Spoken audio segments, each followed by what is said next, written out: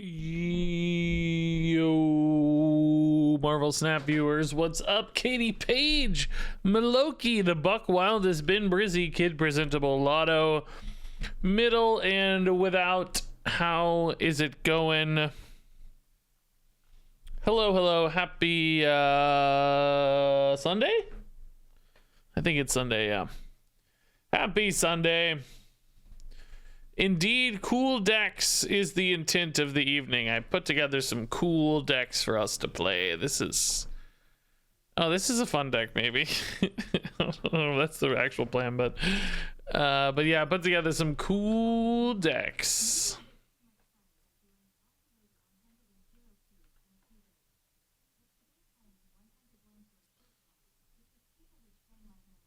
Hey, listen, going down to 100 is the best part of Marvel Snap. Yeah, using Shang-Chi on Nimrod is usually a bad idea if you don't win by more than 10 points at one of the other locations. Yeah, Nimrod being Shang-Chi, immune. Well, not immune, but you know what I mean. Punishing the Shang-Chi is pretty awesome. I think Nimrod's really fun and not terrible, really. I don't know, man. I think people are sleeping on some Nimrod decks, but... Thanks for the bits, Tremoodius. Glad you're having fun. The rank floor is making life so fun. Is one of my favorite parts of Snap. Eventually, I wonder if I'll get to the way I am in Hearthstone in Snap, where I don't care about my rank at all. Like in Hearthstone, I just could not care less about my rank. I don't like get to Legend first. In Snap, I always like to get to Infinite first. I think part of that's because the rewards are exclusive, so I feel like if I don't do them, I'm never gonna get them. Hearthstone doesn't have any exclusive rewards, or just, packs or whatever.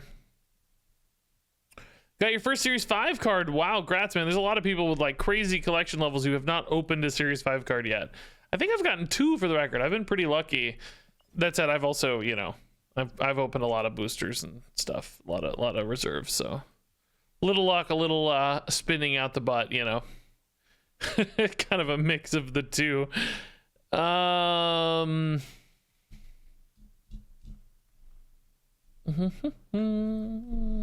First one you got was Sentry. It sucks, man. There's this weird problem with Series 5 cards. It's like you don't want them to be too good, because then the game becomes like super pay to win, right? Obviously, if they're all too good, then only people who are spending a lot are getting them faster. If not pay to win faster, maybe, like they're always unlockable by everybody eventually, but it becomes prohibitively time gated or expense gated, whichever direction you want to talk about, if Series 5's cards are too good. But if Series 5 cards are too bad, then what happens is you get people who open sentries in their reserves, and they're super sad that they don't get the Series 5 card that they want. It would almost be kind of nice if you got a Series 5 in a box, that it was like a discover option where you got to, like in Hearthstone, where you got to pick between 3 choices. So like, okay, you get offered like Sentry and 2 other ones, and maybe you don't get the one you absolutely wanted, but you can at least avoid like absolute fails.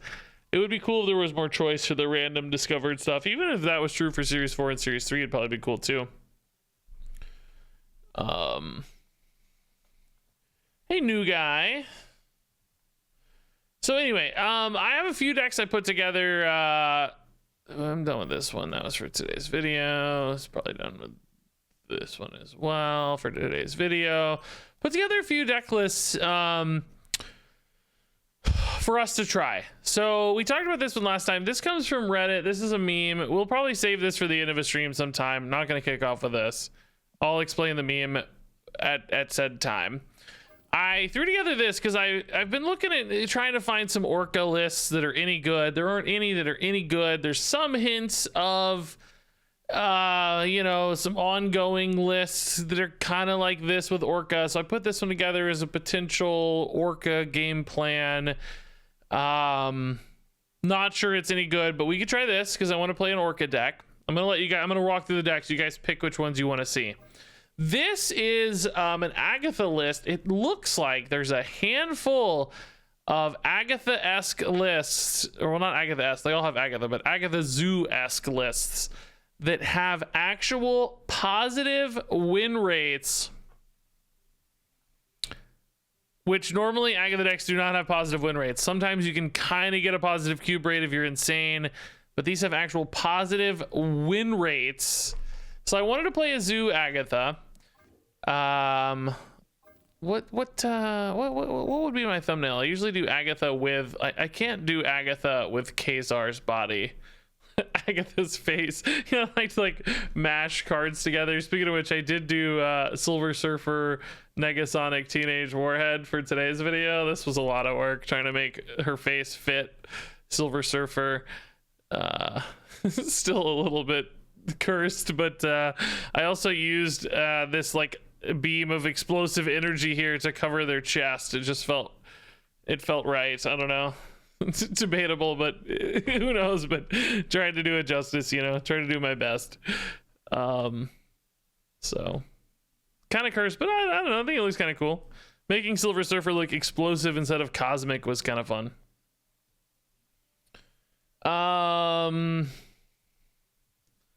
But fun either way. I love doing thumbnails like that. Try to do it justice. So I could do Agatha and Squirrel Girl maybe. Agatha Ironheart would be kind of cool. Anyway, that's something we could do. I saw this list was looking really good. It was a I'm calling it OTK because it's just a turn 6 zoo. I don't think this is that interesting. I like the idea of putting Ghost in here, namely to avoid Killmongers. I actually tweaked this to put Ghost in because a lot of the problems with these like zoo decks, right, is if you come in with priority in particular, you get Killmongered to death. But with Ghost, you can save all your 1-cost cards till turn 6. Thusly, why I'm calling it an OTK. And then just dump on 6 with Ghost out earlier. You got to play Ghost earlier, of course. But then you can potentially avoid Killmonger. So, Regis, you and Agatha have had some similar plays recently. Yeah, whenever Negasonic Teenage Warhead's in my deck, I definitely play it like Agatha. That's true. These kinds of Moon Girl lists have been popping up a ton with some pretty crazy numbers. I played this a little bit last night on my own. We could play Stature Moon Girl. It's a possibility. And then also I threw this together literally in 3 minutes before the stream because somebody made a joke about C4.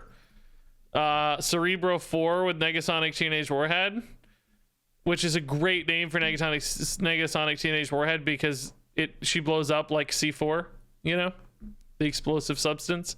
So C4 is a really cool idea, but I don't know if it's any good. So let's start with that, something that we think might be good, pretty good. Let's start with this deck here. I know I asked you guys for your thoughts.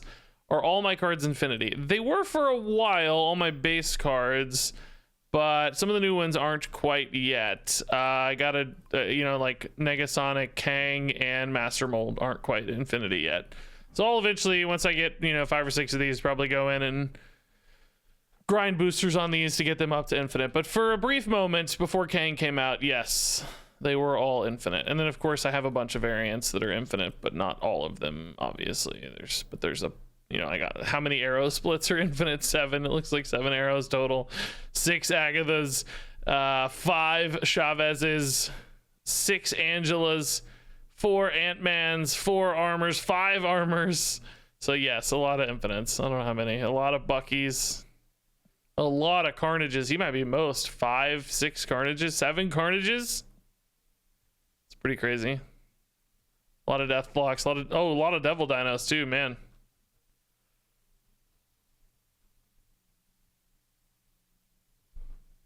What are your thoughts on the token shop and free cards since it's been out for a bit? I haven't experienced it. You guys tell me what your thoughts are. I have all the cards, so I don't know. There's a lot of people who kind of like it because they just get all their Series 3 cards for free. It increases efficiency, I think, technically, but decreases agency. Like, you don't get to pick the cards you want quite as easily or rapidly. So it's kind of depending on your play style, I think. Some people don't like it because they lose agency over getting a good deck faster, and some people like it because it's just free now instead of having to spend tokens on Series 3. So I think it just depends on your time scale for the game. Do you want to do a lot of cool stuff right away, or do you want to do stuff slower and more efficiently? It's kind of the vibe I've been picking up. But ultimately, what do you guys think? I don't want to speak for you because I'm not in that loop.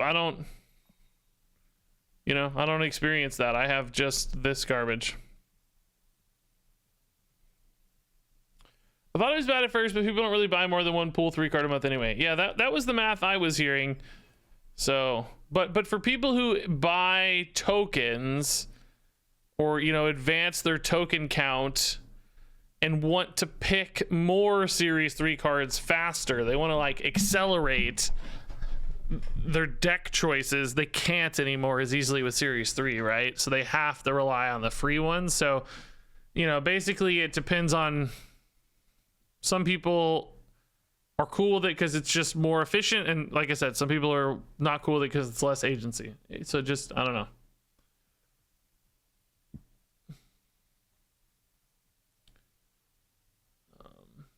I'm in a totally different world though. I just buy everything because I need it day of. So anyway, let's play this Ocean Man kind of Orca ongoing deck, and let's see how this goes. I'm gonna actually try to concentrate tonight. I mean, I tried last time, but I had so many brain farts last time we played. I think I was really tired and still probably am a little bit, but hopefully a little fresher tonight. Hopefully this deck plays a little more easily than last time. Snap on 1. Okay, we have Zabu. I think we're cool with a snap on 1. We'll tank this out. Nathan looks so evil with their portrait.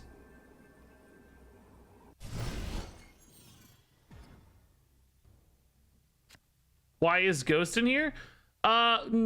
Number 1, anti-Shang-Chi tech. Yes, good spot there. Number 2, though, actually, is that I just need cheap ongoing cards for Spectrum. So she's a cheap ongoing card. But yes, also if we can like dodge, you know, an Orca on 6, I think that could be really cool. Okay, so so Warpath is dead this game, but that's okay. Namor actually technically still viable mid. I don't know if that's something we're gonna lock into for a long term, but kind of cool. We can support him with Claw later, but I don't know. That's gonna leave us with not a lot of power in DC ultimately. Let's chill on the armor. With Elysium here is the hot location. We're definitely not in a hurry to play cards too fast, I don't think. So Patriot makes life a little hard. I'll make a red. Would be awesome if we could hit it. I mean, weirdly, it's actually best mid because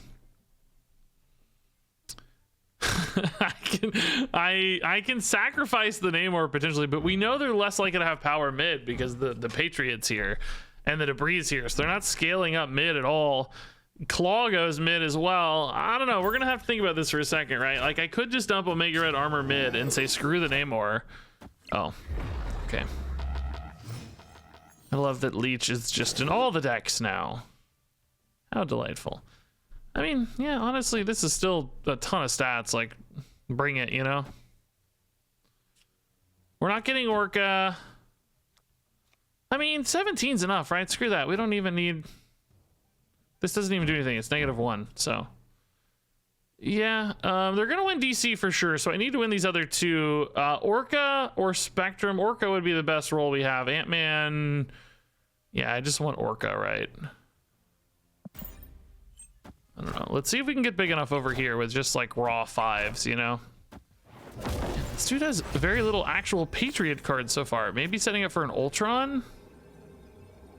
Feels like Ultron right, and then... Boy, that gets them really big left. Mid, we would still win mid, but I can't win right with an Ultron. 8's just too big. Even an Orca would only tie in that case. How big do they get mid with an Ultron? They're gonna be they're gonna have 3 power, 4 power each is 8's 14. Yeah, I think we're just dead, right? If Spectrum were active, I'd feel a lot better, but this Leech, I think, just screws you, man. If they didn't play... We could maybe do something like this to be sneaky around like a Shang-Chi or something, but... It's only if they don't play Ultron. I'm willing to get 4 cubes just because I want to beat a Leech player, but this is obviously a losing line. But it could be sneaky if they don't play Ultron. I don't know. That's not an Ultron, but... Is it a Shang-Chi that we dodge is the real question, right? Oh, just a big abomination. Oh. Okay. I think this is still a loss, it looks like to me. Lizard gets too tiny. Yeah, no winning against that line. The big old A-bomb, dude. Crazy. Hey, RMH, what's up, man?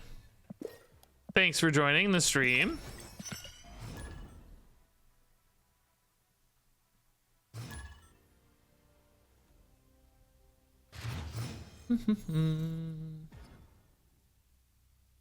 Leech and Patriot is the new thing. I think Leech and everything is the new thing, maybe. I'm not sure. All right, this looks like a really good two-lane warpath setup here. Virus Smurf snapping on one. Man, that's 2 straight games of snaps on one. These people have no chill anymore, man. No respect.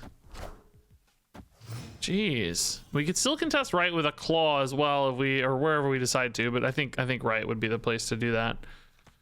Okay. Warpath I think goes mid maybe because Ant-Man can get pretty big left.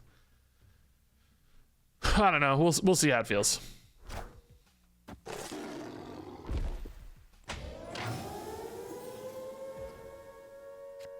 Oh, Elysium too, huh? Man. I don't think Elysium really helps me all that much. I think it has a higher chance to help opponents.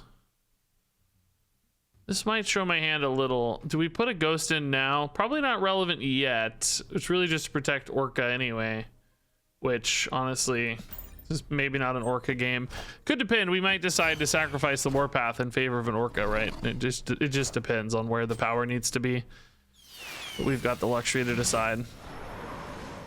Okay, at least that's contesting the arrow. It's not too bad. This is the turn we need to dump power. Because we might have a 5. Well, no 5 and 6 anymore without Elysium. So yeah, we're still gonna be able to play these two next turn, or a Claw if decided, and then either Orca or Spectrum on 6. 7-point advantage here might actually be easier to maintain with Omega Red, but I'm nervous because we may ditch Warpath if we find a good Orca right, and Lizard also can lose stats, so I think the advantage is more likely left. Black Cat, okay. Spectrum, yeah, that's the card. This is interesting, right? Do we put the Mr. Fantastic here to play around a Shang-Chi at all? Because this is the only Shang-Chi target we have. We're going to be revealing second, so Spectrum won't enable any Shang-Chi targets on the final turn or anything. I guess she doesn't anyway. Also, alternatively, do I want to leave a spot here or here or whatever for the Spectrum next turn and just not play the armor, right? Clearly, this is where Fantastic wants to go, but if we're worried about Shang-Chi, this could be better. We're not really thinking about contesting right anyway, so I don't think the Fantastic actually matters in that regard. I think you kind of want it here and just play for these two lanes, and then Spectrum on 6 mid, right? I think this is the safest bet.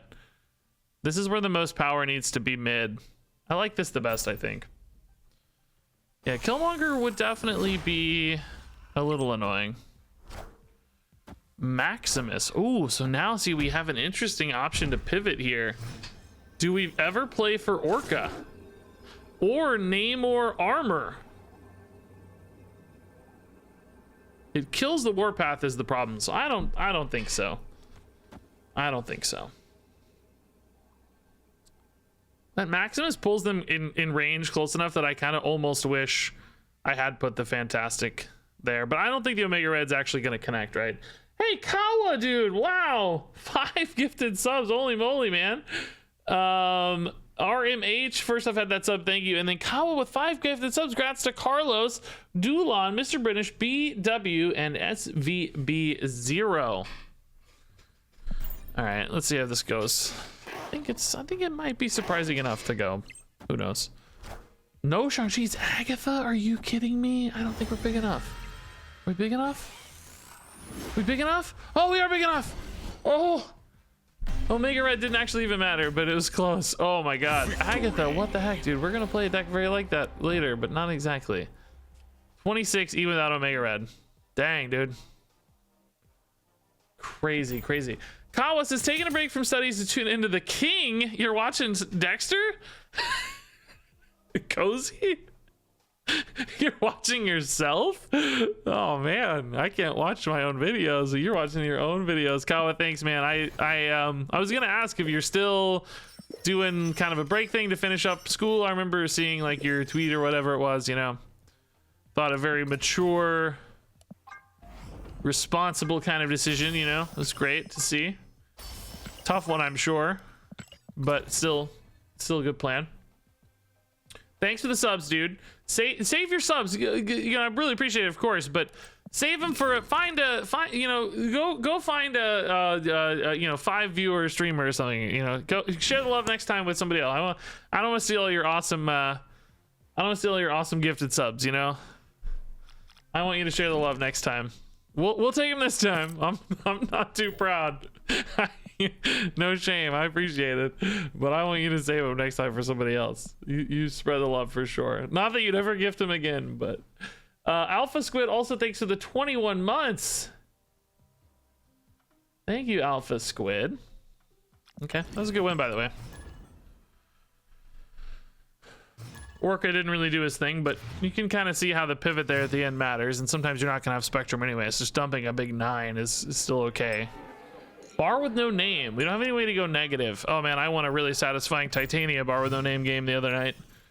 Felt really good. Do I like inked card variants? Yeah, I do. I actually like them better than... okay, so we can play Spectrum or Orca mid. That means we need to be really careful to make sure that we put the right high power targets right. So I mean, Warpath is definitely one of them. I think armor is also fine to protect the Warpath. I just don't want to like put, you know, a ghost in necessarily if that's too small. We need to make sure I'm putting enough meaningful power right. Okay, Big House changes that plan, I guess. All right, it's fine. We actually have small stuff that we can contest, and Orca can win mid really hard too now if we decide to. Unless we think they can't play mid at all, in which case Spectrum may still be better.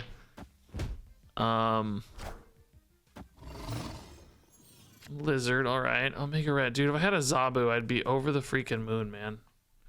This can only be played last. There is some argument to like lose this just to get better there, but I don't think so, man. I don't think so. I think we just have to pass. This hand's really bad. I actually have good cards that could have gone right? Lizard, Zabu, Ghost, and Ant-Man could all go here. But we've just hit the top end of our deck. If I don't hit a play next turn, what do I even do? I guess I just pass again? Oh, the opponent also passed. Ant-Man's sick, but it's not enough, man. It doesn't, it's just 1. I mean, it adds to the spectrum, so. Maybe they're gonna like Professor X or something. And then I can just spectrum out of it. I don't know. I'm at 6. Professor X would be 10 for them. I'd add another 6, 12. Yeah, that'd be okay. Orca could also play for a tie in that case too, because like 16 mid's so big if you assume you're winning the tie left. Kawa says, yeah, I'm really trying to focus on the final semester. 2 months left, then we're back on the grind. Organizing Creator Clash UK. It's still behind the scenes. Oh, that's awesome, dude. I know everybody loved your last one. Seems like you did an amazing job. I would be so intimidated to do what you did. It's like so impressive, I felt like. Wave. Maybe Galactus incoming?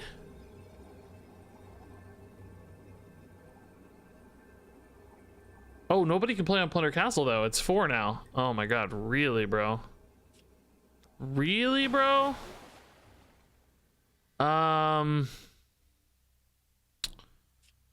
So they're up by... They also can't play, so they're up by 4 and I'm only up by 2. Let me ask you something. If I play a Spectrum here, do I just win both, maybe?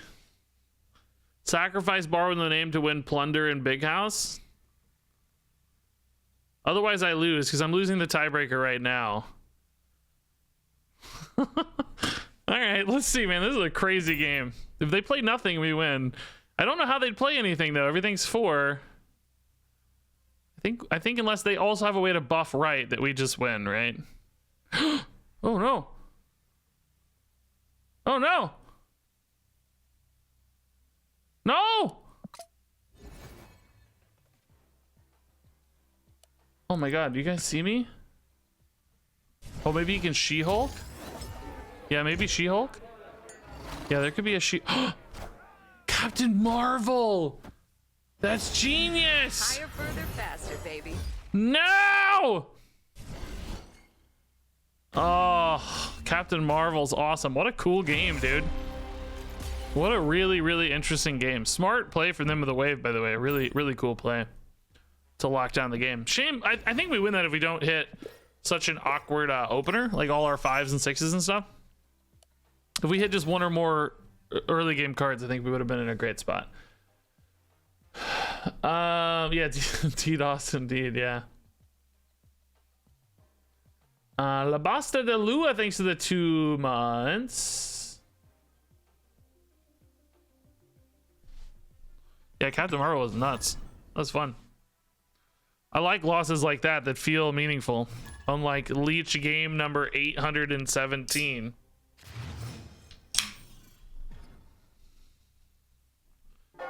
Comertage, okay.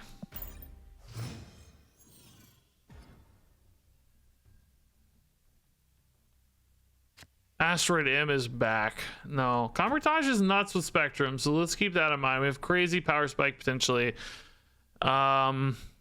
Fantastic's going mid, that's totally fine. I feel like it's easier to win games in the morning versus the evening. I've heard that sort of thing before. I'm not actually sure. Man, Onslaught Citadel, we don't have anything good except Namor, I guess. Yeah, Namor is good. Warpath won't be good because we're already committed in. Namor's gonna get pulled though, so it doesn't matter unless I fill. Oh, never mind. Thank you, Storm. My hand. Appreciate you, Storm. That was nice of you. I guess we go here and set up for the Spectrum to win late, right? And then we probably just Warpath here on 5.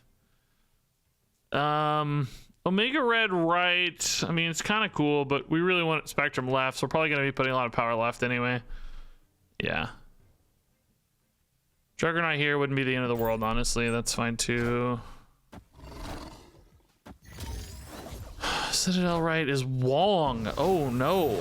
They didn't want to. I mean, Wong on Comertage, I guess, is the same thing, so I guess it doesn't matter there, huh? Do we like Namor right now instead, just because he's really big? Omega Red probably won't be big enough to actually contest. Yeah, I mean, he's really big, right? He gains 10, 16. This might be enough to win this lane anyway. All right. Again, kind of shame we didn't hit our curve. I'm feeling like a little light on early game, a couple games in a row here. Like, it would be so nice to have another option. I'm also not 100% convinced on the Zabu. Like, it is nice to sometimes get a 4-on-3 into like double 2s or another 4. So I guess it's kind of worth it. It's just ongoing too. You just need cheap ongoing cards. So I guess it's worth it. This might be a little wasted depending on what goes in this Wong. I don't know what to expect here. Oh my goodness. So this feels like we're gonna be doing some fun Arnim Zola stuff, which I cannot beat. No disruption. Dude, that snap is so late, Manveer. You gotta snap before then, man. You can't snap after you play the 64 power Black Panther. Escaped. You gotta snap before then. Maybe it was a bluff snap because it didn't actually hit the Zola though. That happens sometimes. They're like, oh crap, don't make me have it. Don't make me have it.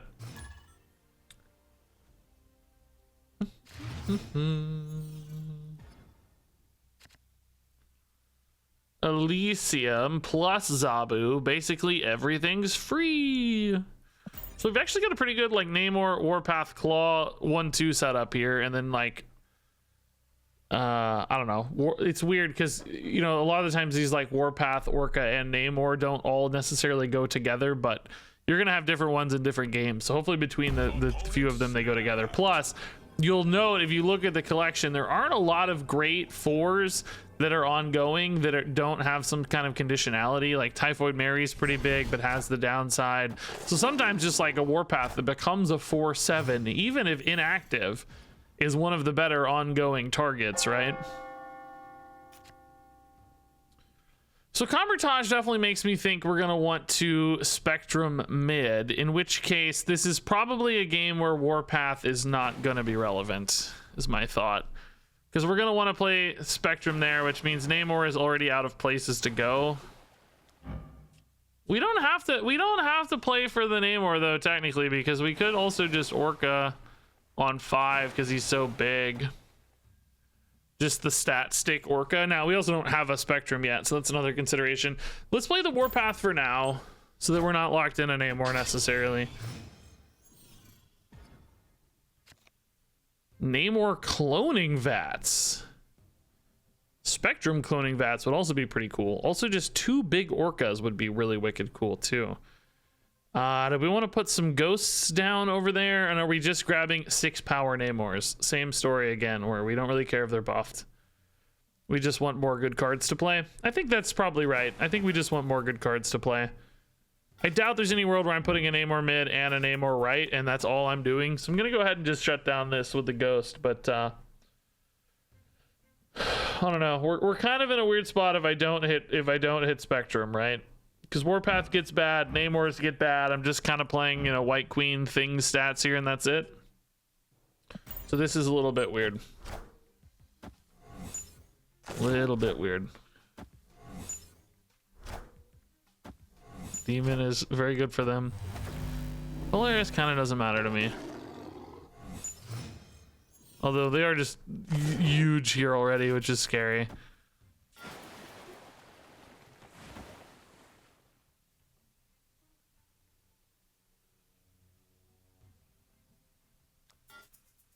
Shoot, I'm gonna need a Spectrum this game, right? I can put Claw over there, but he feels really weird. Yeah.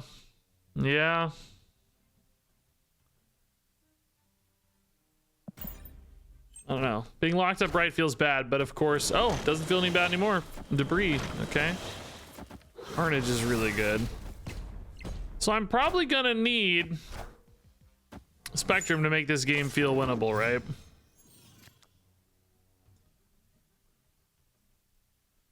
They're locked up right, but of course they could have something that changes that. Claw for me becomes a buff right only. Let's put an Orca in now because he's a little bit inflexible. Next turn if I hit Spectrum, that's awesome. If not, we try to win. I don't know. With Orca maybe? I don't know.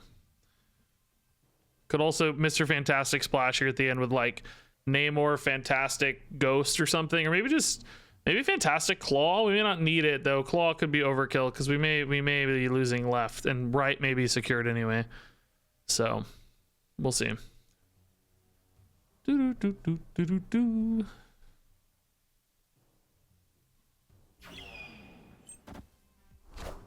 Yeah, Killmonger opening up space is pretty cool. Killing off their own demon. Wild. So they're thinking about my Warpath, although I'm not even thinking about my Warpath, right? Like I'm not worried about Warpath particularly, but they seem to be. Okay, so Claw left and Mr. Fantastic mid look very good to start. It gives me a 4-point advantage mid. Oh no, more than that. No, more than that. 10-point advantage mid. It's a 3-point advantage effectively left. This could take me up a little higher left. We're up 7 there.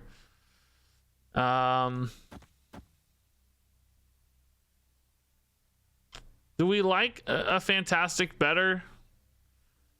Adding 8 power here feels pretty relevant. Yeah, they do have another demon, which is a cheap stat bump. It's hard to know where it's going to go, though. This just adds the most power, I think, in the most interesting places, right? It's kind of iffy though. This is definitely losable. Looks like we might have mid and right secured though. I don't know. Should we have put the ghost mid? This is a death. Oh, Shang-Chi's really good. Okay. Is this a death? Oh. Oh. Oh. Oh. No worries. Okay. The Green Goblin negative stats. That's handy. All right, we should not have put the ghost mid. Green Goblin, I feel like, was risky when they gave me 2 Widow's Bites, right? I don't know. I just played the Widow's Bites for fun, really. I didn't expect the Green Goblin, but makes sense given all the junk in their deck, debris junk deck here. Yeah. Okay. Shang-Chi was a big swing. God, we almost won mid anyway, thanks to Claw. If the ghost had gone mid, we would have tied. Whew. Not sure if that was a... I don't know. Missing the Spectrum definitely limited that game. It was a weird game because we just had a lot of like non-optimal cards. Like all the Namors and Omega Reds were like turned off, you know? Oh, hey, see you, Kawa, man. Thanks for stopping by, dude. Much love, dude. Best of luck with the studies. Look forward to all your crazy tournaments, man.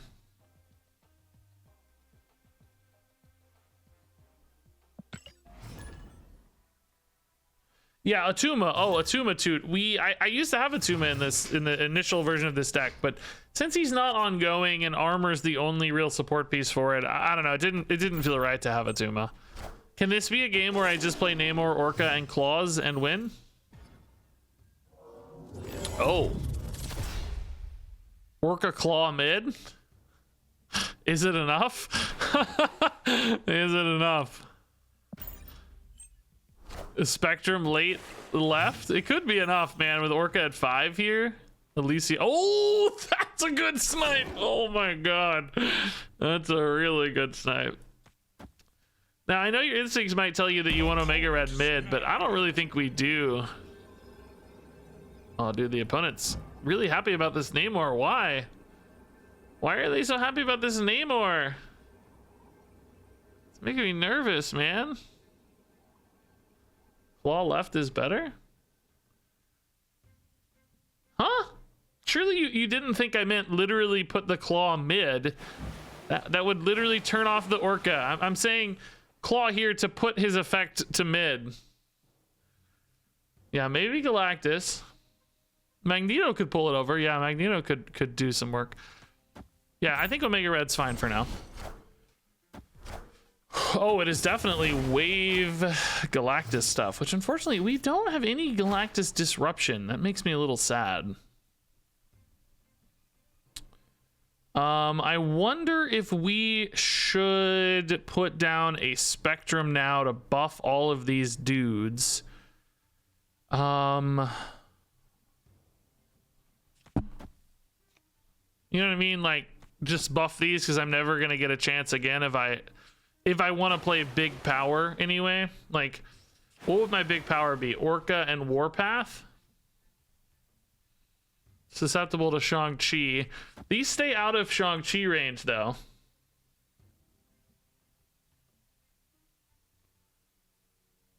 It does maybe feed a Null or something.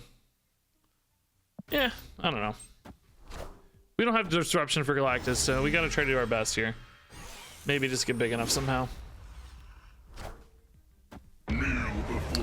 Big enough without Shang-Chi, right? But it's a problem because it's turn 4. It's like, are they gonna have Doc Ock #1? Dude, we actually hit the Warpath. Wow. If they have Doc Ock into Shang-Chi, you know, we just kind of always lose, I think. Because Lizard's also pretty bad. Warpath gets Shang-Chi'd, Orca gets Shang-Chi'd. I could just like play a Claw and a Lizard and be like, figure it out. But even then, you know, I'm only looking at an additional 7 power. We're at 18. They'd be at 12 with a Doc Ock, right? So, I don't know. Is Warpath only 5? Does he not work here? Let's see. Oh, we don't have any locations, so none are empty. Yeah. He doesn't work. He's only 5. In that case, actually, 5 is good. 5's what we want. So we want it to be less than 9. So Claw and Warpath would be my best, assuming Lizard gets debuffed, which I assume he does sometimes. I don't know, man. They've already snapped, so we're pretty low stakes right now. Friendly neighborhood Spider-Man. The Spider-Man early. Okay.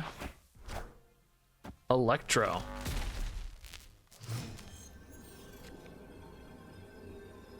I mean, listen. They're going to get there, but I'm going to make them have it. Yeah, Null. Null for 21. Null was that big? I guess Namor was what, 11? Spectrum we played in another 7 on the Namor's 13 and 5. So yeah, Null's pretty big. Wave and then 18 on my end. Yeah, I think it's fine to make him have it though. Not saying you should, but for stream for sure. If we'd played in our Orca, I wonder if we'd been okay. We would have been susceptible to Shang-Chi in that case though, so the same downside might have existed, just in a different direction. Okay, Clintar's kind of bad for us because it loses all of our ongoing effects.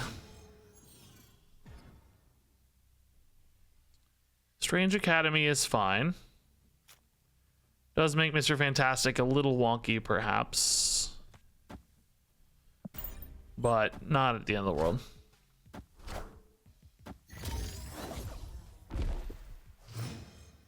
Orca, we need you, man. Ooh, Luke's bar. We're definitely going to want some power in Strange Academy to contest Luke's bar. Claw can also just solve that later too, but everybody's going to move over to Luke's bar, so we need to make sure we have big-ish stuff here to contest Luke's bar, you know. So 50-50 basically, so we'll save Claw till after and hope that he solves that problem, but in the meantime, I think we should do our best by turn 5 to fill this up and hit like half of our rolls at least. Maybe.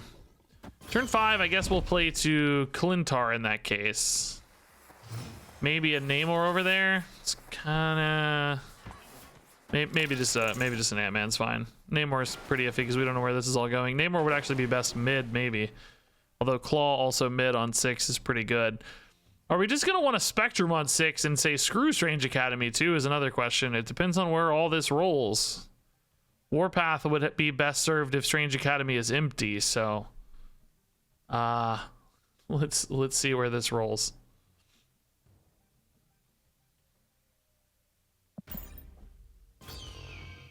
Don't break this location, bro. I'm trusting here. Don't screw me on this location, please. Okay, that's fine. Captain Marvel's on the move a lot this game. Oh, only one card rolled right?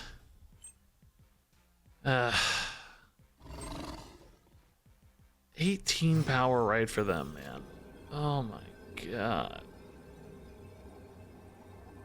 So, I mean, honestly, is Namor my best bet here, or are we still better off going for Spectrum? I really wanted to contest right better.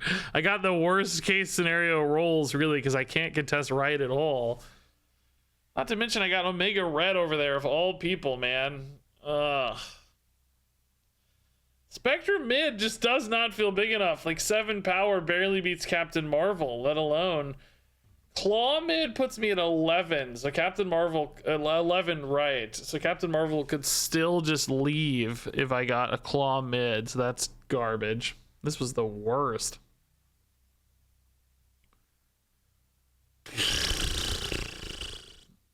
Frozen Fire. We've already talked about that, man. I got the deck list ready to go.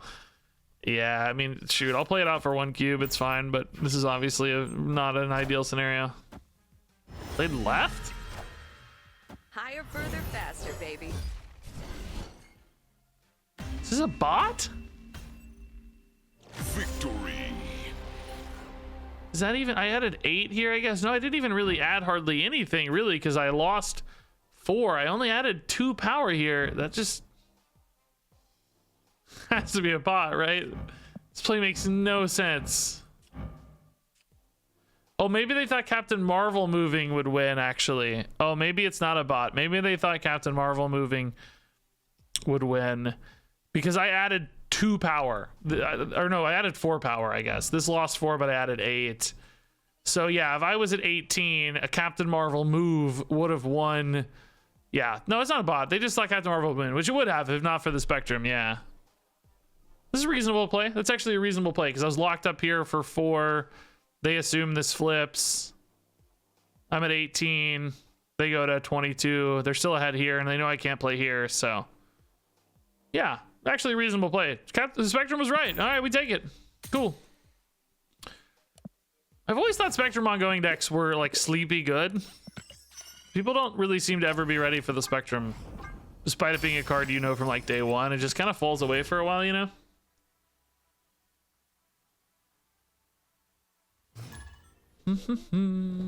Switch Orca with Wong and Claw with Sarah? No. Then it wouldn't be an Ocean Man deck. The whole point's to play an Ocean Man deck. How dare you? You take this back immediately, sir.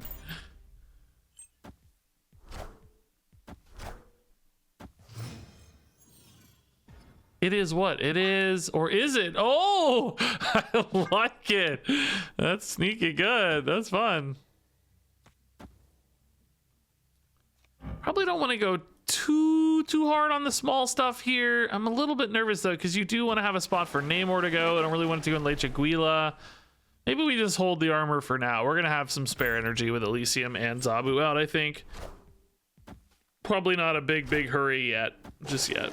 Namor's literally only 2, so we can just weave the armor in next turn. Oh, that's a great Namor spot. Yeah, okay. Go get him, Ocean Man. And then Lizard here is good. No Warpath to worry about right now, so we can fill all three lanes eventually. They like this for what? Why are they snapping on Onslaught Citadel? They like their Orange Stone. They like... Which one's the Orange Stone? What's its name? I honestly have played so much Thanos and I can never remember. Maybe they're gonna leech? They're gonna leech. We should put Lizard in, you think? Yeah, I could see a leech. Soulstone, thank you. Wait, isn't Soulstone the red one? Oh, maybe Devil Dinosaur, yeah. Let's do this in case of a leech, actually, because Lizard's way better leeched than not leeched. Oh, just the lockjaw. Oh, red is reality. Oh, red's reality stone. Soulstone is orange. Oh, got it. Okay. Thank you, guys. You are the best, officially. I mean, Warpath here is insane, but we're gonna break something with Spectrum. Like, we're gonna break the Warpath. Probably still better than Lizard, though. Lizard Spectrum on 6 left would be really powerful dump. I would actually prefer a Claw mid, I guess, just to really shore up right against like a Devil Dino or something. So I wonder if we just hold this Warpath.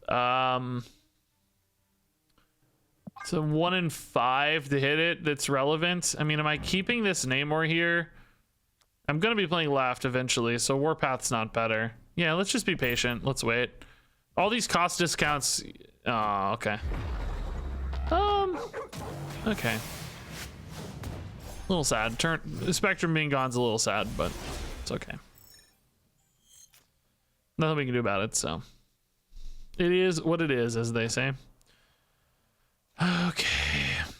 Now we can play these with a little bit more impunity. I mean, do I want to risk not getting a... Yeah, I probably... I'm so weak mid now, man, because... Dude, I'm so weak mid because I was relying on the Spectrum to add power mid, right? We're gonna be so weak mid.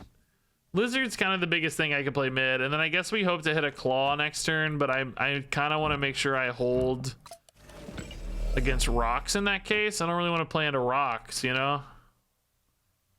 I don't think Orca would be big enough. 1 in 4 for the Claw? Is that worth holding for?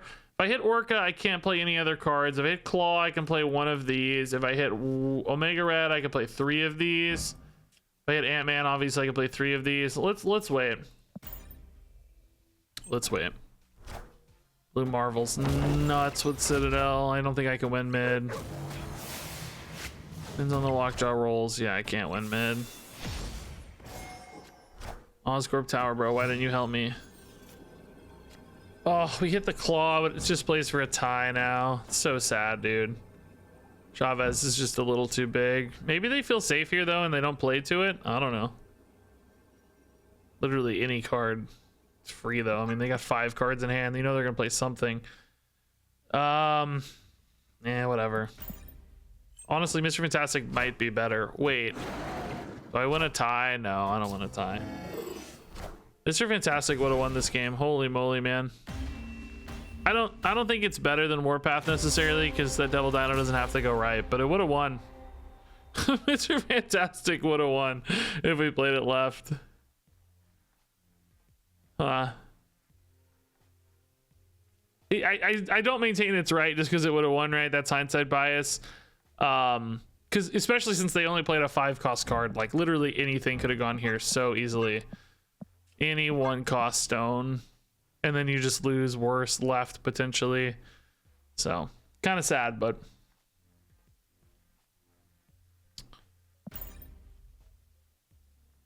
Fantastic and Claw. Man, why are you? I'm literally saying that, dude. Come on. don't try to do the like I'm smart and see the play thing when I'm talking through it and why it was good. Like, come on. We're on the same team.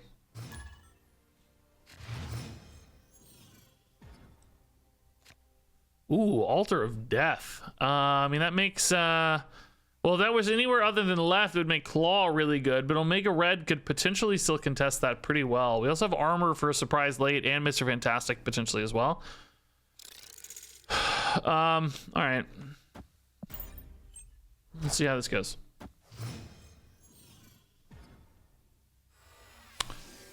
Tinkerers.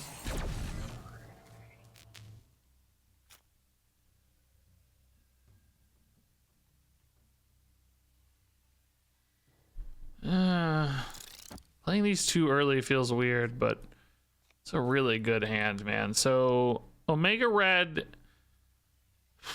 we're probably gonna want to go like Claw mid, Omega Red right, because that's the bigger buff. So maybe Warpath also goes right, but I'm wondering if Ant-Man in that case goes right, because we want to stack a ton of power here to make sure the Omega Red can win Altar of Death, right?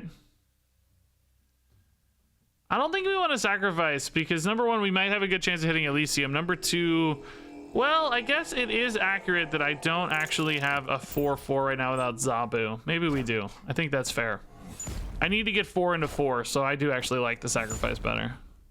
If we had a Zabu, or if this rolls Elysium, this is wrong. Not Elysium, but it rolls Collapsed Mine instead.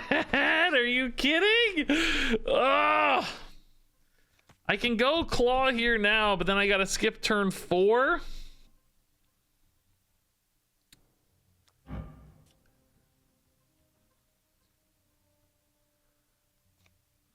God. Have I ever seen a ghost or experienced anything supernatural? Yeah, there's a ghost right here.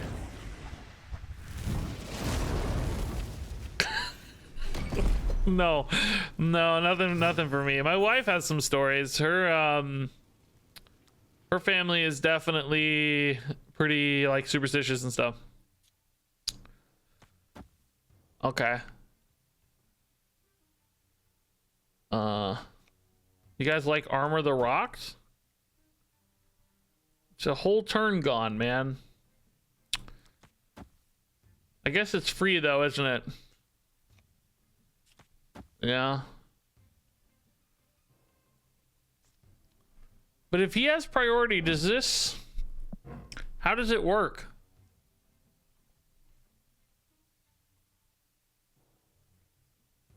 I don't know how it works if he has priority. Do these do at the end of turn? Well, we're about to learn something. Oh, they didn't skip anyway. Okay. Interesting. End of turn? Okay. Hey, cool ultimate dude. Thanks for the Prime sub. Appreciate that. Welcome, welcome. I don't really need to play for Omega Red so much anymore. Now I kind of just want to play for Orca. Orca left. Still no good lines though, man. Is Orca left my best way to win? In that case, I like Mr. Fantastic the best, because he supports the Orca. We could play that on 7 though. For now, let's just play a Warpath and make them think, right? This is fine.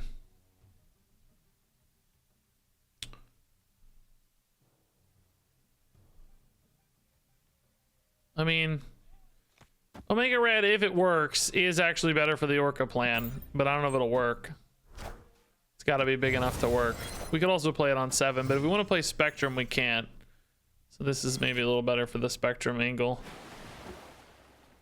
But I don't know. It's only going to be adding 9 mid. It's pretty unlikely Omega Red's big enough to win that.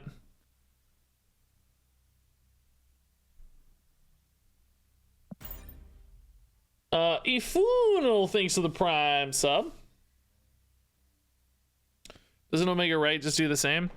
Oh yeah, maybe it's free right, actually. That's a good point. I mean, you lose the 5 power mid if you care about the 5 power mid, but with the Spectrum, it is true that we're going to get to 10 advantage there. If you just want to win left and right. I guess that's pretty fair. Oh my god, is this that crazy Odin Wasp deck thing? So they're gonna play an Odin here? Am I just screwed? I think I'm just screwed.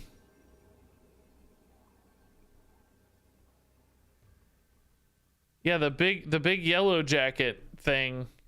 Because Odin still gets hit by the Shuri, right? So Odin is freaking enormous. Odin is, what, 32? So they're going to be at like 40 plus here. Yeah, this is just a loss. I'm going to let you guys, enjoy the show because it's really fun. But I think we lose. But enjoy the show. You should of course concede. All right, enjoy your big yellow jacket, sir. There's 2 cards here. I don't know. The Wasp too, maybe? Oh, Gambit for fun. Oh, that's cool. A little bonus Gambit, man. That's cool. Orca, you almost got it, dude. Good job, buddy. Good job, Orca. You almost had it. I swear to God, that deck works like 1 in 10 games, and it always happens against the ones I'm playing. It's like always the games I'm playing is where it happens, man. People always pull off their combos against my decks. Probably because I'm playing garbage half the times. Why? Rhythmic Silence, thanks to the Prime sub. We did win Collapsed Mine, yeah. Thank God.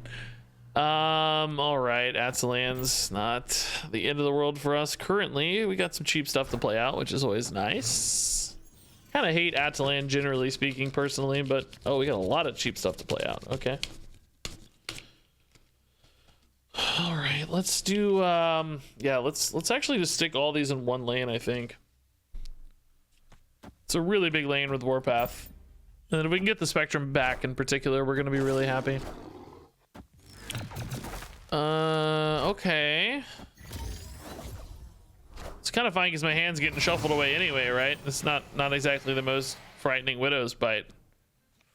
Ooh, do we like the Kiln Warpath line? Only thought is we're gonna have to play a card mid probably, right? Just because, well, we're just gonna have to. But you know, it's just the biggest stats. But here's the thing, right? If I were to get like an Omega Red or something, I would rather put that there next turn. Probably wouldn't want a Claw. Claw would be better here. Let's put the Warpath here to be safe. Might scare them off in the short term anyway, too. Might be like, oh, I can't beat a Warpath, so let's just ditch out of that. Even though I'm not planning to keep the Warpath at 9 almost ever. Yeah, it's a good cheap hand. Honestly, we could put the Omega Red here and the Ant-Man here and maybe actually ditch out of the Warpath forever, because I think we're going to win this big enough. And then Spectrum left adds 11 plus the Omega Red buff, like, and if we're big enough, actually we could even surprise with the Mr. Fantastic mid, right? If it looks like we're big enough. Yeah, I actually like this a lot. This looks pretty good. Let's snap on this even. I don't snap much on stream, but this feels like a good snap time. Hey, DJ Fobs, man, thanks for the 5 gifted subs. That's 10 tonight. Holy moly. DJ Fobs, grats to Talos, Skeldotes, my dad, Jimmy Limmy, and Smileen. Oh my god, what is happening up there? What is this? So with Spectrum, we'll definitely be big enough. We lose 4, but we gain 6. Oh my god, do we just go for the Orca? Orca Spectrum left? Actually, let me double check that math. We net 2, right? Plus 6, minus 4. Yes, we'd go to 20 with the Spectrum. Orca mid, man. Is that enough to beat the army of She-Hulks and Titanias? I don't know. There is perhaps an argument to Orca left, by the way. Just to really stack power in one location. It would be less total power, but it would be more like decisive power, I guess you could say. But this is certainly worth a shot, man. We're adding a lot of power left, a little power mid. Oh, they emote the Orca. You love to see it. You love to see it. All right, let's see. How many She-Hulks, how many Titanias, and are they big enough? The double Moon Girl Absorbing Man is very scary.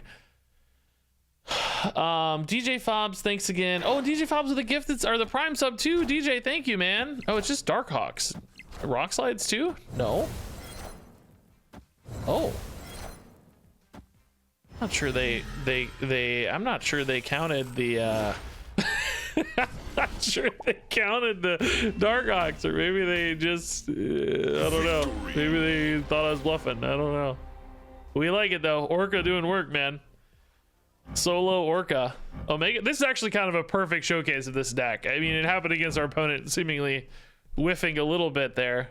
Although, I mean, you got to admit, adding 8 power, they added a 16 power final turn. That's actually not that bad. Just not very good. Yeah, the Darkhawks were 4, I guess, because I don't know why. They were tiny though. No rocks. No rocks. DJ, dude, you're a boss, by the way. Thank you, DJ. Grats, everybody. So many gifted subs tonight. Appreciate it, everyone. Thank you. Thank you. Oh, yeah, because of Atalan. Yeah, I didn't actually shuffle much in with Atalan. I mostly only pulled stuff out with Atalan. Yeah, so they were super small. Man, pretty good cards to get randomly here. Darkhawk. It's nice. Also, because of Triskelion, the deck is slightly bigger. They didn't draw a card that turn, right? So, oh. Now this is going to create some interesting dilemmas because we have a pretty small available amount of space. So it's like I want to stack a lane for Omega Red to really power up Space Throne. There's a pretty good chance Namor, Orca, or Darkhawk could all be the right choice for Space Throne, but we kind of have to figure out which is which. I'm just thinking, like, is Zabu actually going to be worth it this game if we're really trying to juice up like an Omega Red? It might be. It might be. First game ever with 2 ghosts in it, potentially. Zabu, thankfully, being able to be buffed by Spectrum means it's still pretty interesting. Did that mean the opponent, again, didn't draw a card? Like, is Darkhawk now just insanely huge? I think so, right? I think it's insane. Opponent Snap? They don't have a green goblin, right? No way. If you have a green goblin, like, grats, you win.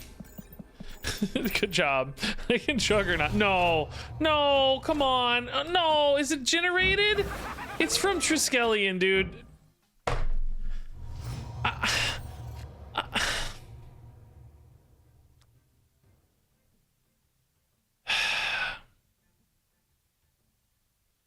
It's really frustrating, I think. It's like the game said, hey, listen, you want a free win? Let me give you a random card, and then I'm going to give you the perfect location for it. I want to Juggernaut something into Space Throne that's small, and then try to win it with Claw and Omega Red, right? That's my plan right now, but I don't know where they're going to play. Are they playing left or right? They may think they're just going to win left and not play right. I kind of want this to be the ongoing lane, so I'm playing the Juggernaut left in case we hit a Spectrum and this all gets buffed. I don't know. But maybe they'll play a tiny, like, you know, maybe 1 power goes here or something and I can contest this. I picked the wrong lane. Oh, it was big anyways. It would have been a pretty good space thrown target regardless, huh? Yeah, well, that doesn't mean they can't play anything there, but I'm also just not getting big enough, right? Like Darkhawk theoretically is big. It's currently plus 12. Spectrum on the final turn. They have to put something in Space Throne. Omega Red contests it. Am I big enough to win left and right with a Spectrum? Spectrum only adds 7 left. It's really not very strong. Lizard's a bit of a liability, but armor is worse in a lot of scenarios. Do we think they're going to be able to fill this? This is their actual card, so they must have big stuff in their deck. They may have trouble filling Triskelion. I'm going to trust the Lizard and assume that it's slightly bigger than armor, but that is kind of iffy. Whoa, is that an armor? What is that? I didn't think they'd go toe-to-toe here. Oh, Professor X. Oh, I'm ahead by 10, importantly. Oh, no, I'm not. I'm ahead by 8. Oh, shoot. Darkhawk got small. Man, if I hit Spectrum, dude. Dude, if I hit Spectrum, I feel like, man, or Claw. I feel like I had 2 outs here to actually win this game. But now I don't think I get big enough left, right?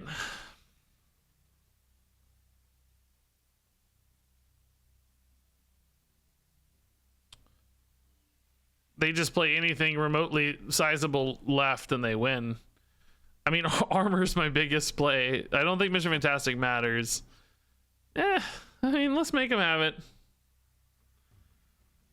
Let's make him have it. I think it's Destroyer. Yeah, I'd only be at 12 in that case. Actually, they'd at 17. Man, Spectrum or Claw probably wins this game is what's really frustrating. Like, we actually had some good outs. They're gonna win, but it's all good. Oh, they filled. Wow.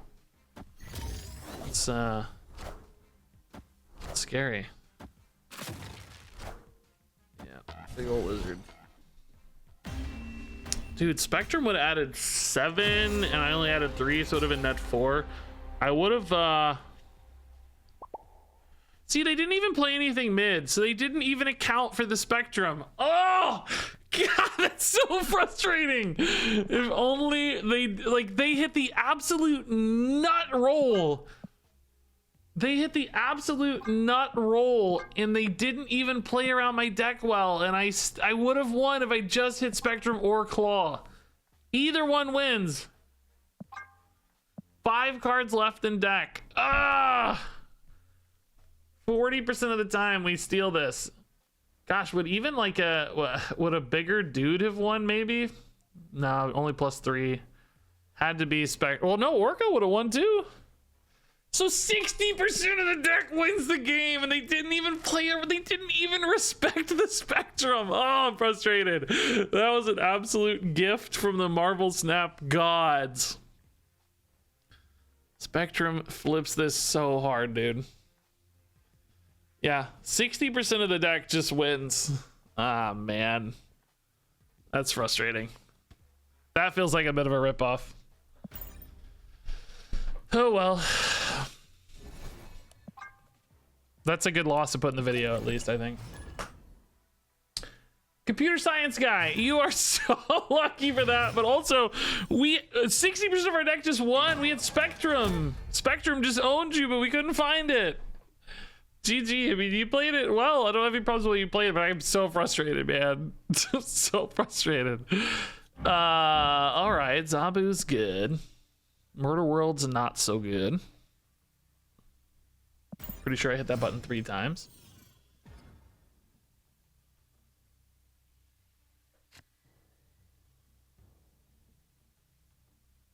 Shuri's Lab is really nice with Lizard, really nice with Warpath. I might only want to play left and mid, so yeah, let's put Zabu here. We can win both of these, like Claw here, Warpath here, right? We get really big. We can protect Warpath. Oh, that's good too.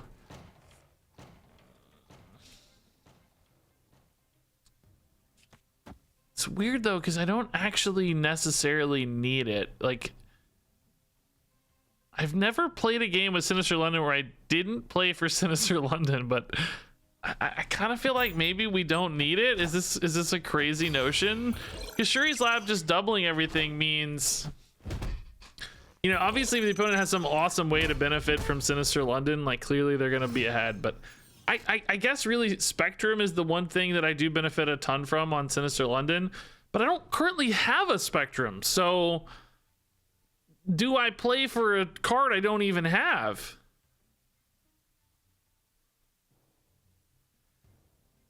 I mean, Ant-Man's also kind of good in Sinister London.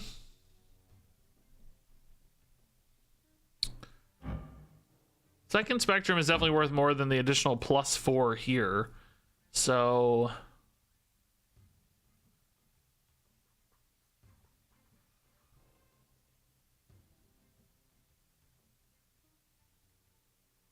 you know, also an Orca could be kind of cool here late too. Weirdly. Probably not good enough though. This game's kind of wacky. I don't know. This deck makes a surprising amount of wacky games so far. So like Iron Man here just hard carries, by the way. Really gross. If I do this, I can't play the Orca on 6 in a compelling way. Spectrum's only a 1 and 4, man. This has me kind of nervous. The Orcas don't beat Mr. Negatives though, right? There's no way. There's no way. This is a lot worse if I hit Spectrum, I think, but maybe a lot better if I'm playing these Orcas. Lizard is more powered than Warpath? I am Iron Man. No. I am. No, they're both 5 at a base, and Warpath has the upside if I don't play stuff. Oh, we hit the Spectrum. Dang it. I mean, I can't beat 2 Iron Mans, right? There's no way. You just don't. Orcas don't beat Iron Mans here. The Iron Man didn't roll to Shuri's Lab, so that might actually be kind of safe, minus a Mystique. Orca at 14 left. Is Orca at 14 good enough? Or 20 right as well. It doesn't seem good enough. They're definitely going to play to Sinister London.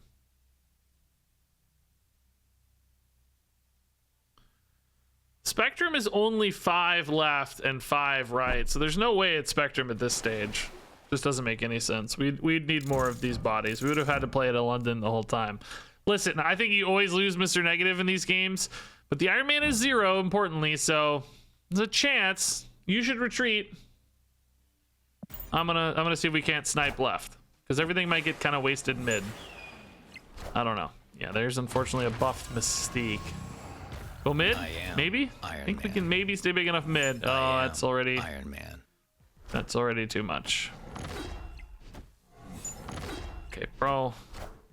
Like I said, it's always pretty. Like I said, you should retreat. Wow, they ended up at exactly 100 on both. That's kind of cool.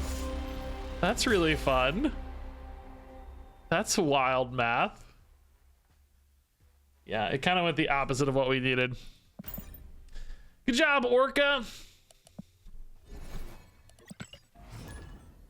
You did it, buddy.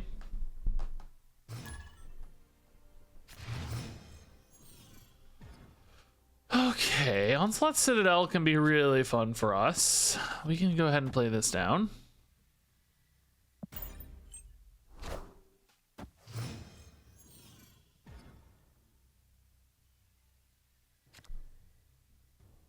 Orca left might be able to carry all by himself, depending on their deck.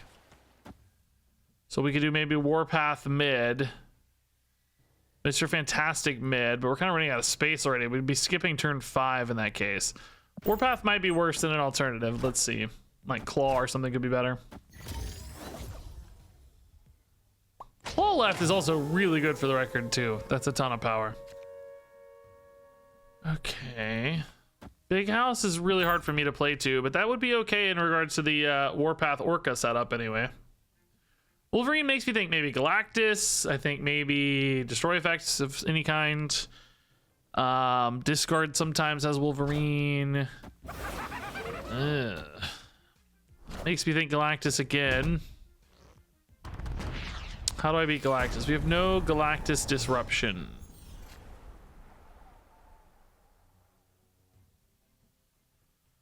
Galactus would have to go left, of course. No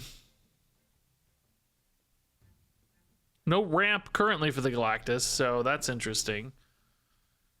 I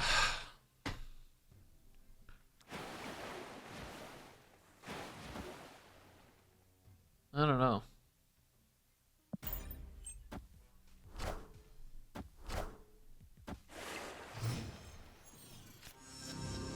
Daredevil too, huh?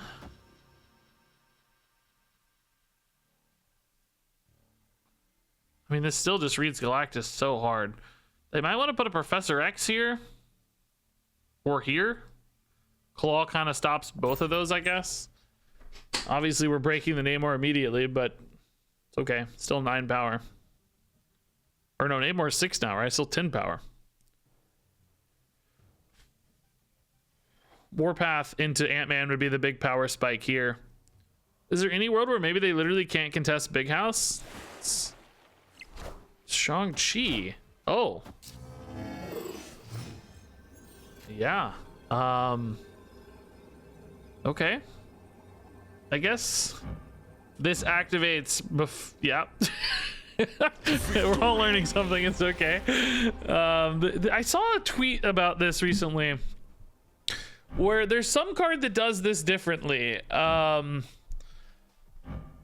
don't remember the details of this. Does anybody remember the details of this? Where, like, so the Namor, the card doesn't have to be revealed for Namor to lose his ongoing result, right? But I saw a tweet, I don't remember the details, where there was some other card that maybe didn't or interacted in a different way, and it stays big, and like Shang-Chi would have killed it there. Well, wait, I was revealing oh yeah, I revealed first anyway, so no, wait, no, there's no, never mind, I revealed first, so there's no world in where Shang-Chi ever works if I reveal first. No, I don't know, I think that was just a boo-boo. You guys know what I'm saying though? If they had revealed first, right? Oh, I'm Ghost. Oh, you're right, I was always second. No, I didn't reveal first. Ghost. Okay, so this does apply. There's some other interaction. God, I wish I had the tweet. Did anybody else see this tweet? It was like a week ago. I don't remember who was in the tweet, so I can't even find it. But there was some other card where it worked differently than that, and Shang-Chi would have activated, I think. Or maybe it was something with movements. I don't know. There's some weird interactions there, I think. But maybe it's the location. Yeah, I don't remember what the distinction was, but I hope you guys understand at least what I'm talking about. There's some weird interaction distinction between certain cards, and the unrevealed card debuffing it versus the revealed card. I don't know the details. I'm sorry. This is not a good topic if I don't know the details. All right, Ghost on one is good.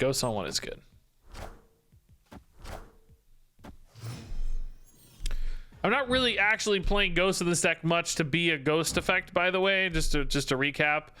The Ghost here, I think, is really more about just having a good, cheap, ongoing card. Quinjet is something we'd run in the past. I think Ghost has slightly more benefits than Quinjet, since Quinjet does nothing also. Ghost theoretically might protect some of our stuff a little bit. Okay. Warpath here. Claw here. We can kind of stick to these two locations maybe, but we might splash an Orca late, depending on how it feels. Mr. Negative, sure. Early negative is always scary. That means Crimson Cosmos might be kind of free for us though, because I feel like a lot of the times these negative decks, if everything's small, they just, I mean, I guess some stuff's zero though. Zero stuff can go there. Yeah, maybe not. Like, maybe not a Wolfsbane, you know, but an Iron Man can still go there. Jubilee is a 4. Okay, she couldn't have gone there. It's pretty low power so far. Sunspot's scary, I guess, but not like crazy.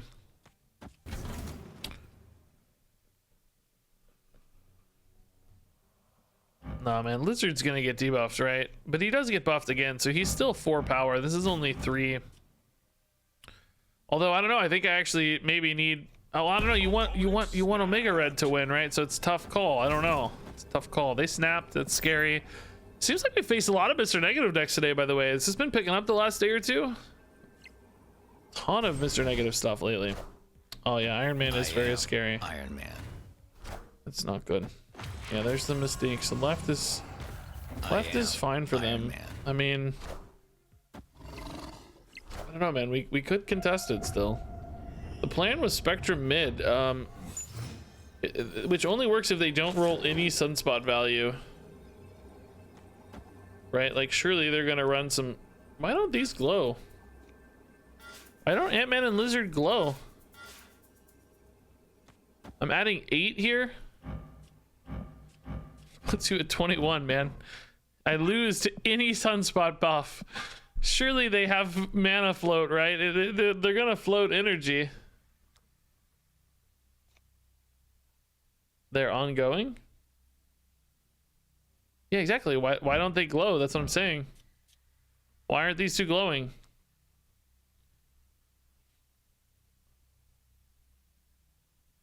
I mean, theoretically, this contests left if they decide, like, oh, he's not going to have anything. But then I get super weak mid.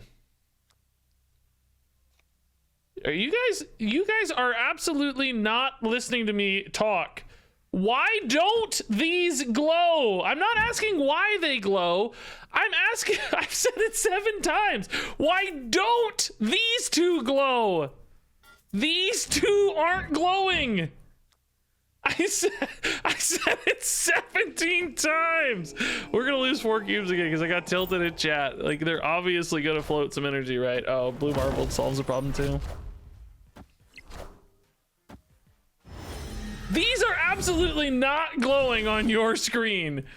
The bottom 2, Ant-Man and Lizard, I promise you are not. Oh my god, now you guys are trolling me. I can't handle when you guys try to correct me and you're not listening to my words. You guys have to listen to my words.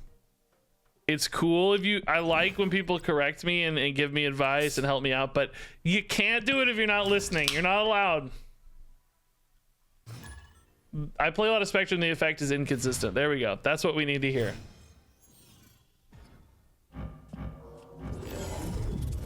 That's what we need to hear. Wait, why aren't they glowing? Yes. Okay, Nexus left is hard for us with Claw, but we can stack some stuff there for the Spectrum, which is good. Sunspot's scary. Hell's Kitchen, that's good. Help me find some cards. Ant-Man's really one of the bigger options we have. I mean, we got some 5s, but a 4 is pretty big too. Not sure the armor's worth it or not, but they're staying pretty small here. I wonder if they're gonna put like a warpath here.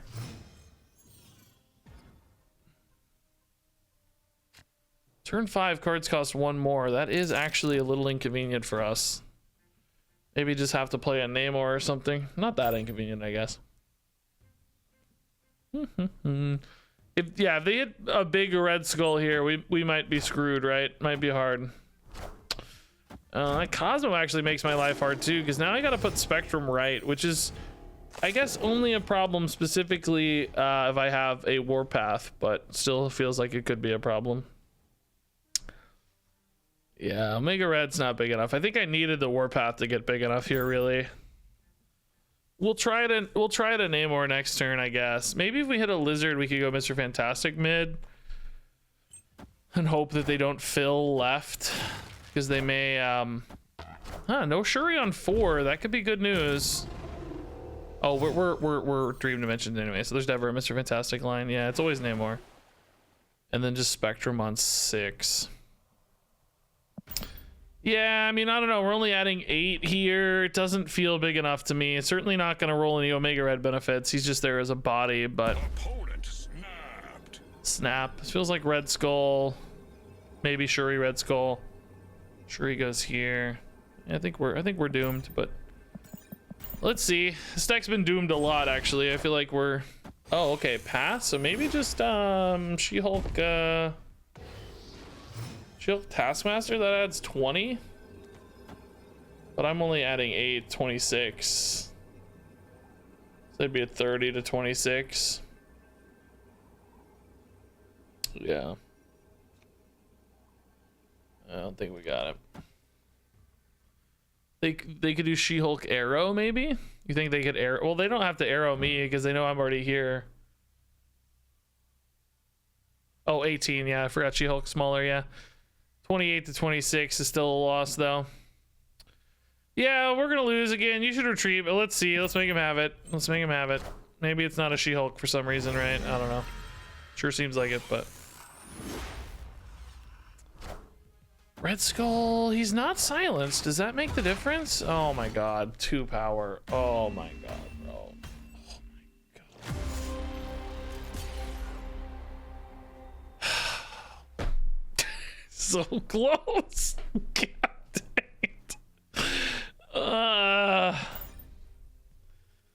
it. We are just not winning as much as I feel like we've had so many just dreadfully close games. I mean, so many games that are just so close. And then a few blowouts with negative decks, but... Hate all the Galactus you're seeing everywhere. Yeah, Galactus is definitely more common. I still don't feel like I see as much, but I know a lot of people see a ton. There's a few, you can try a few counters, you know, like Arrows or Polarises or Cosmos, you know? Try to tech the deck a little, maybe. Do you have the code to this deck? I do, but I don't think anyone should play it. It's doing really bad. It's like really close to good, but actually not good. We're perpetually like what, 5 power off or something over and over and over again. Grin Villain, thanks for the 300 bits. I love you too. It's very nice. Appreciate you. I just don't know, man. There's no good Orca decks. We could put an Electro in here, by the way. It's one thing I thought about, but I don't know. I didn't really want to. Mr. Fantastic felt important because of the Orca Namor. In reality, I don't know if that's ever happening. Maybe we can ditch the Warpath. I feel like he's hardly ever worked. I pretty much always end up playing for 3 spots. Because Omega Red, again, technically supports the Orca Namor line, but Warpath, I don't know if he really does. He kind of does, but not exactly. Like, Electro's an ongoing card. The problem is, if I get stuck with these guys late, I just can't play them. But the way this has been playing out, we've often been playing, like, only a 4, only a 5, only a 6, and this lets me maybe get 2 6s down, so... We could try it with Electro. We could try it with Sandman too, but I don't know. I'm less intrigued by that for some reason. It seems like that's going to be stealing away from a lot of these plays, right? I mean, you could run it instead of Claw, I guess.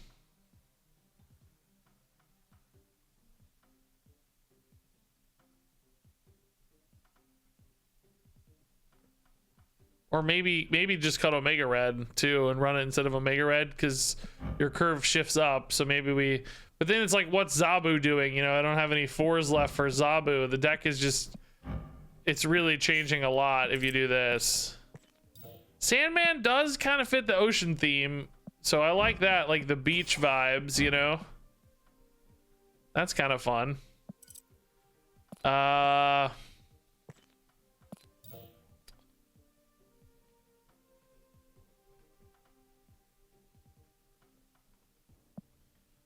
don't love a lot of my other options here for ongoing cards, though. Professor X is kind of cool with all this small stuff as a 5, maybe. Because you can buff with Spectrum around it.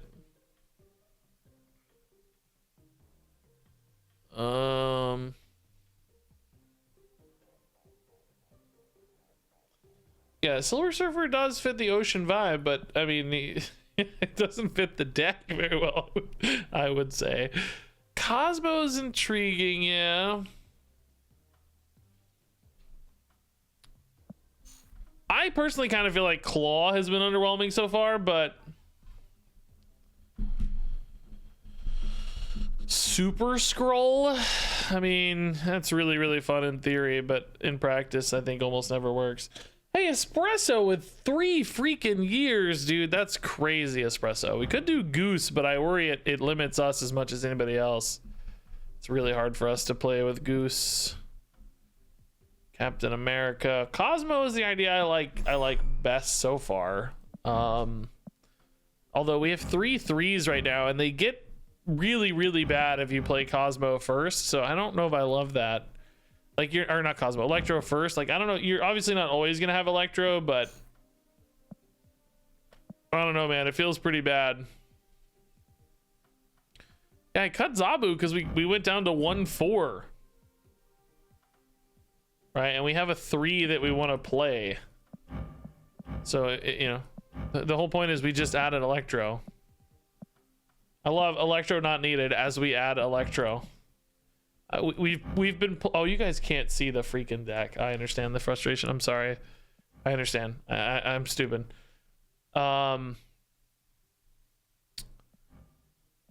We've been playing for an hour without Electro.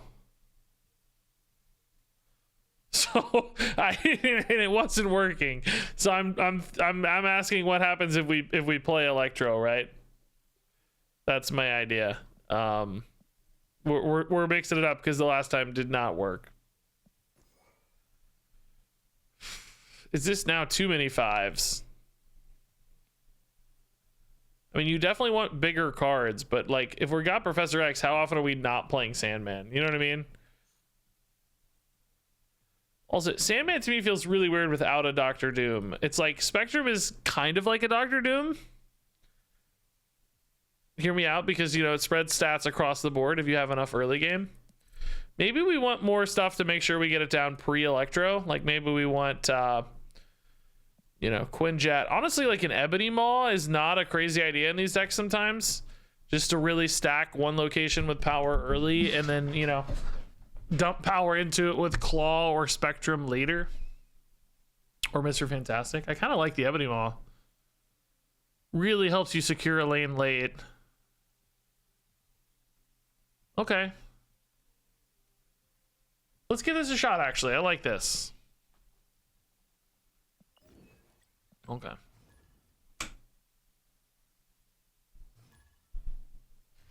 Yeah, Electro ramp with bad Ocean Boys. Yeah. That's exactly right. So let's create a kind of a dump lane right of small stuff. And I say right specifically because that makes it easier for Claw to interact with it. Could be mid, I guess. Maybe it doesn't matter, but anyway, like Ebony Maw, Ant-Man, Armor Lizard, all that stuff goes right into one dump lane, and then you kind of assume that's gonna get one saved. Easy. You kind of assume that's gonna get one from the early game dump because either Sandman limits it or Spectrum buffs it, or, you know, whatever kind of interaction you have. And then we maybe like play for one other spot, right?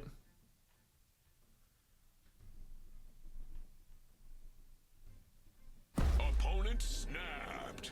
This is interesting. I kind of like Namor mid, but if this is a Shuri deck, they're gonna put a big card mid always, which means I don't beat mid naturally. Although we did put an armor down for them, so they could also just maybe do that as well. The only problem with putting Namor left is that Claw can't support him, is my fear. Like, I want him to be supported by Claw, so perhaps he's better right, even if he doesn't get buffed, but that just feels so counterintuitive. Maybe they'll play their big guy right because of the armor. I don't know. Yeah, there's the Shuri.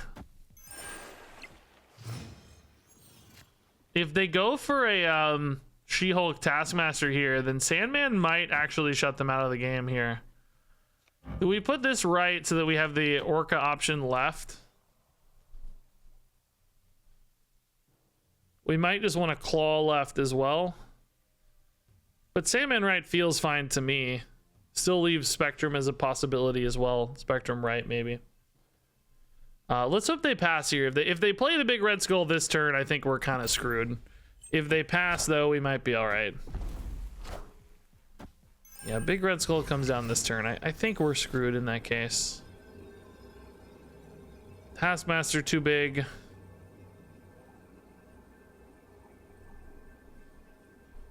Yeah, man, I am. Oh, Shuri, dude. I'm just sick of Shuri, dude.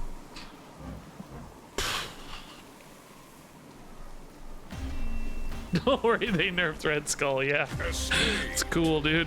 I love being able to play my Orca. It's all good, yeah. Dude, we have played this deck for like negative 30 cubes or something already. It's crazy. I gotta switch decks soon. I need videos. I really wanted an Orca video though, man. I really wanted an Orca video. I mean, listen, on the nerf conversation, like, I am actually someone who prefers a pretty light touch on nerfs. I think a lot of times, really engaged players like you and me, I think we don't realize the negative impact nerfs have, because I see all these YouTube comments that are like, oh, they nerfed all my cards, I'm leaving the game. You know, a lot of people have really negative emotional associations with nerfs and their cards getting weaker. So I get it. I understand why they sometimes choose to have a really light touch on nerfs, but that said, even as someone with that perspective, this round of nerfs, I think, frustrated me a lot. I still feel like it wasn't impactful enough, you know? It's weird. Can we actually contest Mojo World, maybe? I don't know. Oh, yeah, dude. I should have snapped, by the way. Against the Thanos deck. Like, get real. Sandman has a snap here, easy. It might actually still be a snap, but I kind of want to see the game out. Orca mid, and then we finish the Spectrum right, probably. They're never playing more than... I guess they could have like a Shauna or something technically that allows them to contest Mojo World better, but pretty unlikely. You got this, Orca, bro. Good job, buddy. This has to be big enough, right? 18 mid. I don't even actually have to put this here. They presumably cannot win right, but there's no good left, so it's no good mid.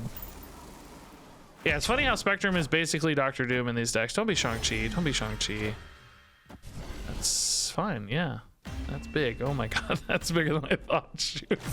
That's big, dude. Dang, okay. I thought we were okay, but we actually were kind of close. I was thinking Devil Dino was a really big threat, but Thanos at 12 is actually pretty legit. Pretty legit. That was scary. Okay, I took that for granted. Took that a little for granted.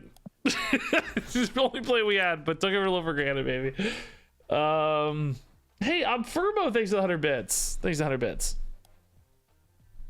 You think if they made Orca cost 5 mana, would that help the card? Yeah, I think it would definitely help, of course. I don't know if it'd be enough. Frankly, it's a weirdly... I don't know. These, like, you know, solo lane cards are kind of weird. Kind of weird. You know, it would almost be cool if they, like, couldn't be destroyed or something. You know, because, like, they're so... Like, if you drop a Namor and, like, you don't add anything to the Namor, it's just so easily dealt with. You know, I don't know, they need something. Obviously that might not be the right answer. That sounds kind of OP, but you know what I mean. I think we're actually right to put our small stuff all in one location to the right somewhere.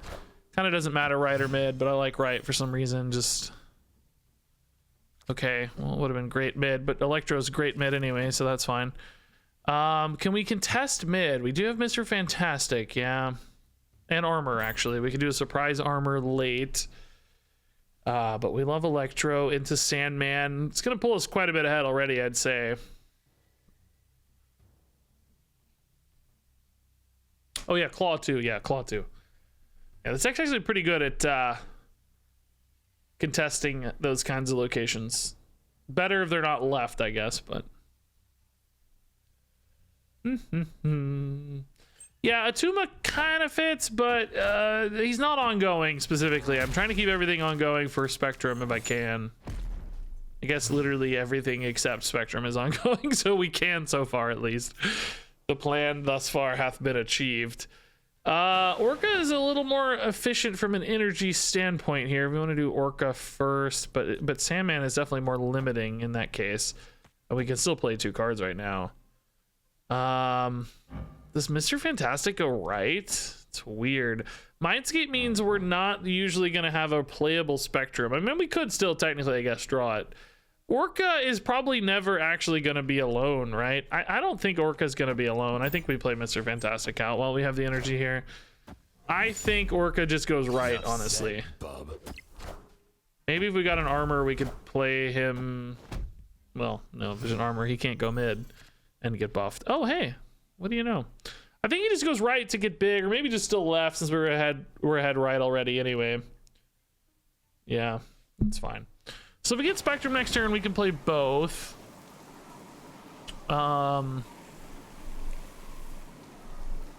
anything we get, basically, we can play both. We're gonna have 6 energy. Oh no, we can't play both. You only play 1 card per turn, bro.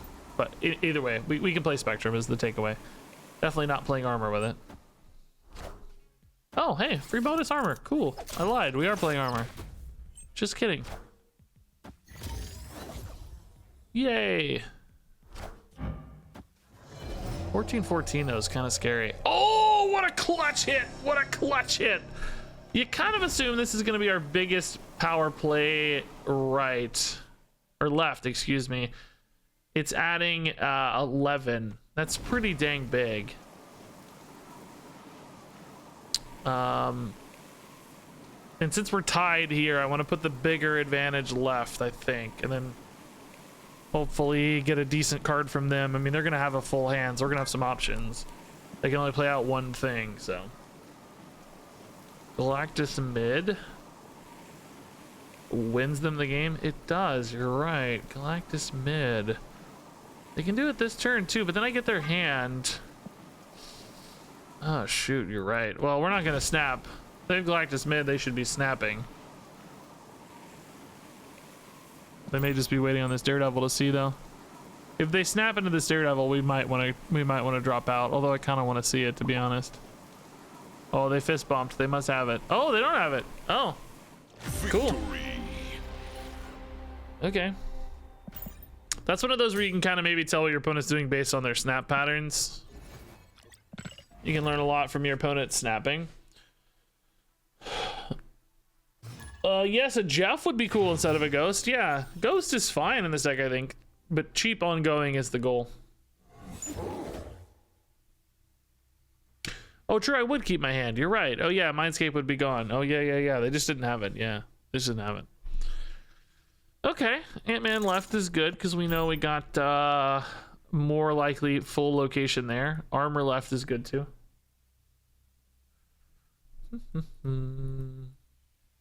Who is Jeff?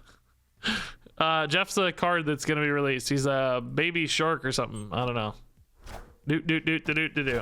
Baby shark. I don't know. He's a land shark or something. He looks stupid to me, to be honest. But hey, Marvel people like him. I don't know. It's a pretty decent Namor / Orca option. Jeff the baby land shark. There you go. Is he actually a baby? I just kind of said that as a joke. I didn't know he was really a baby. Ooh. Interesting. Do we just win with Orca? No. No. Orca's at 9 or enough here. We really want to hit a Spectrum, though, this game, I think. We'll Sandman on 5. Or 4, whatever. Does Electro go there? Or do we maybe want to leave that open for a little bit more power? On like a Sandman. Probably want to leave that open a little bit more power. Since we know we're going to have a lot of cards to load up. I think maybe trying to get a Sandman or a Orca in there is a little more interesting. I don't think we need double Electro though. How many spots are available? Might be free. 3, 7, 8 spots. If I'm only playing 1 card per turn anyway, is this free? It might roll here is the only downside. Nah, it's okay. It's only 2 power. I don't think we risk losing the ability to add power left in exchange for 2 additional total power. That doesn't seem worth it to me. Okay, Sandman's good. Sandman's big enough for me to feel okay about it going left, I think. We would prefer an Orca, of course, but whatever. If it rolls left, it rolls left. All good. Orca's good, and then we just need the top deck Spectrum, dude. But it's gonna have some big cards, so I don't know. How big is the big card? How big is Red Skull? No Shuri though, thankfully on 4, so might not be too big. Can Orca keep up, I guess, is the question. Red Skull, okay. No Spectrum. I think we lose that Spectrum here. Claw adds only 10. And only 4. I mean, mid's gone anyway, so that's kind of irrelevant, right? But only 10 added, right? I guess 11 with the Red Skull, technically. Taskmaster's 13, though, unfortunately, right? So Taskmaster wins both ties left and or wins right. So I think we gotta respect the Taskmaster. Huh. Okay. Escape. Has this deck been okay since we changed it, by the way? I don't know. Yeah, we've actually gone 2 wins since we changed it. 2-1 so far. All right, I like the Electro Ramp version better. Still doesn't feel super powerful, but I think I like it a little better. Ghost early will dump right. Ghost. Oh my god, dude. Do we just play all these now? It's kind of unnecessary, I guess. Unless Elysium gets wiped out by something, but that doesn't usually happen until 3. Scarlet Witch on 2, possible but unlikely. Hey, rewarded for our patience. Yes. Orca Namor, guys. This is the dream currently. This is the dream. Do we play these here before this reveals in case of a bad reveal? Maybe. I don't know. Debatable.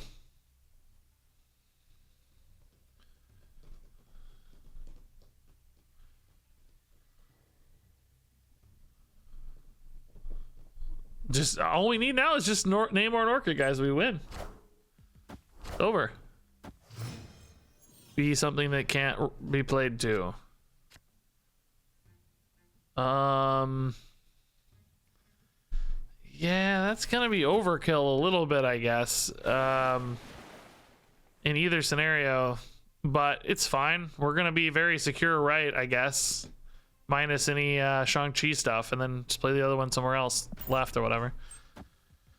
Daredevil. Okay, so another Galactus. Man, this deck does not have a great Galactus disruption option, or any Galactus disruption option, I guess. Spider-Man gone. Okay, so definitely Galactus. Yeah, Ebony Maw unplayable. So we're just kind of waiting on them to Galactus next turn. What am I gonna do on my final turn? Just dump some power, maybe? Don't even have a Sandman to disrupt that.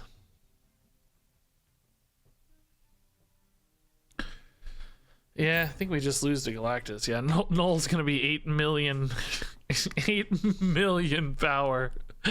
Yeah. 31 right now to be precise, but 8 million. Oh, not Galactus in hand, I guess. Okay.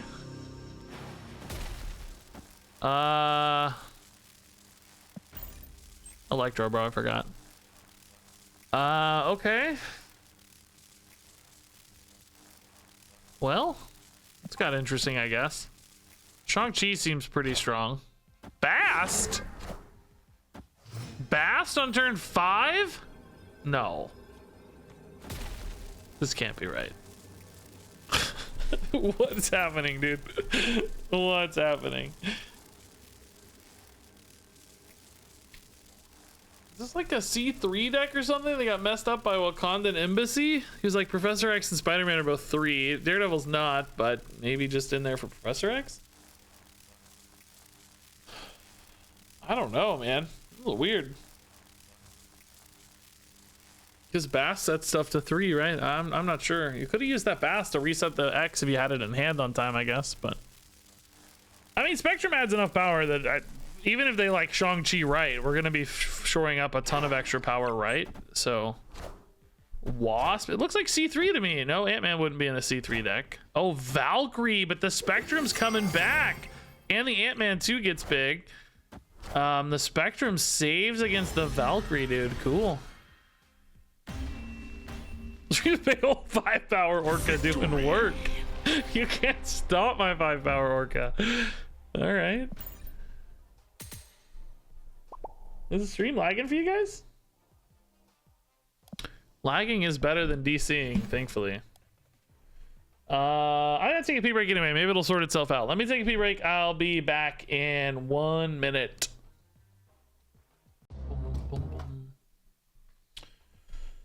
Okay. The stream is the only one on Twitch that always stutters for me. That might be because I run a really high bit rate. Well, not really high, I guess. Twitch caps it, I think, but higher. I run higher resolution and bit rate than some people do.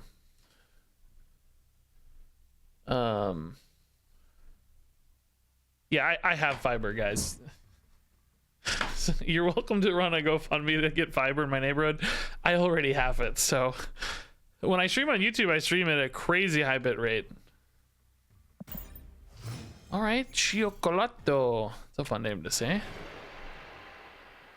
Bifrost Dark Dimension. All right, we can actually well, I guess we can't really hide an Ebony Maw because of the Bifrost, but normally we would be able to hide an Ebony Maw in there. Oh, those are just gonna get popped out. Wonder what they're gonna be. Shuri's Lab Ebony Maw is really good. Is that good enough? 14 and 3 is 17. We'd only go to 21 there. Man, it's pretty easy for somebody to win with 21 there. I don't think this is an Ebony Maw game, is it? What the heck else am I gonna put there though? Because I got Namor on 4, Claw on 5, Spectrum on 6. I don't really have a lot of options here. No Electro hit, no Sandman. I think this is probably my best bet. It's just not very strong. It's one of those where maybe the opponent will have to spend some actual work on it though to win it, and perhaps that helps me a little bit. I think we're just Namoring mid and then Claw and Spectrum left, right? That seems good to me. Don't screw with the Bifrost, please. Yeah, see, they're already winning this. Although, we do go to 21 like we talked about. Wait, this doesn't work?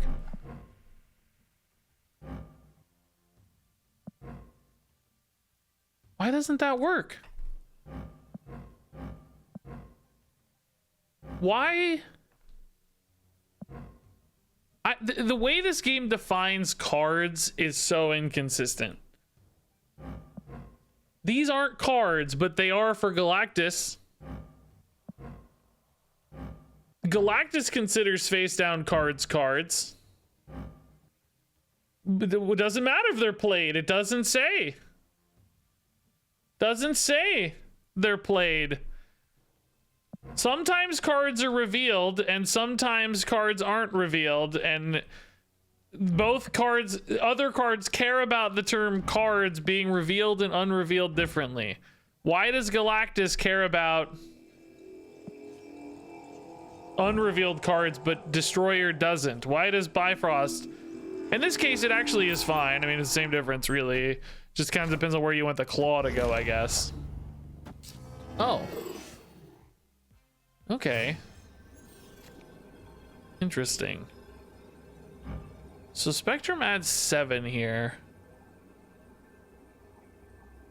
Wondering if I need to do anything like, but adds 4 here. I just think that so rarely matters, but they also think this is fixed.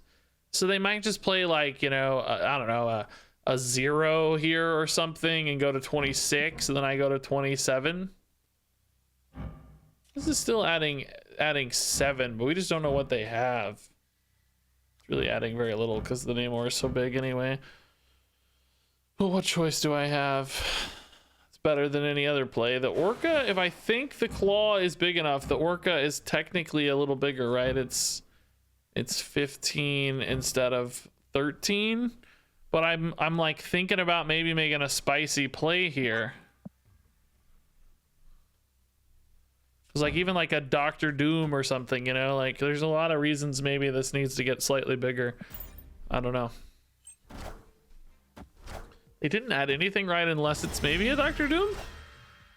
0 there instead. Okay, Titania. Oh, their own claw. No. Oh, Oh, we're fine. We're fine. We're fine. Oh my God. Okay, we're fine. We're fine. We're fine. We're fine. So yeah, actually Orca would have ended up being a little better technically, but all good. Oh my God. Okay. Did not expect their own claw, to be honest. That really surprised me. Hey, Bindi Carrot. I've been good, man. Been good today. Wife and I have been rewatching Ted Lasso, and it's just so wonderful. So that's been nice. You know, we've been watching season 3 as well, but going back and catching up. Yeah, we'll try to drop an Ebony Maw lane here. Probably even with a Namor if that makes the most sense. But hopefully we find some small stuff to go with it. Ooh, nice. Hey, that's kind of small. We can put the Ebony Maw lane mid. That's okay. Avengers! Claw can still help out as needed mid, so that's fine. Hopefully we get like a 1 cost here. Ant-Man would be perfect. Not an Ant-Man. Okay. This is still good though. Totally fine to lose the Namor buff here in order to just scale these up as big as possible. On 5, all cards have to go there, so we can maybe do an Orca there. So we'll do like Sandman left, Orca right. That's fine. I don't know, man. Orca left would be cool too, but I'd have to do it on 6 maybe. Let's see, how much power is it? Whoa, what is that snap? What's that about? Maybe they got a Shang-Chi to go mid, but I still have a lot of power there, so I don't know. I think I definitely want to Sandman. I'm just thinking about where... Well, I guess Orca can only go left now, but he doesn't really contest that well. Just thinking, is Orca the right move ever? Or do we just like Claw better? But Claw can't really go there on 5. I think it's 9 power Orca is probably still going to be my best play. Hoping this Sandman's really disruptive for them. Darkhawk for 10? Okay. Oh yeah, Ant-Man's dead with the Sandman, but that's okay. I don't know, I really want a Spectrum here. Maybe I should have just put Sandman right. I don't know if we're ever contesting left with this Avengers compound being forced. Oh. Okay, good reveal order for us. Like, am I gonna dump a Claw right? Because it's just my best play. Nope, we're gonna get a Spectrum off the top and be gods. Okay. That's also good. So this adds a 9 left. That's 20 to 15. That's nice. But you still sneak some power in here too to maybe throw off the math. But he gets stronger mid. We're heading all 3 lanes. This feels pretty good, right? They can only play 1 card, so even like a Doctor Doom's not good enough, right? Absorbing Man, Valkyrie should be fine because he's won everywhere else, right? Actually, do we win here anyway with Spectrum? Yes. That's evil. I love it. Victory. That's evil. This is another game where Orca is basically like a big abomination. It's just an ongoing abomination. A big headed ongoing card. See you, videos, man. Have a good one. You said anyway, like I might have missed a comment. Did I miss a comment? I don't see one. But have a good one, man. Sorry if I missed something.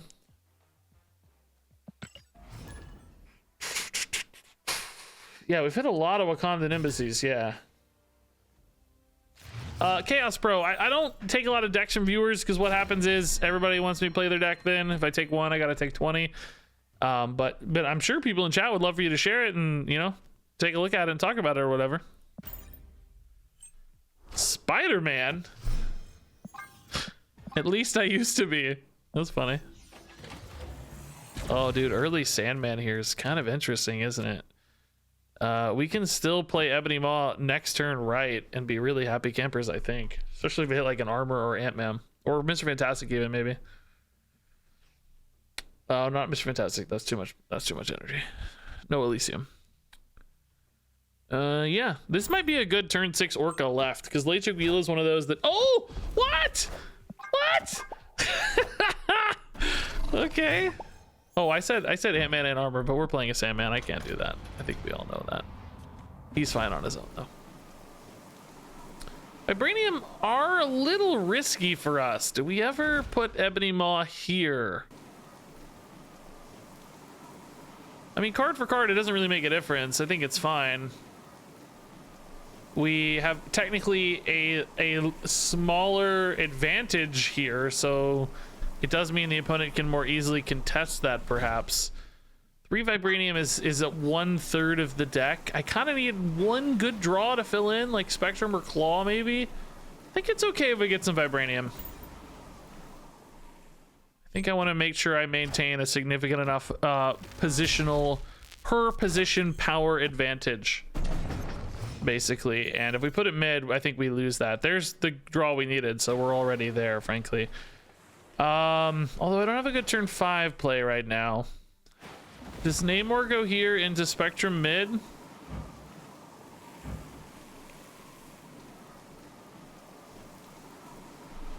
Because we're not going to have Orca, and I could do it here. Like, obviously we lose, but this preserves the option to Orca left. It's just, are we ever going to Orca left? Because we're going to Namor now.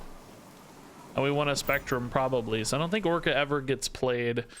I guess we want to hit a, like... Oh. I mean... That's kind of bad, but not actually like the end of the world bad, I guess. These are ongoing, aren't they? Yeah, they are. Okay. We still gonna go Orca left or just Spectrum mid? Maybe this even just goes here to really make the Spectrum kind of insane across the board. They could play like a Doctor Doom here. We'd still be very favored.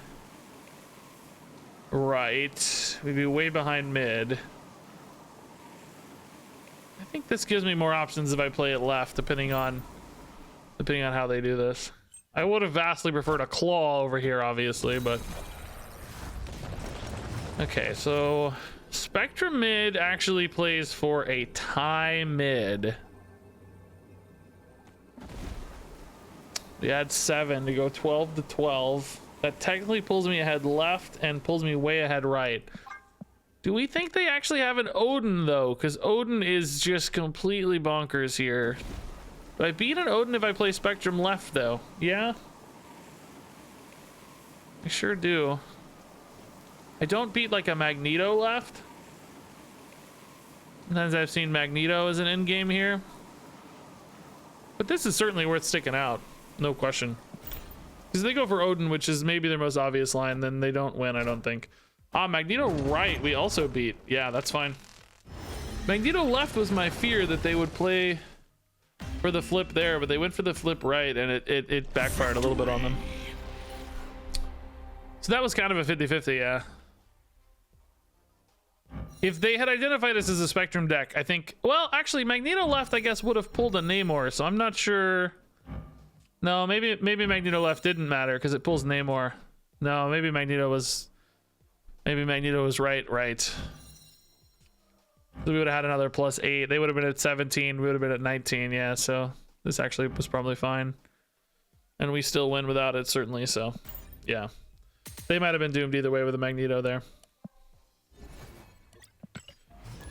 Okay. Kind of forgot Namor was getting pulled with Magneto. By the way, guys, this deck feels so much better since we went the Electro ramp route, which, I mean, feels like a little bit of a loss of identity a little bit, but that's okay. In fact, we're winning so much that we've almost normalized even with the additional bad stats in here. We're 6-2 plus 10 cubes, plus 10 cubes, actually. Crazy. Bad opener here, though. We really, really need to start with some early game cards for this deck to feel good, I think. Elysium will help.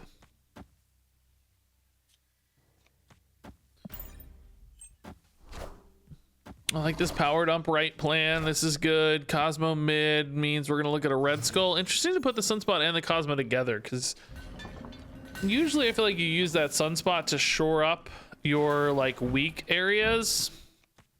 And this is gonna go where you're probably gonna want to put a Red Skull. So that feels interesting to me. Let's go ahead and lock this down. We can surprise add with Claw later. But we're pretty big here anyway. Sometimes these decks can have a little trouble going wide if they don't hit like good Shuris and armors and zeros and titanias and stuff to go wide into Nidavellir. Hopefully Sandman does help shut that down a little bit. Yeah, we have Orca and Spectrum, but we can't play Spectrum mid. So we should probably put Orca mid. But I also kind of want Claw maybe to go mid to beat to help Nidavellir out. Either way, I think Sandman left is probably fine. Oh, I can't play all three of these anyway, so maybe Claw goes away here and it's just Orca. Although, if they do put the big guy here, I don't know. We'll see. Oh man, we didn't get the Sandman out in time. They played all the small stuff first. That's really sad. I was hoping that this would shut this down, but they got in under it somehow. Elysium doing work. Yeah, I mean, Orca here, it is actually making the Captain Marvel stuck, which is kind of cool. We're actually still ahead right too, which is pretty nuts if we think about it. And then the Spectrum might add surprise 6 here to win right. And this does actually tie as well, minus any sunspot considerations. But we could just say go Claw here, but then that just frees up the Captain Marvel, which we don't want. We want her to be contested, so I think it has to be Orca. We want her to feel stuck, if nothing else, because otherwise she just free wins a different spot, I think. And this can actually tie in some crazy cases. I think that's unlikely, but possible. So yeah, Spectrum left, I guess. They're playing one card. They're really excited about their one card. What is it? I mean, it is true that I'm pretty far behind here. Orca ties? Is it maybe like Arnim Zola or something? Captain Marvel makes this list so weird, I don't even know. I'm adding 6 here, but I'm actually probably only adding 3 because Lizard's going down 36. They would only need 6 power, so an Arnim Zola would win for sure both of these. I think we're kind of screwed.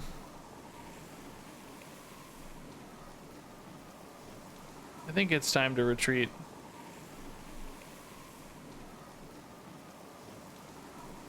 I think Arnim Zola beats us. Their deck's a little too weird with the Captain Marvel to be super predictable. Escaped. We've got a good cube rate with this deck, so I'm actually going to protect our cubes a little bit.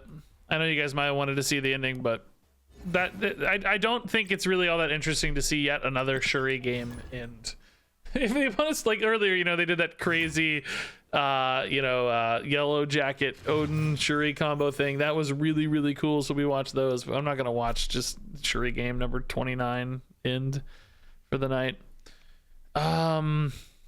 Yeah, we really do like Electro on 3, so this may not be a good Ebony Maw game, but we could maybe just put Ebony Maw and Kiln and call it a day. Like, say Electro on 4 instead, like Lizard, Ebony Maw, and just try to lock down Kiln with some big stats here. Okay, no fear of Galactus, I guess. Yeah, we can just fully load Kiln. It's actually pretty cool. Carnage on the squirrels. Well, that's handy. Bedside tissues. What are those for, chat? Chat, what are those for? Orca and Namor, by the way, hate squirrels. We never talked about that. Can they really get big enough to contest this? They've got 1 turn to go toe-to-toe with it. Oh, Wave. Death Wave playing Wave on 3, huh? This is a bot. They're putting the death here, man. We can still beat that with Spectrum later. Null? This has gotta be a bot, right? Like this. I mean, it can't get big enough, but maybe a Shang-Chi? Oh, Doc Ock. Okay. This feels like a Galactus deck, though, right? But they're not playing Galactus, we know. Spectrum off the top? Sandman off the top.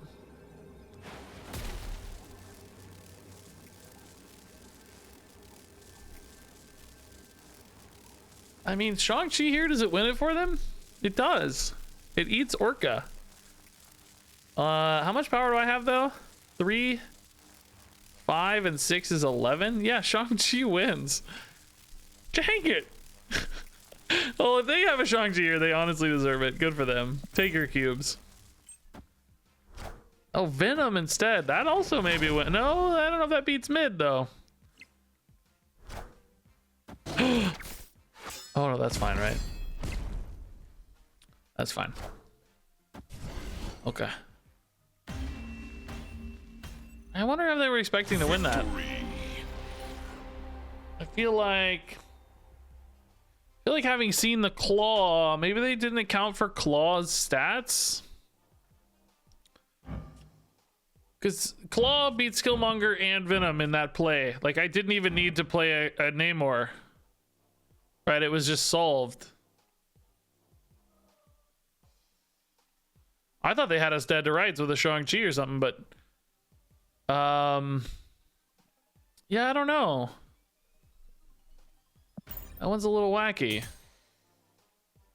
I could have just passed and won, so I don't know that they did the math right. I think if I can just pass and win, something went wrong. Maybe forgot about the claw. I know that's something I would do. Just count the minions on the cards on board and not think about the claw, maybe. Okay, kind of an expensive hand, but you love seeing Spectrum, so I think we're kind of happy either way. Hell's Kitchen definitely going to help solve some of these curve problems, probably. We can Electro over here with Ant-Man. Not exactly the perfect hand for it. Ant-Man just, you know, much better. We can actually fill it up. You wouldn't hate an Ant-Man Mr. Fantastic line, but I don't know. We do have the Sandman in hand, so it's all good. Daredevil. Okay, so maybe Galactus. Elysium. Yeah, I think I'm still pretty happy playing one card per turn with this, the size of this hand in particular. Should be okay. We'll Sandman right. We'll probably Orca left. Wind. Oh, you need to play something there now. Dang, flooding's actually a little hard for me. That Namor would have been sick. Sandman just doesn't get very big, so I wonder if I just give up flooding here in this case. Oh, I can play Orca. Oh god, we got Electro Ramp. Oh my god, Orca's insane. Never mind. We love flooding. Orca's actually busted here. I take everything I said back. This is beautiful. I don't have a Sandman down for them. No! No! Oh, my Orca was so beautiful. So now I have to decide if I play Sandman or not, or if I just go big. I mean, Sandman's kind of my biggest play anyway. Technically Claw's big, but this shuts down more power and I'm ahead so much right anyway. Yeah, we'll try to Sandman, but obviously this is kind of nerve-wracking. I could just like Professor X mid and set up the tie, but then I'd have Spectrum over the top. I don't know what they're gonna do. Do I think High Evolutionary will be a permanent Series 5? I have no idea. Oh, the Sunspot combo is too good. Can only go to 7, man. There is no world in which they don't just pass, right? There's zero world where they don't just pass. Sad they had their Sunspot. Hell's Kitchen saving the day for them. Escape. Yeah, we could have tried to just say screw the flood, right? But I don't know. I think there's still a 50-50 that the Orko goes where you want anyway. Like imagine Orko going mid that game. But it's definitely worth making them have it, you know. Force them to have a jug because you still have a good out anyway.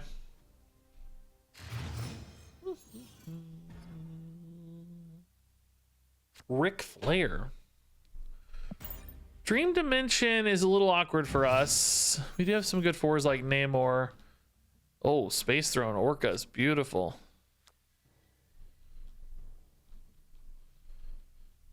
Do we play an Ebony Maw here in a second? I don't know. Let's wait till next turn. Rather play an Electro maybe. I feel like Daredevil has been in every deck we've played against tonight. I feel like Daredevil's just everywhere right now.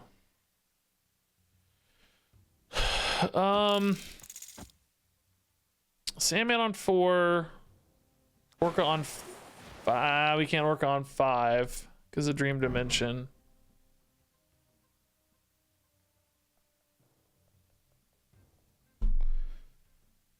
Claw, I guess, on is fine. Maybe Spectrum on the end here. Space Throne with Claw is pretty nice. In that case, is there ever a world where I just put Ebony Maw here and play for Claw plus Spectrum and add like 6 power later? I think there might be a world where I do that. Just because of the way this curve is panning out. Like they may not expect the Claw later. And even if they do expect it, 13's a big number. Or 15, I guess. Depending on how this all goes. Yeah, I think we just Claw into Spectrum, right? All left. Claw plays next turn with Dream Dimension. Nimrod. Uh-oh. So they're going to want a Galactus left. Or right, excuse me. Maybe a turn 6 Galactus right. Does Orca beat that? He does beat 12, yeah. Okay, maybe we play for an Orca in that case. They don't have ramp, so it would be a turn 6 Galactus currently. Don't play Wolverine. Don't play Wolverine. Don't play Wolverine. Don't play Wolverine. Oh, not Orca. Not Orca. Not Orca. Okay, Namor's big. I mean, this feels like Galactus right? And they just went off Nimrods, they think, but they only go to 12. And this goes to 14. All right. Let's go. I trust. Can't be Galactus mid because Space Zone will shut it out. So it has to be Galactus right. In which case, I think we're okay. Oh, can they play Wolverine and Galactus? Oh, they can. You're right. Oh, Elysium might screw me with Wolverine. Oh no, we have Sandman. No, they can't. Sandman. Sandman shuts them to 1 card. Orca. Orca. Oh, Orca. I'm not forgetting anything, right? This is just 10 and 12 with Galactus, but 10 off Nimrods. Orca, buddy. Orca. Orca, buddy, I love you. This is the dream Orca game. He did it all by himself. He's the best card in the deck. Oh, beautiful. Beautiful. What's my favorite core archetype in Snap? Orca decks. Orca decks. That's a green screen. Yeah, I'm too lazy to take down my green screen between Hearthstone and Marvel Snap. That is actually my background. Like, it's a picture of my real background, but it's I'm just green screened over it because I'm lazy.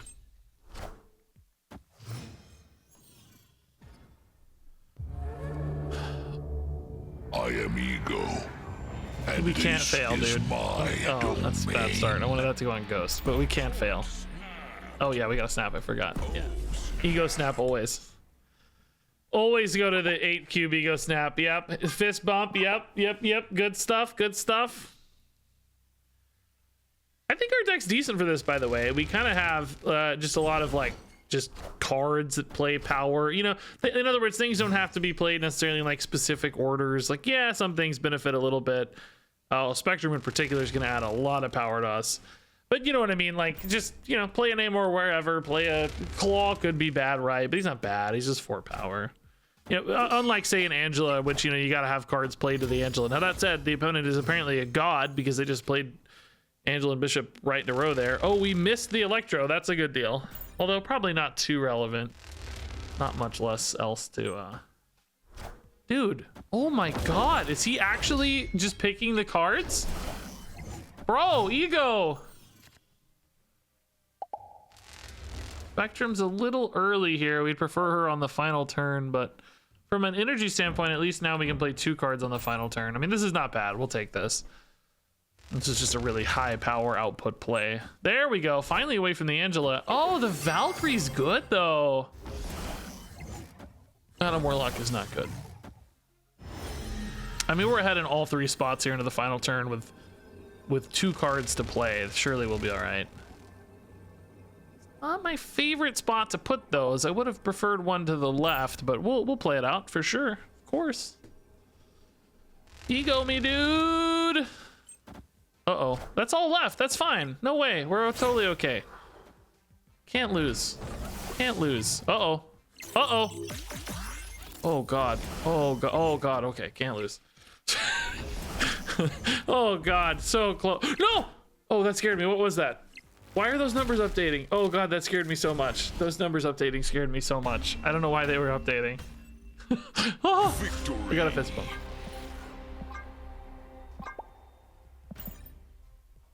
Got a fist bump. Oh, man. Scary game. Fun game, though.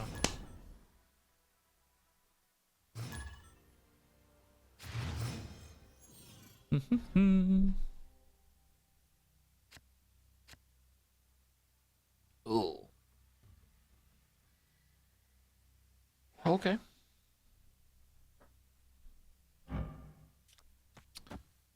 Wolfsbane's actually might be okay for us. We have this like good little early tempo lane, so kind of like it. Oh, I think you have to go for this. Hopefully they don't have an easy Shang-Chi out, but oh man, dilemmas. So many things to do. Shoot. We might still be able to contest Raph. They seem to be behind for now. All right. Oh, Electro's good. I wonder if they'll be fooled by the animation. This bugs out and it animates where it looks like you can only play 1 card, but it actually you can play 2. It's just an animation glitch. I wonder if they'll be fooled. Wonder if they'll even know the difference. Man, I really do not want to have to put a claw there on turn 5, but I might. You know what I mean? Like, I'd rather have any other card. Sandman, Namor would all be great, but I will. Okay, Namor's fine. Yeah, Namor's good. Or just strictly more power here. Actually, I don't know. You got to ask if the Raft is even worth it here because, I mean, I'm not playing 2 cards anyway. It's not going to be better than Spectrum, is it? I think that's a bait. I think that's bait. I think Namor goes here and we just play Spectrum right and try to win this. It's bait. Yeah, we're ahead in all 3 spots and adding power to all 3 spots.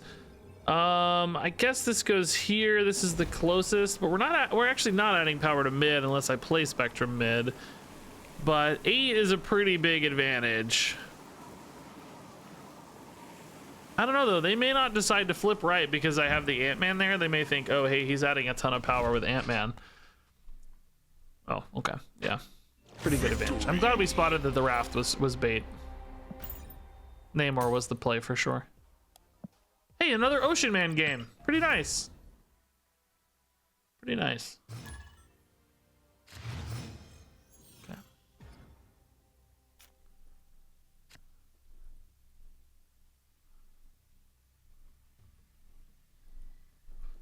Yeah, we'll do right. That's fine.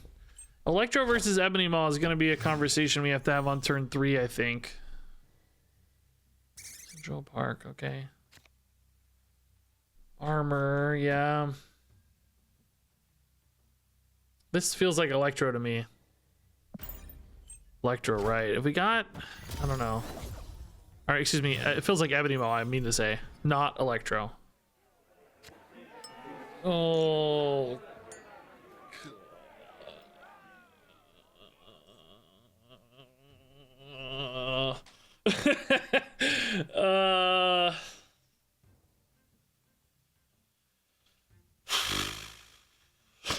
Okay, they haven't snapped yet, so we're chilling. We're chilling. No hurry.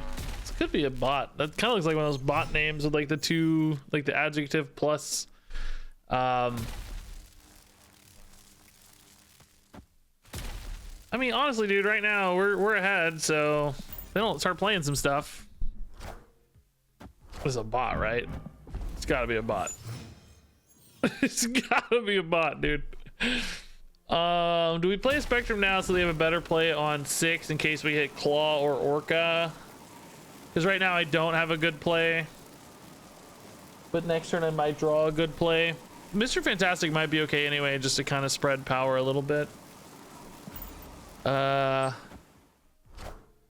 Captain Marvel's pretty good though.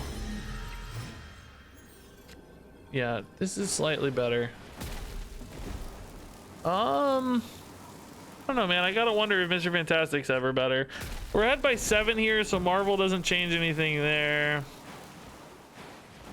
But Marvel plus something would. They're ahead by 9 here. I mean, we kind of always use a tiebreaker if I don't play for mid, right? I'm just thinking, is Mr. Fantastic better because it adds power to both? I think this Marvel basically always means they win, right?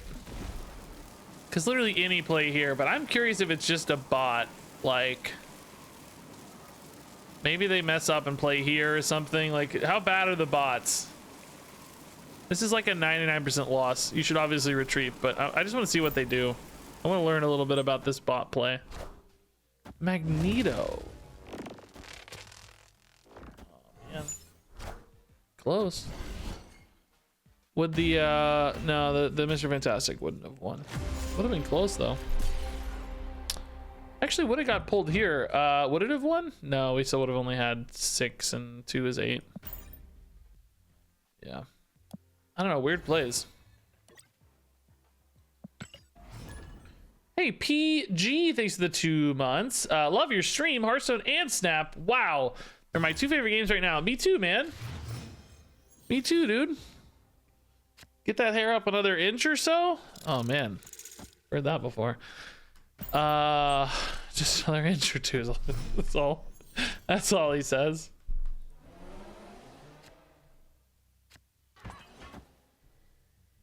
Luke's bar would be kind of cool with Spectrum if we had Electro. We could bounce it multiple times.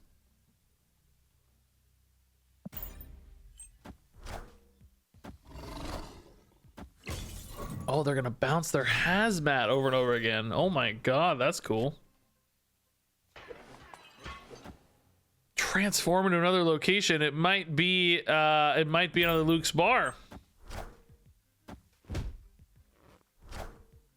Dude, this is gross. Is it a liability for me to play cards? I don't know. I'm gonna buff them later, right? So hopefully not. I mean, like, they're losing -3, but I add +6. I don't know. Mr. Fantastic beats this Luke's bar anyway, though, so maybe it's all right. Zabu and Hazmat again. Okay, yeah. This is really funny. I think Sandman's worth it here, right? Because it's the same amount of power, but it limits the opponent's plays, of course. So not a net power gain. Actually, it is a net power gain with Spectrum, though, too, since we're gonna Spectrum on 6. Hopefully Mr. Fantastic just carries mid anyway. Like, who cares?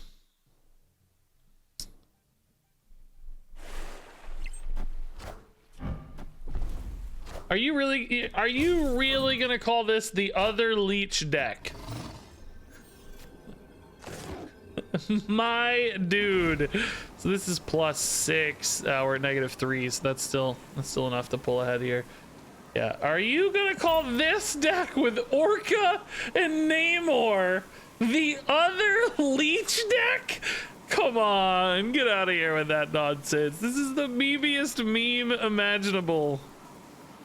It's Orca.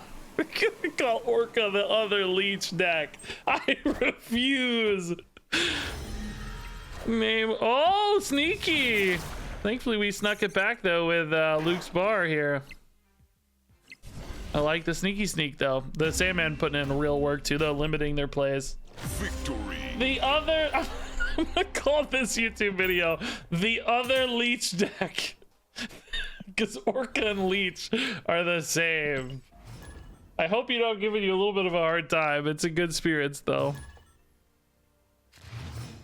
It feels like an unfair comparison to me.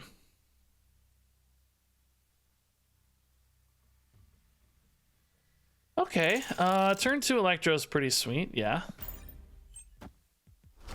Would you snap on turn 1 for a sub? I would snap on turn 6 for a sub. I don't... If it were a sub sandwich, I'd snap on turn 6 3 or 4 games in a row. Yeah. Yeah. Are you gonna sub? Like, hey, it's up to you now. I'll snap as soon as I see your sub. Any game, anytime. Prime sub, doesn't matter, that's fine. We'll take it. Yeah, this lizard's a little bit of an overcommitment maybe, but Claw can always shore up any weaknesses here, and Muir Island we're gonna start scaling pretty hard, so. There it is, snap! Defade with a prime sub. This is a game I'll play all day with all of you. I don't care about my rank at all. We're already infinite, especially right now, so who cares? All day. Thank you for the sub, Defade. Anyone else who wants to play, please feel free. Is this the same opponent? We're seeing Luke Cage again with Scarlet Witch again. I guess I didn't pay a lot of attention last time, but feels like maybe the same opponent, right? Orca is big mid, but I want Claw mid, I think, more so. There's already 2 pretty small cards locked up here. Orca's not particularly weak to Hazmat either, because he's just 1 card. So, yeah, we're gonna lose mid to the Dark Hawk for sure, but we're planning to use it to buff Muir Island, not anything else. I guess we play this now in case we top deck a Spectrum or a Mr. Fantastic, both of which would be very useful. Okay, hopefully since their power went here, they're gonna have a hard time beating Orca. Alas. Not a Hazmat deck, by the way. Just, well, might have it. This is like Toxic Sarah list, you know? Ooh. Still gotta be this, though, right? They only get to play 1 card. What is it? What's their 1 card here they're so confident in? Not a Shang-Chi. They're down by 13. Oh no, they don't only play 1 card. I don't have Salmon out. They can play lots of cards. Oh, they only have 1 card in hand though, so they can only play 1 card. What is their 1 card?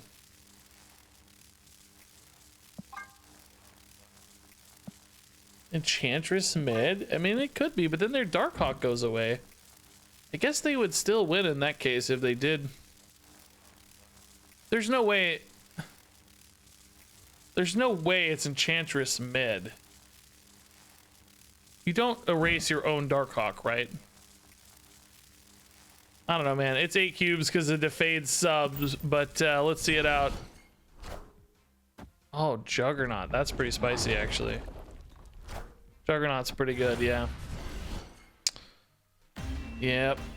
Nope. We can't beat a Juggernaut. Pretty spicy. I've always liked Juggernaut. It's like Juggernaut finally showed up because Arrow got nerfed. It's like Juggernaut's always felt so good to play. I feel like he's always felt so good. Defade, you cost me 8 cubes. I needed to delete that from my stats because like this deck had pretty good stats and now I only snap for the sub. Can I delete this from my stats? I don't know how. Yeah, now you've got me with some weird stats, bro. Probably gonna play just like 1 more game of this deck, guys. I need to play another deck. I want to play 1 more deck.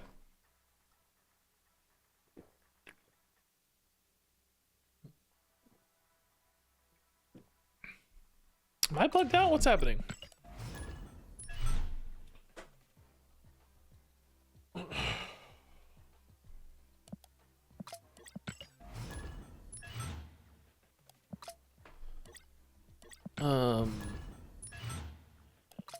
Yeah, Fracers. I think, are you the guy who said this is the other leech deck? You have to have nuance, man. Look at my deck list.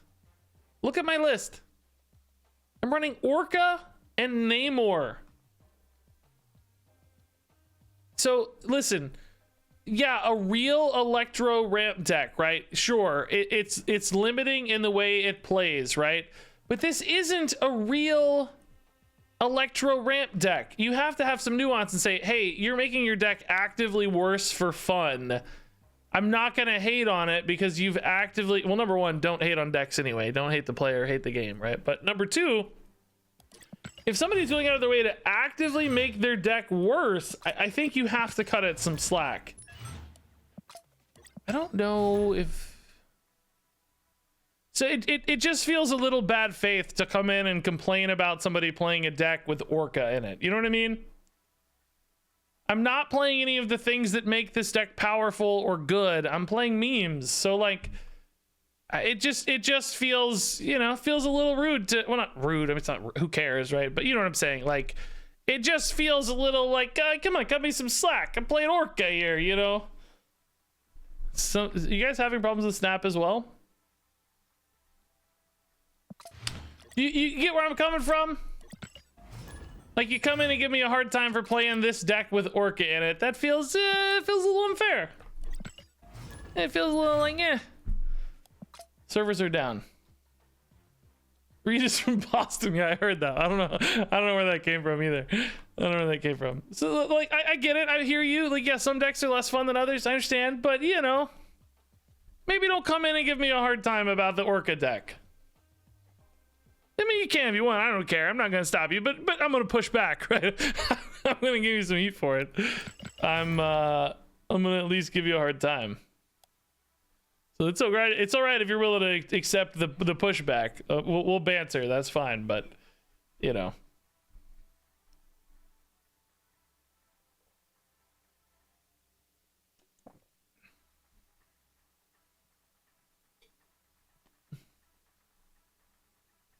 Is it going to work this time?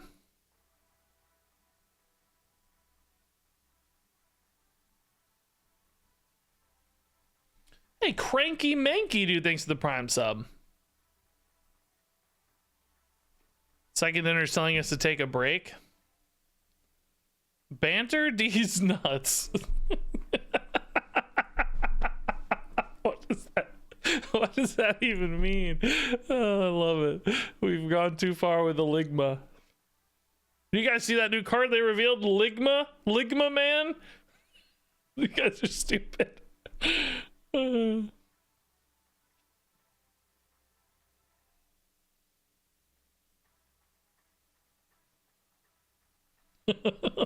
don't think it's working. Maybe we can open some stuff. Oh, these art germs every time, dude.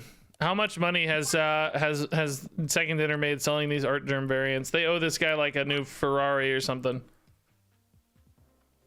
Ooh, that's a cool Juggernaut.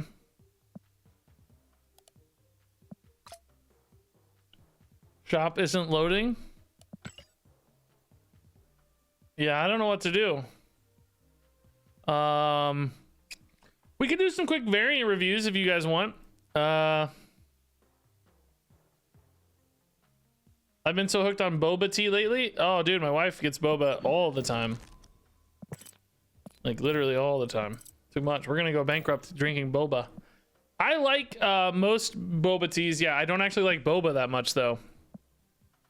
I like the little lychee jellies or whatever, but I don't actually do much for boba. I don't know. I'm not the biggest on boba's texture. It's like this weird mix between gummy and I don't know, wet that I don't. I like gummy foods usually, like chewy stuff, but it's like not really chewy. It's like, I don't know, it's just a weird mix. I'm just not the biggest boba guy, but boba drinks in general, drinks from boba shops I like. That seems to have worked. Maybe it's coming back. Oh, nope. Yeah, let's well, I don't know. The variant reviews don't do very well on YouTube. Like for the shorts, I spend a lot of time on them and stuff, but they don't really do that well. Do friendly battles work? Here, somebody take this code. Here, one of you type in this code.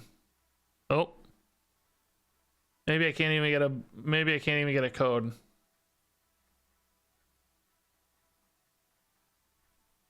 Oh hey. Fraser wrote a comment I missed. I didn't miss.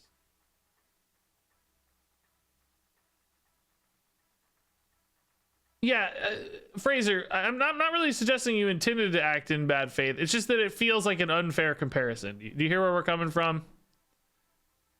I don't know. Like you entered the conversation, and honestly, who cares, right? This is not a big deal, but since we got nothing else to do, we'll talk about it.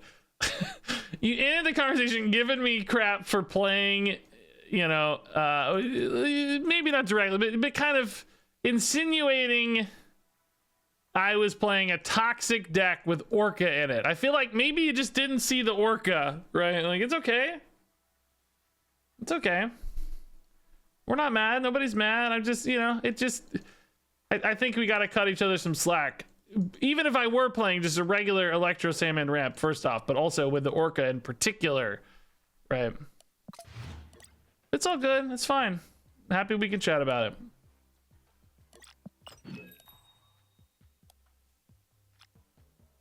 Oh, hey, daily bundle. Is that a better deal than this? I honestly don't know what this costs. 500 for 400. 400 costs $5. Yeah, 400 costs $5. So normally I get, so this is slightly better deal for me.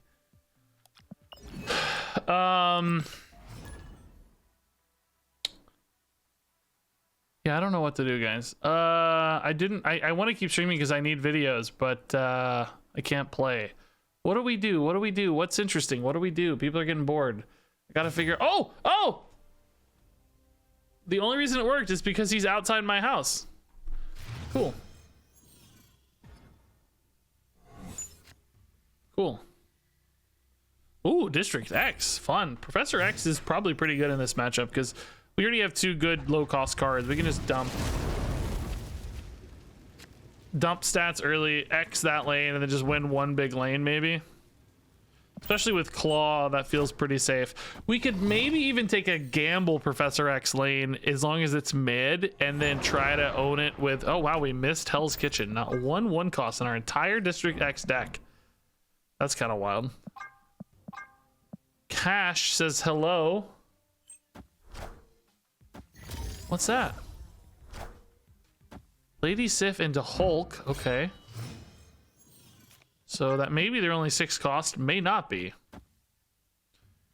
I don't know. Brood's probably actually just worse than White Queen here, really, isn't it? Let's see what their biggest cost card is. I think we're going to Professor X mid and try to snipe. Then I'll be ahead theoretically. Oh, maybe not. Never mind. Oh, APOC. Oh, dude, they got APOC Dracula. That must be what their deck started with, because Sif is from their deck. This is from their deck. Okay. They're not really going to be able to dump their hand, though, are they? Like... Is 9 power enough to beat the Dracula is the question, right? I don't know. We could also just give that lane, but then it makes Claw so much worse usually. I feel like I'm getting caught up on this Professor X, and there's maybe no reason to. I don't know that I need to lock down anything. I think I can just play for power since we're already ahead in 2 spots, and we don't even have to contest mid. But I don't know. We have a couple turns, so it's a little... I don't care. This is more fun. This is more fun. It's more fun. That's all that matters. Oh, intern. I thought I hit it. Sorry. Yes. Shuri. Oh no. Oh no. Let's Juggernaut this and then just Helicarrier it, right? So that we can win right. With a made up deck, you don't wait on the Shuri card, right? You play it right away. You play it right away. So I think we Juggernaut now, basically, is the idea. Because it's going to come down here because they want to contest this lane. But we stack all their power mid. Oh! Oh my god! I didn't even know that was going to happen. What a bonus. What a bonus. Okay, so we're definitely favored. That's amazing. Actual insane roll. I guess that was not in their deck, right? I didn't click fast enough to see. It doesn't show it on the deck tracker, so probably not. Cool. Man. Brave Ronin. Victory. Like, you expect me to add like literally almost no power, right? I guess. Fun game, dude. Fun game. The two am getting absolutely melted, man. Oh, that was great. That was great.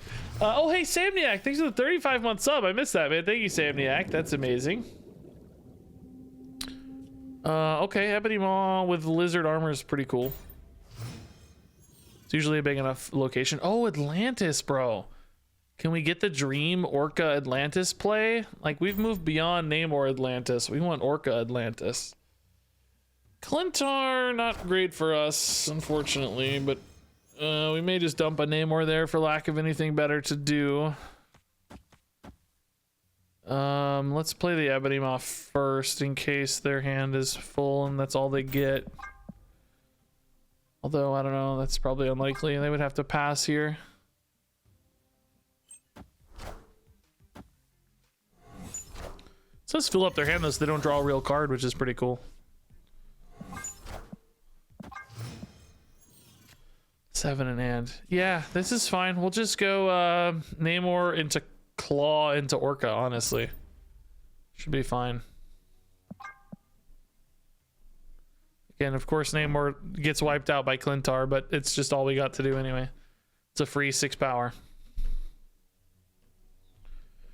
Maybe we actually Sandman, huh, instead of Claw. We don't need any extra power, right? I don't think. Yeah, thankfully armor protecting us hard there. Yeah, Sandman's just better to limit their plays on 6.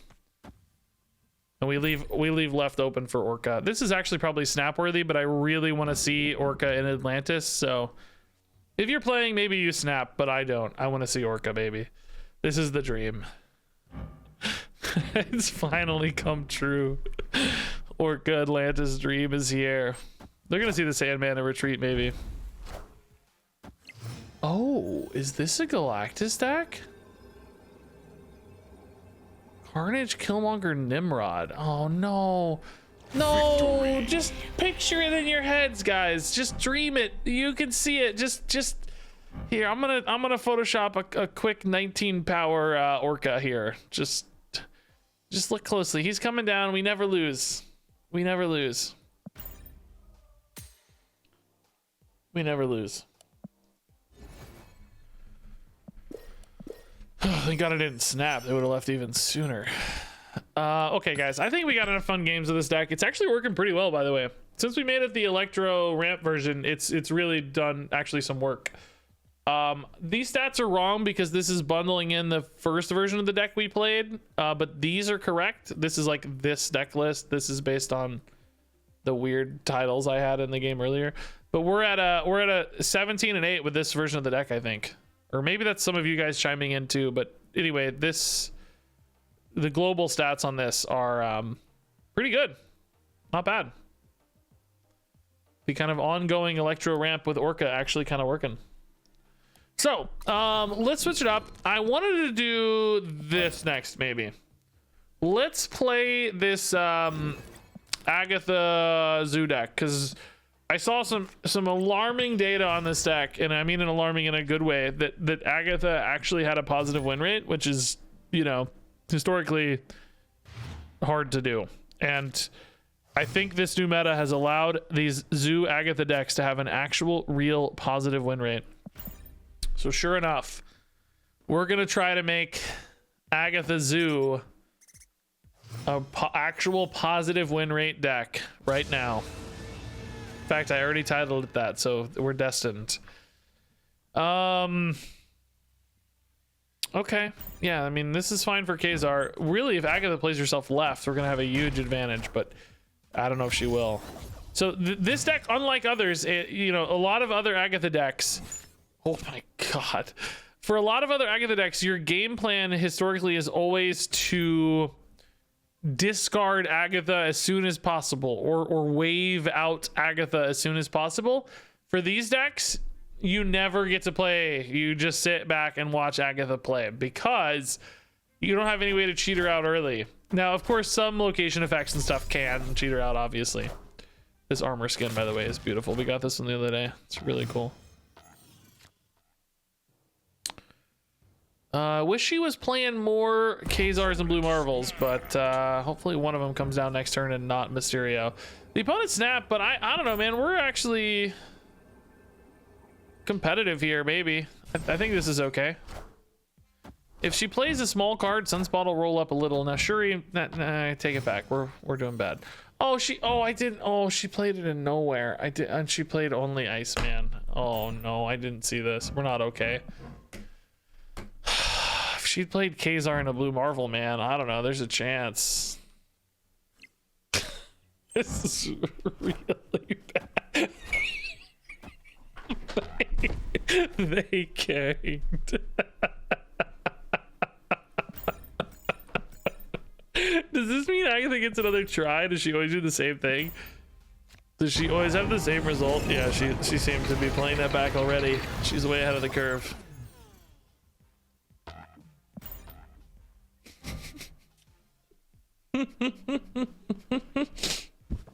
God, she's so bad.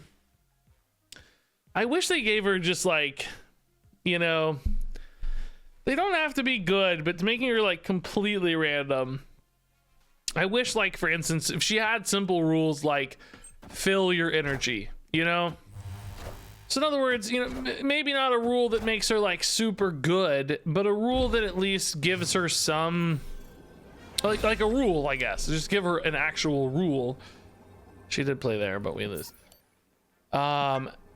So right now she just clicks random cards. Like, you have to have enough energy to play them, but she doesn't like try to fill the energy or use all of your energy, or, you know, like there could be a rule that plays the highest cost thing that would still, you know, have a lot of location RNG and would still screw you a vast majority of the time. But at least you would have some basis of like, this is what she's gonna do, and I kind of have an idea of how to build a deck around it. Whereas right now it's just total a toss-up. Seductive Seal.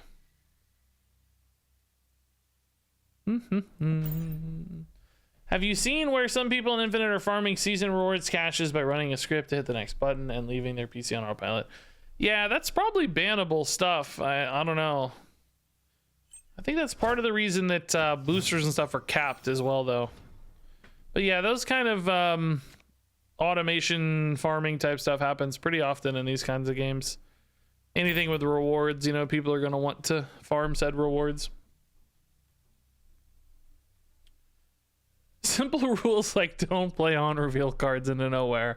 Yeah, I don't even need that. Just play the highest cost card possible, and I think I'm really happy with Agatha. She might be really, really good. This is a good start, actually. Domino Sunspot's not bad either. I don't love that that's filled up, but if we can get a Khazar down, it's not bad. We still get to add, and Sunspot sometimes too gets a nice little buff. Khazar mid would be awesome. Uh-oh. Sadly, the Mysterio here does not count as 4, so we're pretty likely to lose Hala if they decide to contest it at all. Which, I mean, in theory, oh boy. She should have put the big Mysterio here! Oh god, we need the worst lockjaw in history here. We got it! We actually got it! She knew.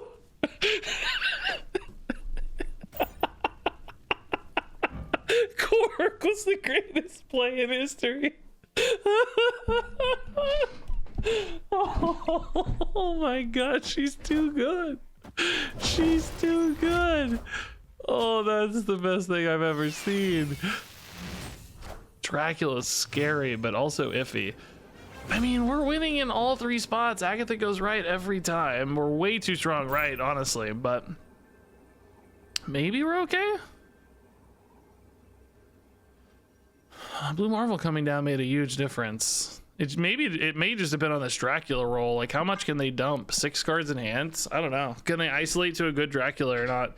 Because mid, like, 1 Mjolnir makes mid pretty much a tie. This might be a good time to snap. I want to see the ending, but this could be a good time to snap because the opponent might think they're way behind and I have a good play.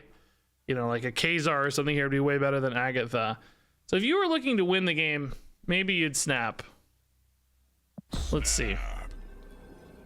We kind of know the deal, so oh crap. Okay, well, screw me, I guess. That's not good news.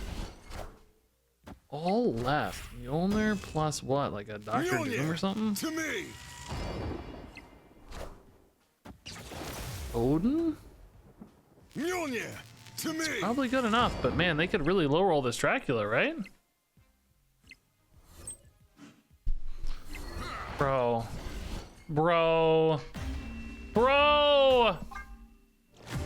3 cards in hand. I mean, they only needed 3 to tie, so pretty likely, but. And Baku, by the way, just didn't want to miss out, you know? Baku's like, no, man, let me join in. If Agatha hadn't been stacked in such a highly advantageous location, right, we would have been so much better off. Like, if she could have gone into the Thor location or something. Oh. Oh my god. Emote if you are a couple cubes short of a rank. I emoted. I'm not snapping back, man. I just took -8 from Agatha to bait my opponent. And it didn't work. Okay, good start, honestly.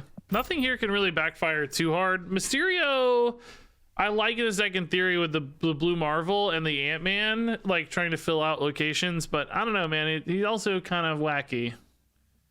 But I guess we often don't fill out Ant-Mans without him. If you hit a Squirrel Girl, you probably think the Mysterio is a waste. Also really good for a turn 2 Mysterio and a turn 3 Ironheart, though, because make sure that your Ironheart has targets.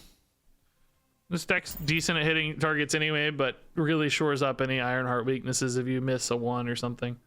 And she plays Mysterio on 2, so I think Mysterio on 2 is pretty good. It's a solid Ironheart for once. Oh. Oh. Well, that's just a net win for us, I guess. Well, not if we don't discard stuff, I suppose. If they discard stuff, theirs is better.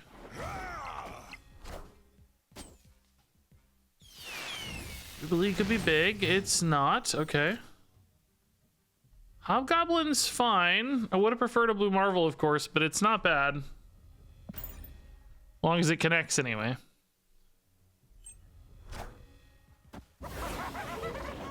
Now, Agatha, don't go somewhere stupid.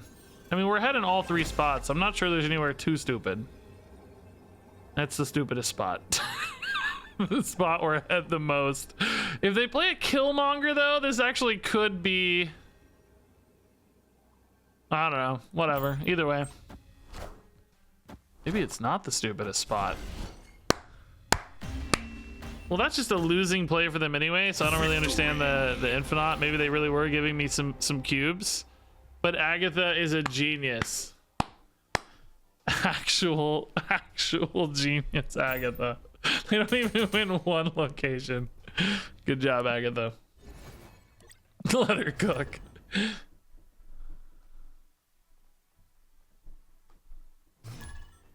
Has there ever been a Hearthstone deck that made you want to stop playing, briefly at least, because it was so oppressive or unfun to play against? Has there ever not been a Hearthstone deck that met those qualities? Yeah, there's been a ton. I do pretty well though, because I do sometimes like different game modes, and I honestly don't play that many games. I think I play a lot less games in general than most streamers.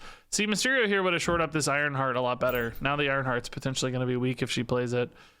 Only 2 hits. I actually stream a lot less than most streamers. Most streamers stream like 6 to 8 hour blocks or whatever, and they do it all like 5 days a week. and they don't make videos. I do a lot less streaming and spend a lot more time working on videos and thumbnails and stuff, so I don't usually play the game as much as most people. I guess Snap I actually play a lot off stream, unlike Hearthstone, particularly now while it's new and stuff. So Snap perhaps changes that a little bit. That's actually pretty good for Shuri's Lab.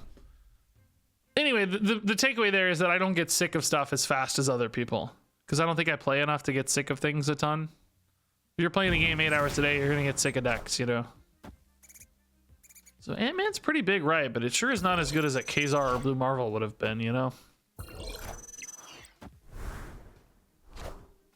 I mean, we'll happily still take a Kazar or a Blue Marvel somewhere, but we would have preferred it probably right. Kazar's good, okay. Definitely glad we didn't get the armor roll there. Is this a Galactus right play though ever for them? Electro's making me nervous.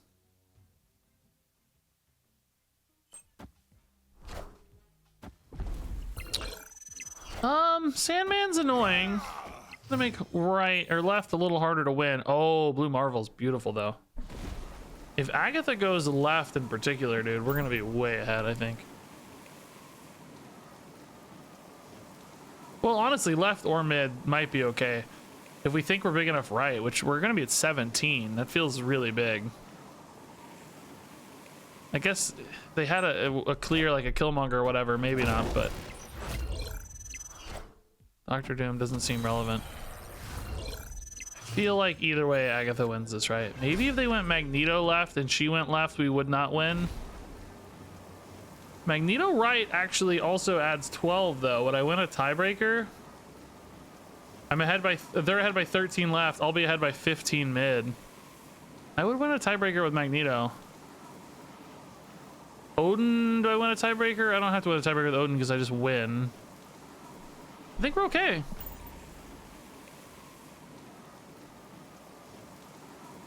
Oh, I forgot I have the Mysterio left as well, so we're even actually better on the tiebreaker left, because we're actually going to have like 8 over there. Or 9. Well, 8 more. 19. Yeah, Magneto right should be fine for the tiebreaker, right?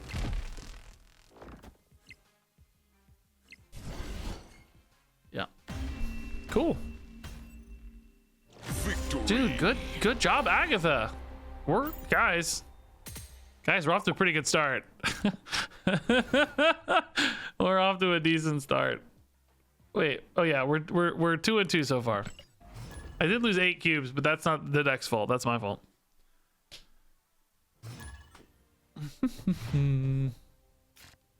Yes, Agatha's a bonus card. You get 1 extra card in hand, so you can actually tell if your opponent's an Agatha deck if you pay a lot of attention and check by their hand size. Much like you can tell if your opponent's a Thanos deck if you check.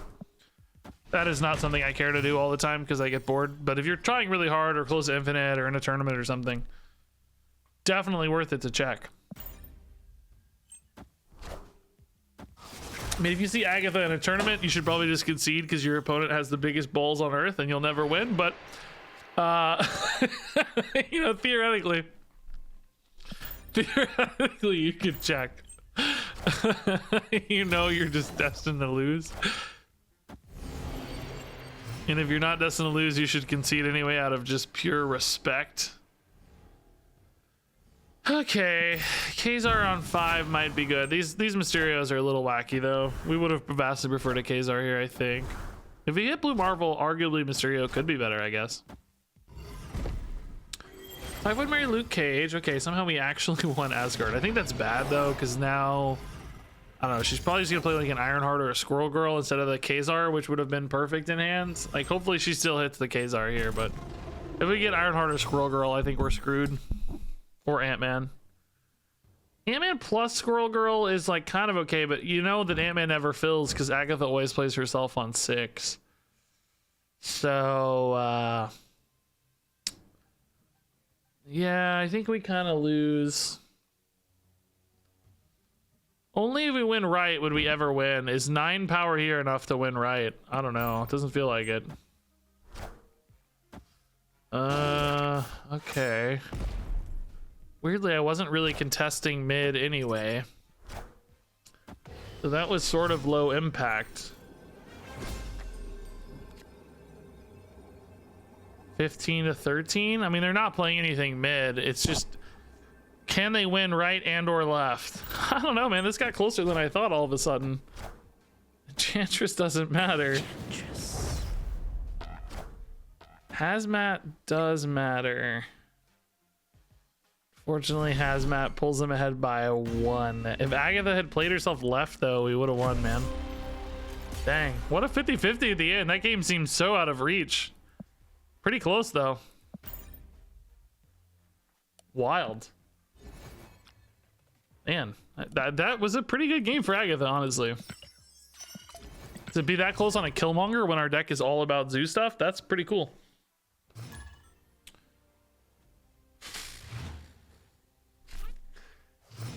By the way, I love this streaming. I don't have to concentrate at all. I just get to commentate. Agatha plays Iceman right. I really do not have the desire to commentate Marvel Snap like esports at all. I don't know. Seems like a lot of work. Oh, I bet Agatha does not respect Collapsed Mine. We might actually be able to fill up before turn 5, in which case she might, but I'm worried she's gonna Ironheart next turn and then just we'll need the rocks. Like I guess if we get a Kazar Blue Marvel, they might be good, honestly. They could be pretty valuable. Mysterio and Ant-Man. Okay. Man, she might actually fill up and then have to pass the rocks and then play herself on Collapsed Mine.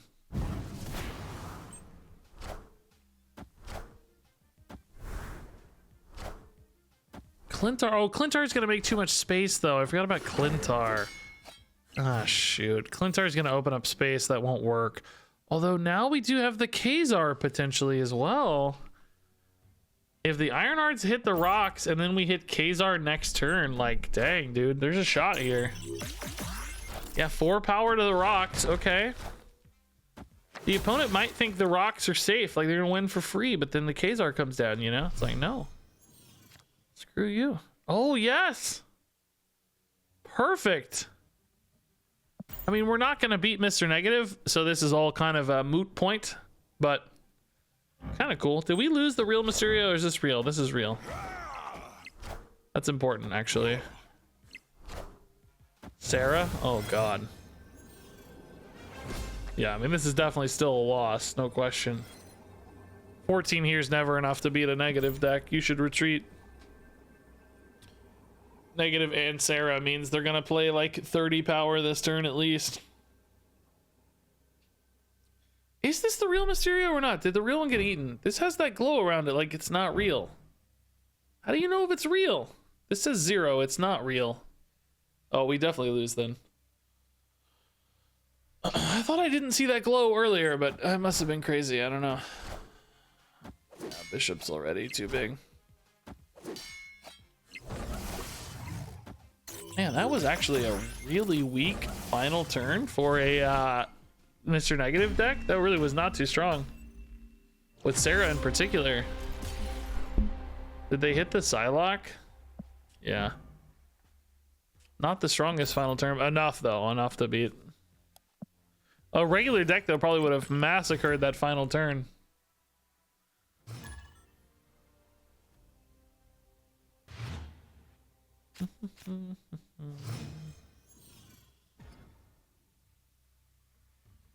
Okay, Ironheart, a little iffy.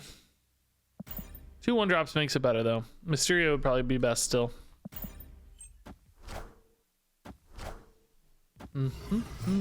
Agatha's stupid? You take it back. She's way better at the game than I am.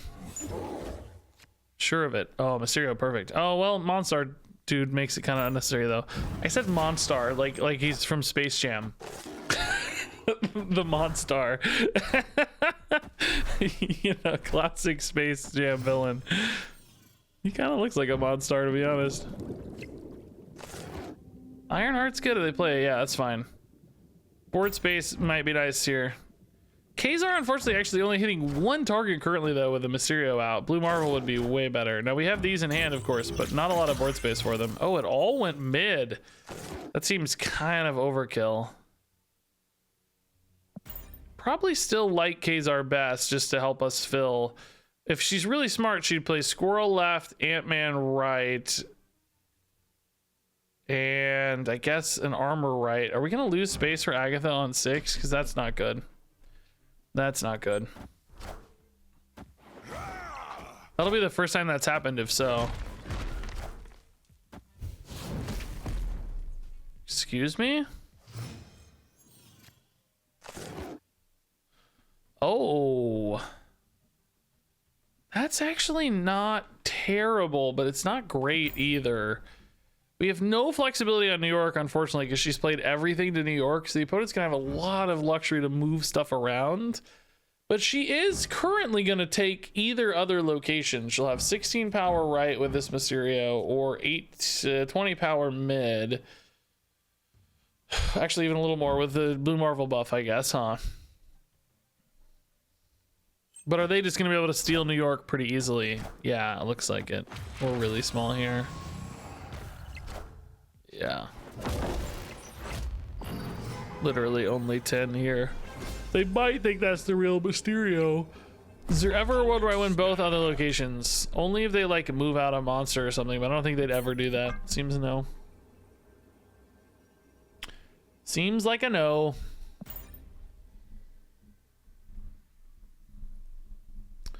I am getting tired all of a sudden, guys. It's getting late. I'm getting tired. Agatha started off strong, but now she's been losing a lot, man. Escaped. I'm losing a little steam and faith in the Agatha dream. I may have to come back to this deck another day. We've had some fun highlight games, but only Agatha should be able to retreat. Oh my god, could you imagine if you weren't allowed to retreat? Oh god, no. Okay, good start, good start.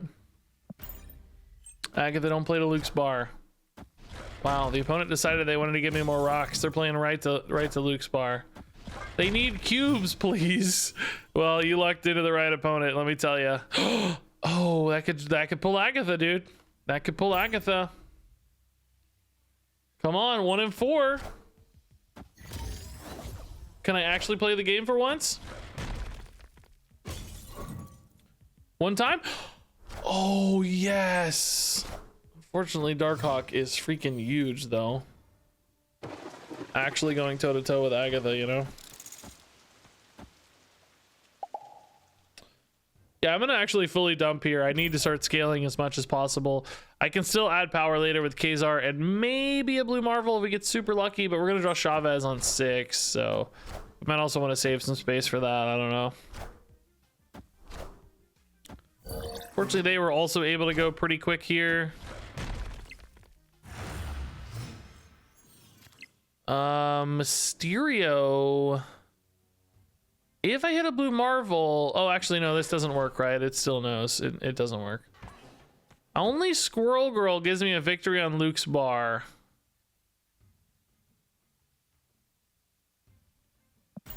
Only Squirrel Girl, I think, wins me Luke's bar. The opponent gave up on the Korg Dream, by the way, but Rockslide's still contesting here pretty hard.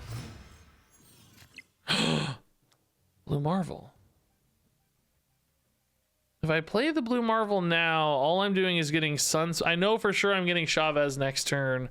I wonder if I can just play the Blue Marvel for a surprise next turn, or if in some worlds, maybe Chavez mid is better. This adds 6. Chavez adds 9 mid. I can still play this next turn and not change anything, right? The only thing that would maybe change is if the opponent plays something to deny Luke's bar, like a Scarlet Witch or whatever, which I have seen in some of these Darkhawk decks, but I think I have to roll off my 6 mana anyway for Sunspot to get bigger. Like, I just have to respect the Sunspot, I think. So let's hold the Blue Marvel in case it's a bit of a surprise. It's the same amount of net, like, energy gain or whatever.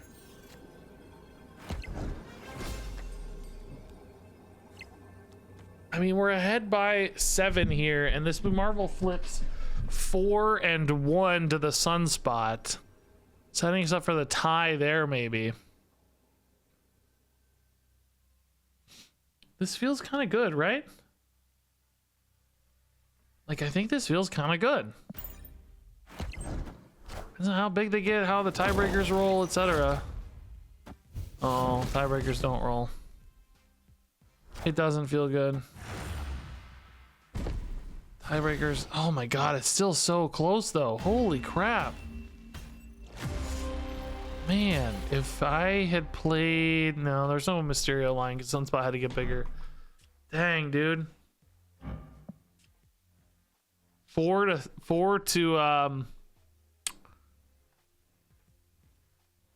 7 on the tiebreakers. Really close. Still, I wasn't sure if the rock play was right, but looking at it now, seeing that it's 6 off those Mirror Islands, I think it probably was, or well, 5 off Mirror, but you know, 4 off Mirror. In other words, I don't know that I could have got a bigger card there. It doesn't look like it. Maybe if we'd known, like Chavez would be slightly bigger, I guess, if we'd known exactly that, but then the Sunspot would have been smaller if we played a Chavez, so not a net gain. Ah, so close. Hey, Prime Marvel. Are you Prime Marvel? Snap? Ha! Don't play Squirrel Girl left. Okay, good job. Good job. Thanks to the sub, Prime Marvel. 33 months is insane. It's going good, dude. I'm just sitting here not even playing. I just get to chill and watch Agatha do her thing, which is great. Very fun. Really good curve, too, so far, by the way. She's playing this exactly how I would so far. Literally card for card, this is exactly where I'd put them. Honestly, right where I'd put them. Just anything but Ironheart left is good. Anything but Ironheart left. That's kind of bad. Sunspot at least catches up the gaps, though, so. Like, Iceman left is not ideal, but it's okay.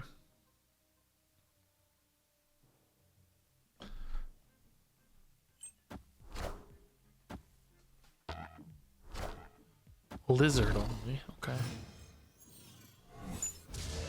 Oh, nowhere again. Oh my god, really? What? That makes the Ironheart here a real risk. Double nowhere. Is she gonna get it right? And the Wolfsbane too. Is she gonna get it right? Is she gonna get it right? Oh, she played Kazar. Oh, that's perfect.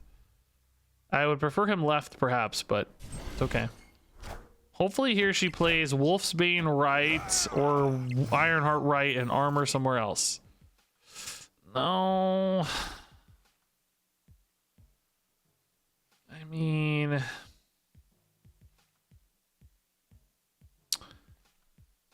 the problem here is all my power is going right. You know, I'm getting too small elsewhere. I need this Mysterio to go literally here or, well, just swap these cards and we're happy.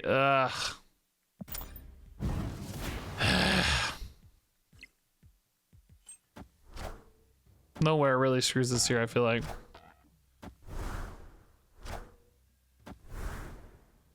I mean, the good news is the opponent will almost never expect the Mysterio to be here. But the bad news is we just lose.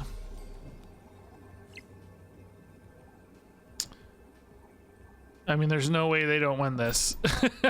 There's zero chance. Agatha costing me cubes again. I'll watch out for you guys, but you should retreat. The only thing is they might expect like a blue Marvel or something in a retreat if they can't go wide enough, but their deck's so good at going wide, I don't think that's a problem for them. Nova, Cyclops, Sentinel? Wait a minute. Oh, Killmonger's insane. Yeah, swipes out my whole team. Cool. Well, we got 0 power in both locations, so that's great. Dude, this deck doesn't feel as good as advertised based on the data. I wonder if it was being played at much lower ranks or something. Or maybe if people who play Agatha decks like all lower their MMR so much that they only play against bots or other players. Because we're really not winning as advertised. Like, I think there's something funky going on with the data, basically. Because it's not even really close, right? We've had a few decent games, a few close games, but on average, this is really, really getting murdered. Which is always a good lesson in data and how context matters a lot when you're looking at data, and you can't merely just look at data alone. You have to consider context.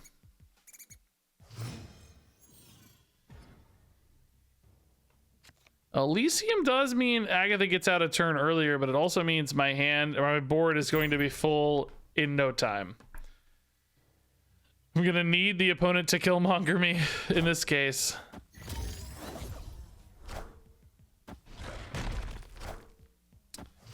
Wolverine might indicate a Galactus though. Oh, very spicy. I need that to roll all left though. She'd play those in the other order. Good Gamma Lab though, man. If they have Galactus though, they can just like Galactus Shang-Chi that and just insta win. Okay, only one wasted. That's not too bad. Okay, it doesn't read Galactus so much anymore now, just destroy. But Killmonger looks like a real threat in that case. Now that said, a lot of our power is going to be put mid, which is pretty nice. Like we know for sure stuff's going mid. Blue Marvel's a good hit. Okay. She gonna play Sunspot too? Yeah. So we're actually gonna be I'm not gonna get to play any cards. We're gonna be locked out unless the opponent Killmongers me. But you know, 17 power mid, 48 power right is, or 18 power mid's not crazy if they do Killmonger. If Ego shows up in an Agatha deck, who plays? I think Ego trumps Agatha. I think he is bigger and fatter, and therefore he gets to play. He is a planet. She is merely a, what is she, like a witch or something? She's kind of a neighbor in the show, a witchy neighbor.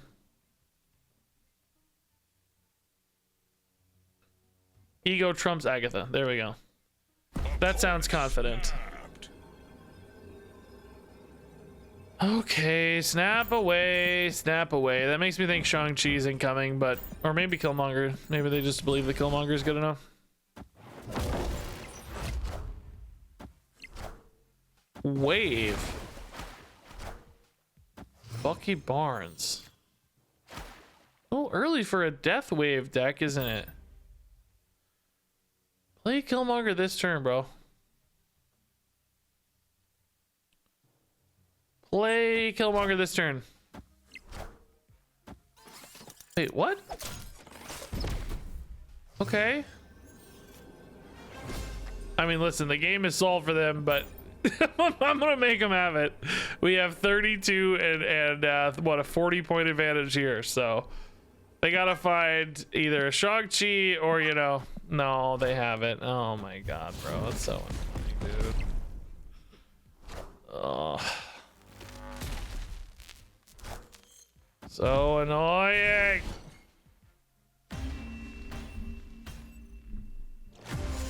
Agatha, you can't win. She's dropped so many cubes. Agatha.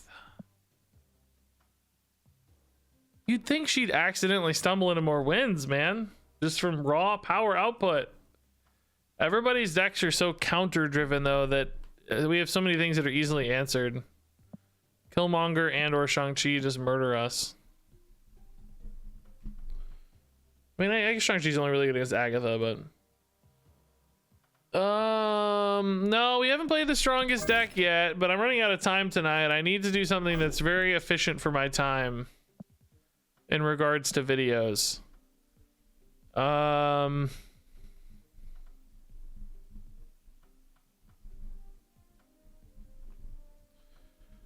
really wanted to put that Agatha video out, but it's done so bad. I don't know if I can in good conscience. I guess I could do a lesson on data and how data is misleading sometimes.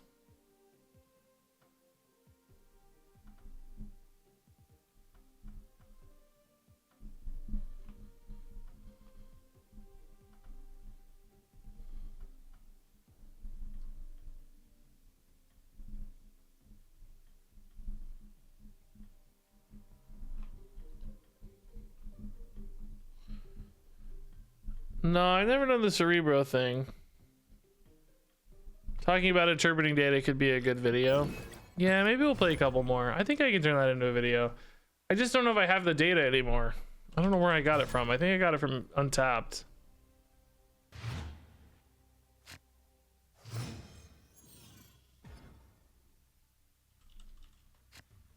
Let's see.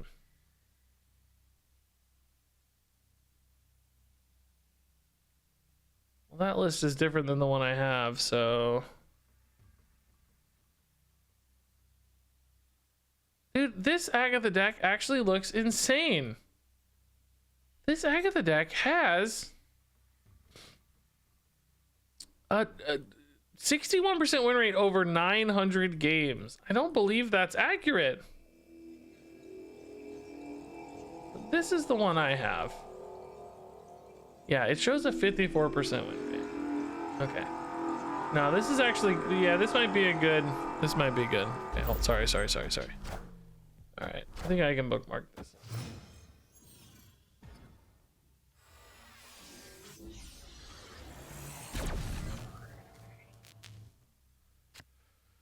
Okay. Good plays, Agatha. Good plays, actually. Yeah, good stuff. Blue Marvel here is going to be nuts. How about trying to make Shadow King good again? Dude, I was looking up Shadow King decks the other day to see if there's anything that runs Shadow King that is remotely interesting, and there is absolutely nothing for Shadow King. I think he is pretty decisively the worst card in Marvel Snap by a large margin. Like, I think...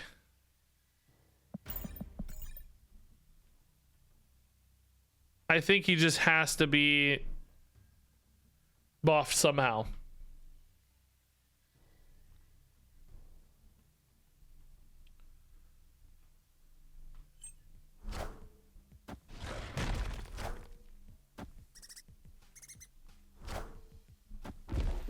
Isn't it possible that over your low sample size, you're just experiencing the low end of Agatha variants? It's possible, but we would expect to see games be closer, I think, in those scenarios, like near misses. When you just get dumpstered like 8 straight games, right, it starts to feel like what opportunity existed to change our outcomes? You know what I mean? Like, we haven't really seen any opportunities to change our outcome. And we actually have a pretty reasonable explanation for why Agatha decks might have inflated data, right?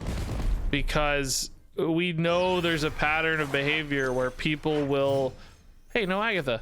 We know there's a pattern of behavior where people will deflate their MMR intentionally with Agatha decks, probably to a point where they're only playing other, oh, she's right back. Are you kidding me?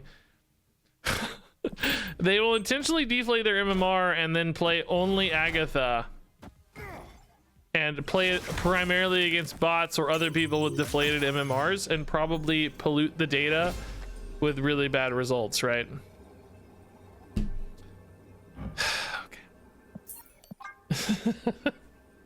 You know what I mean? Like, Escaped. so I guess the question is,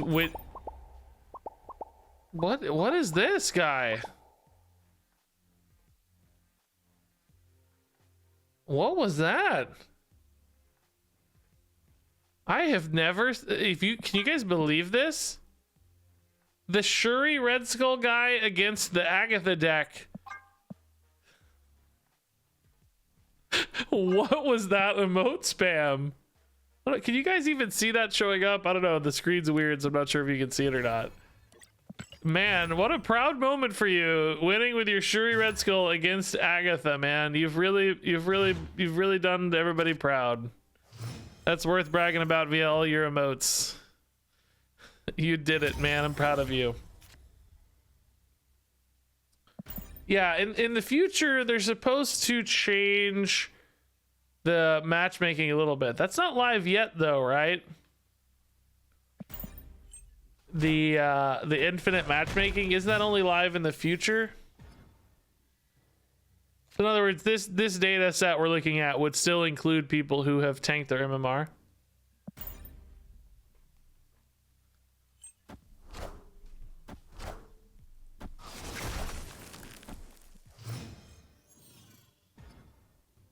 But you know, I like a title of like a good Agatha deck. This Agatha deck is actually good.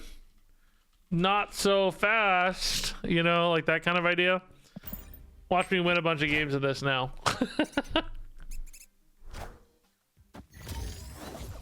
I've tanked my MMR, but it's unintentional.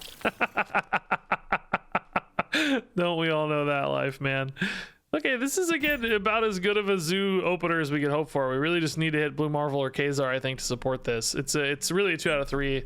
Mysterio is the only other possible draw this turn since we have Chavez in the deck there. Ooh, it's gonna be hard to beat Cerebro though.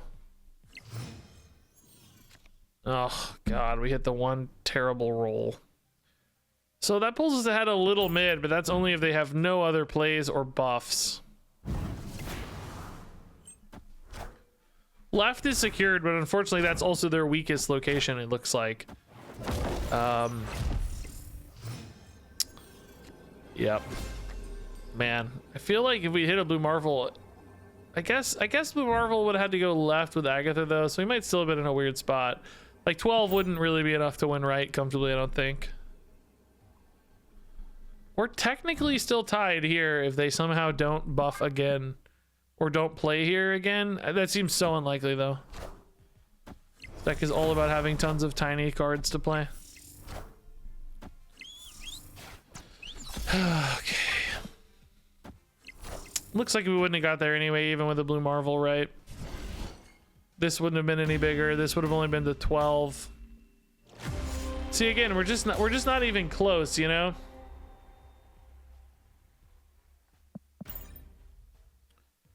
You would think we would be close a few games if this were really a good deck. There was another Agatha list on here. The one I cited with 900 games was actually not this one, by the way. It was a different one. Which also looked cool, but I mean, we could try this one really fast as well if you guys want, since this list is definitely not working. Man, what an opener here. My God. Ironheart on 2 is nuts.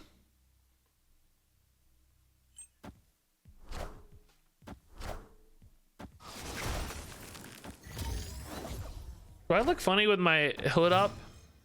I was just feeling a little cold, so I thought, yeah, I'll pull the hood up. But if I look really funny, I can obviously remove the hood. Daredevil, okay, so maybe Galactus.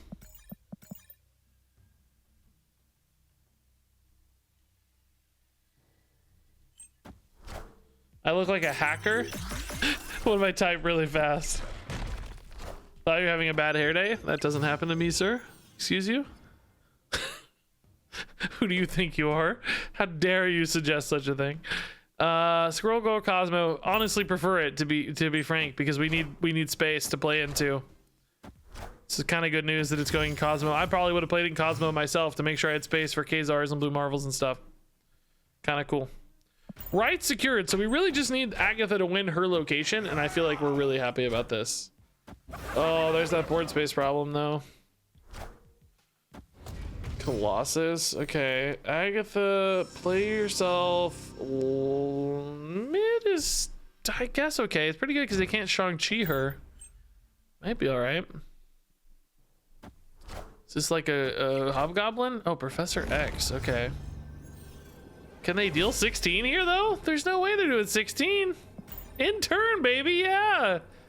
I feel like that was one of those snap Professor X's where you didn't maybe think about the outcome so much. Like, was this really the right play, or could they have done something else that maybe helped them contest mid or something, right? I think some people get so caught up on lines sometimes. Obviously this is speculation because we don't know their hand or anything. I think sometimes people get caught up so much on like lines of play and predicted patterns that they don't maybe pause. I do too, but you got to pause and think about it sometimes, right? This is a good hand.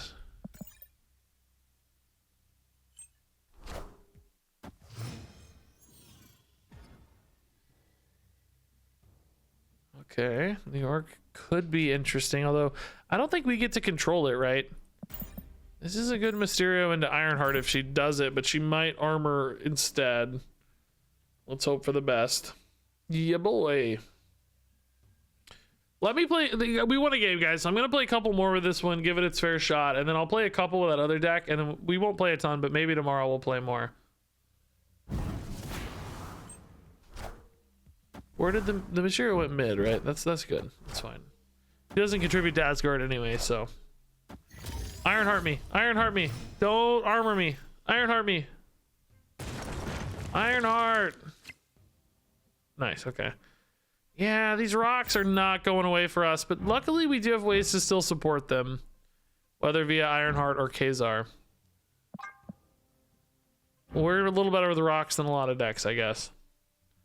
We're never winning Asgard, but that's kind of okay, because I kind of just want Khazar anyway. Okay, thank God I didn't hit Ironheart. That's good news. Oh, no, no, no, don't, no.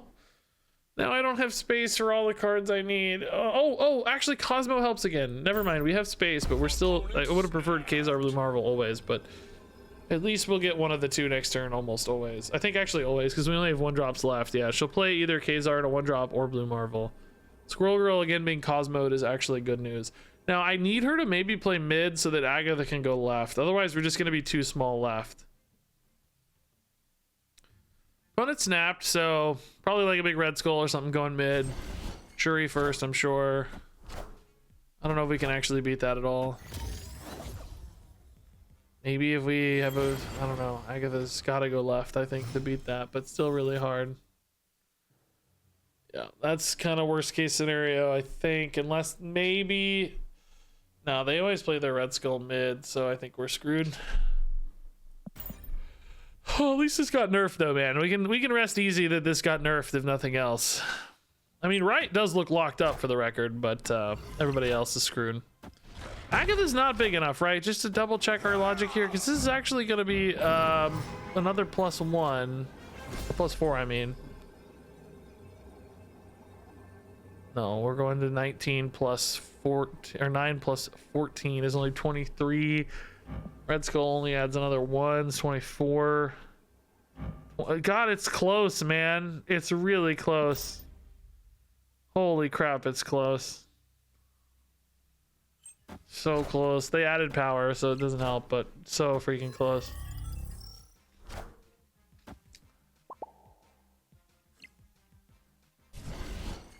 Without Titania, it's 1 point off. That's so close.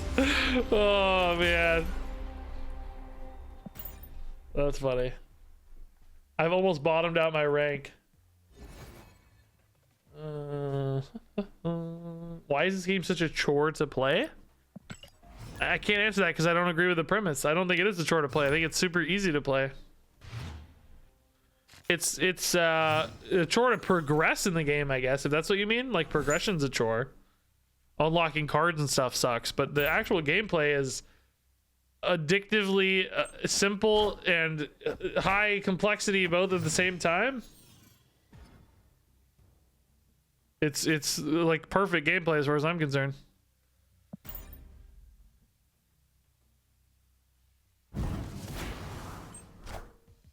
I mean, to climb rank, I guess I don't find it too much of a chore to climb rank personally, but yeah, it just got a lot easier for the record. They just cut the climb in half, so that might help if that was what you were thinking about. But yeah, I do hear people say that a lot. I do hear people say that.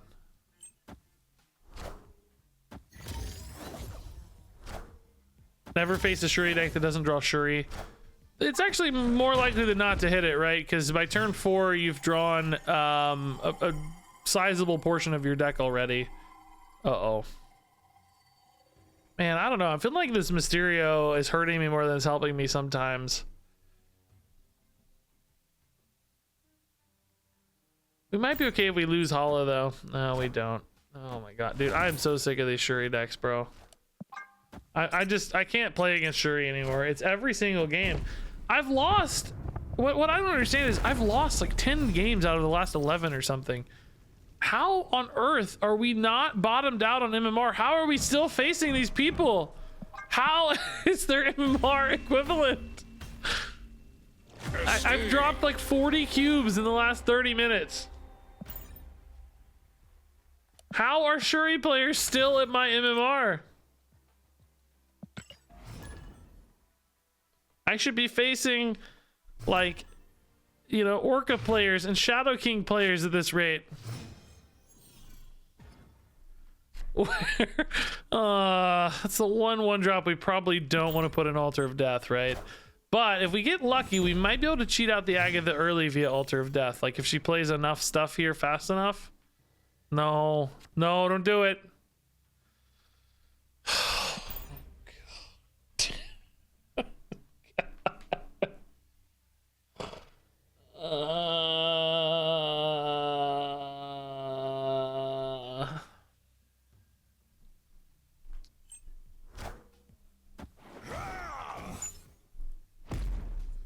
The opponent must be very confused. I mean, technically that's better than playing him on Oscorp Tower, right? Technically. That's actually pretty good. Korg there is nice. So she'll play herself next turn. This is a 9 power play with America Chavez, right? So that's not bad. As long as she doesn't play herself an Altar of Death, we're probably actually in an okay spot. But this is yet another Shuri deck. Okay, didn't play Altar of Death. That's good. This is like our 4th straight Shuri deck, man. It's weird to me that I'm fighting more of them as I've been losing. I thought my MMR was dropping a ton. Maybe it was actually pretty decently high before. I don't know. Felt like I was playing memeier decks with a higher MMR. And now that I've been losing, we're playing more real decks. Maybe it's like people on their climb or something. Maybe we're like playing people in the 90s or something, tryharding. Oh, maybe not Shuri, actually. Or is this generated? Oh no, that's just generated, okay. So we can win Altar of Death with Squirrel Girl, right? The question is, can we win anywhere else?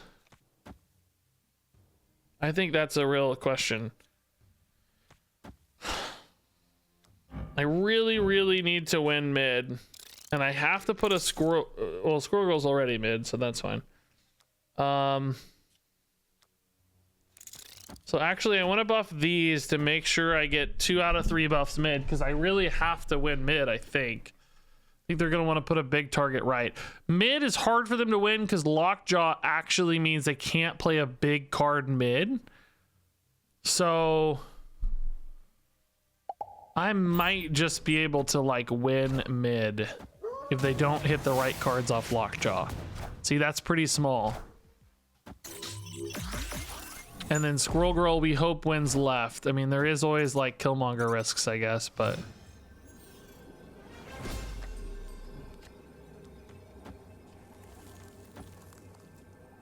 I think this is the right call. I could maybe try to pivot and also win right, just because they're limited on the number of plays they can make. Like, we could just do this. We're still at 24, 27 here. And then Dracula's also kind of contesting right as well. This actually isn't bad. If they have a Killmonger, we lose, but they'd have to play something else small first because of the 0. I mean, this is worth playing out, right? 27 should be enough here. Why not Chavez? She gets pulled by Dracula anyway, so I'm saying, like, I can contest both.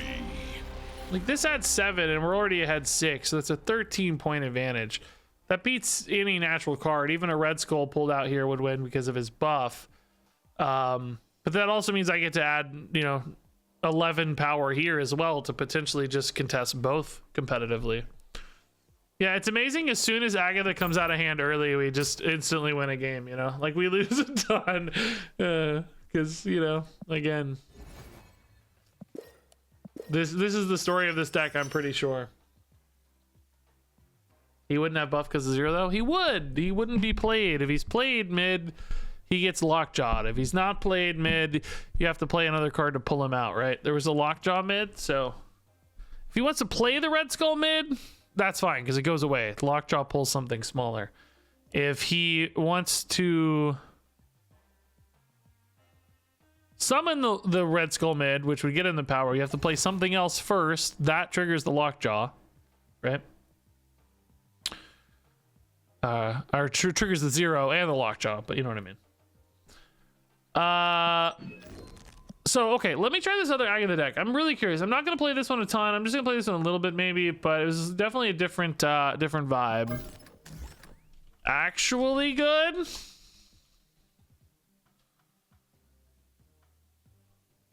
Maybe.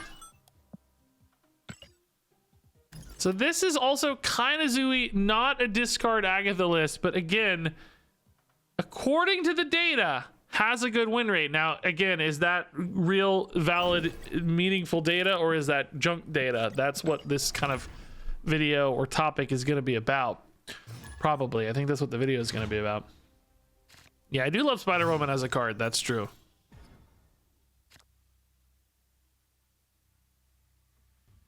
Okay.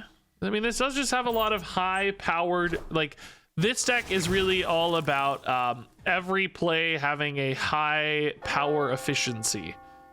You know, this deck wants to play as much power per energy as possible. So if you look, basically every card, except maybe Captain Marvel, does that. And maybe Morph, but, you know, he's kind of a high roll, too, potential sometimes. Okay. Scorpion Crossbone's gone. That's fine. Whatever. Thor mid would be awesome if she plays Thor mid. Morph is also chill. Let's see, man. Maybe we get like a null or something. I don't know. Galactus wouldn't go off. Oh, I called it. I called it. Galactus wouldn't go off, he says. Oh, that's amazing.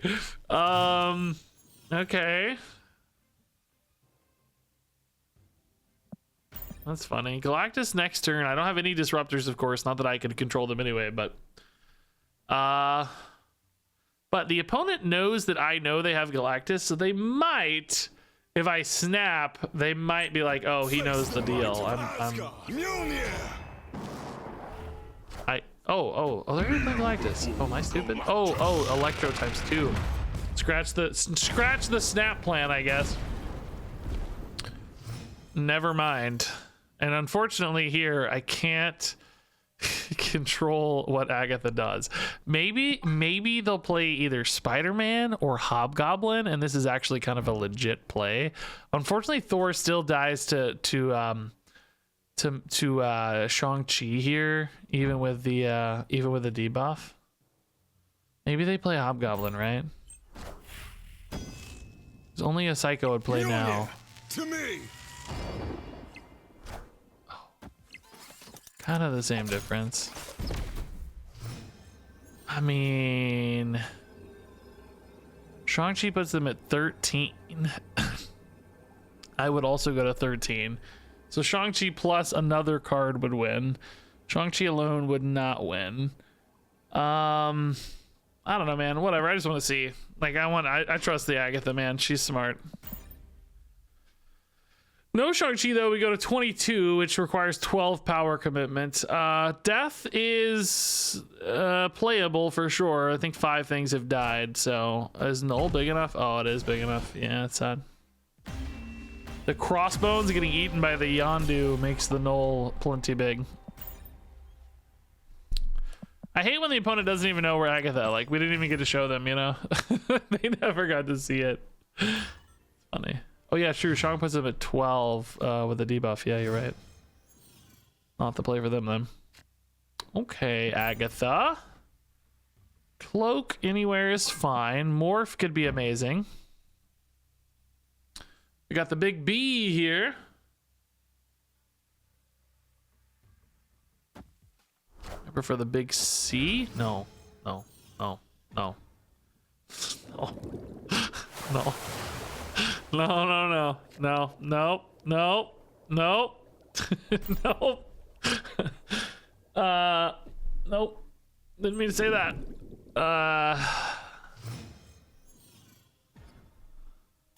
Icebox. Morph? I really wanted to play Morph, man. Crossbones left is pretty chill. Wonder if this is like a Spectrum deck that Ebony Maw went so hard right so fast. Like, they didn't even hesitate, man. Well, I kind of... Oh, this is spicy. I like this play. Still get to play the crossbones, but also split out our stats to contest Ebony Maw. That's pretty spicy, man. Oh, Agatha's coming down early too. This is cool. Sunspot moving though on the cloak does give them a lot more ways to contest right, which is a little unfortunate for us. Oh, that's overkill. That's too much power. Too much all in one place. Can we do anything cool with like a morph or a Captain Marvel or maybe just a Spider Woman? I mean, Spider Woman's pretty legit. This feels safe, right? Spider Woman's huge. 11-point swing. We are down though 11 actually. Ooh. We're down more than I thought. Maybe actually Spider Woman. Well, we're down more mid, but I guess the question is how much are they going to add? If they go for an Odin, which I think is their most likely outcome, going to what, 22? I debuff them to 18, but I only add 10, so I only go to 16?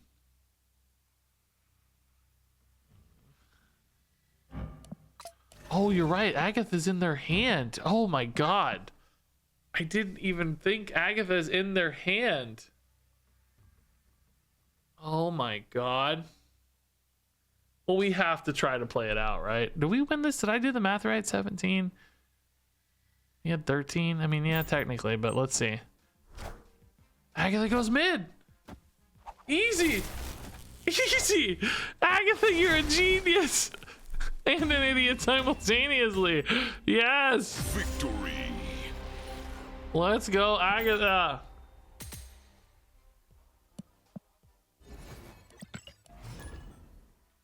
Man.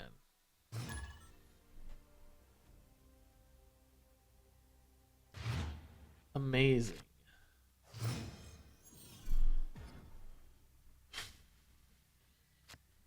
It's Ebony Maw. You should have not panicked since the beginning.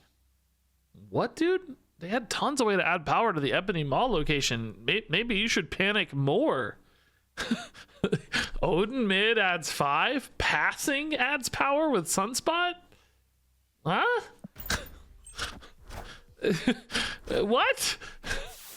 Just, you know, I might be misinterpreting. You know that you can still add power to Ebony Maw locations, right? Like there's plenty of ways to do that. And in fact, a lot of decks utilize that specifically as a, you know, as a bait and a way to add surprise power. And if they're running Ebony Maw, they usually plan to add power to the Ebony Maw location. I don't understand what you mean by I should disregard an Ebony Maw location. That seems like very bad advice. Oh, you're saying with the Agatha. Yeah, no, I think that's fine. I as we saw, I didn't recognize the Agatha till the end. Like, yes, that's why I said we're fine and hit in turn. But I didn't spot the Agatha play at first, man. Come on. You saw that happen. You were here. Ooh, Agatha's a genius. And you said since the beginning. That's not, it wasn't since the beginning. It was since turn 5. You must understand the communication hiccups here, right? Like, you understand why I'm not on board with this exactly? Does Captain Marvel, oh, nice. Okay. Victory. Captain Marvel just always wins mid, right? So that was a quick, fast Agatha game.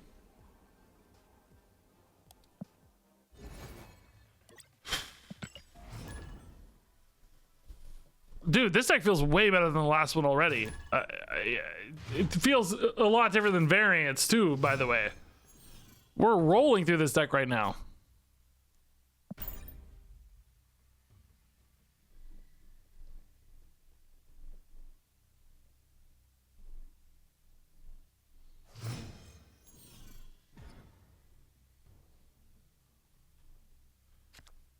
Cloak or Scorpion? Neither. Okay.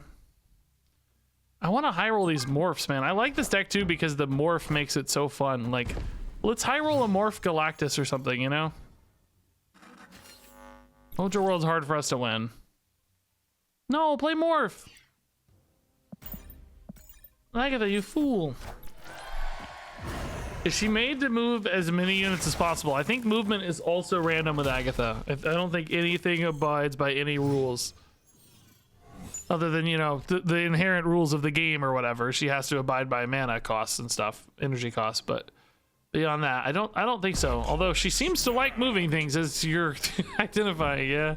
Although I like Mojo World twice here. That snap to me indicates that you hit Galactus, and it's playable right now.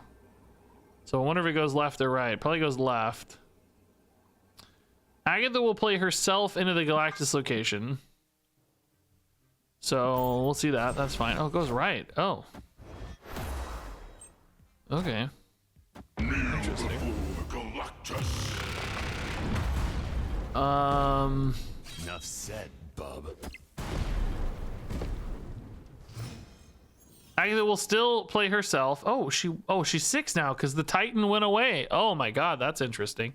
This is actually kind of perfect because it dodges Shang-Chi and lets me scale off Sunspot as well, which dodges Shang-Chi. And dodges Spider-Man. Holy crap, we're up by 12 and we're adding 6. No, it's not even a big null, right? This should be fine, I think, honestly. We dodge everything. Spider-Woman was the perfect play. What could this be? Oh, that's... You just know that loses. I don't understand. Victory. What? I mean, you just know that loses. I don't understand.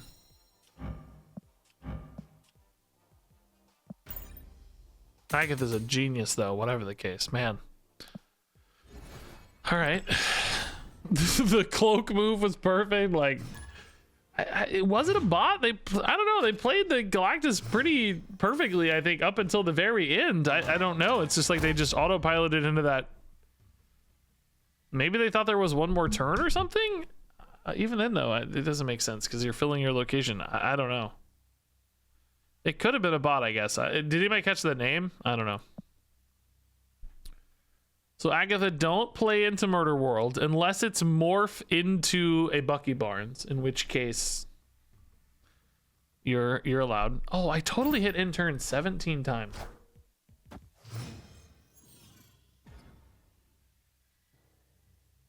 Agatha Galactus. Now that's a deck plan. I like that. Sadly, she played off curve there a little. But that's okay.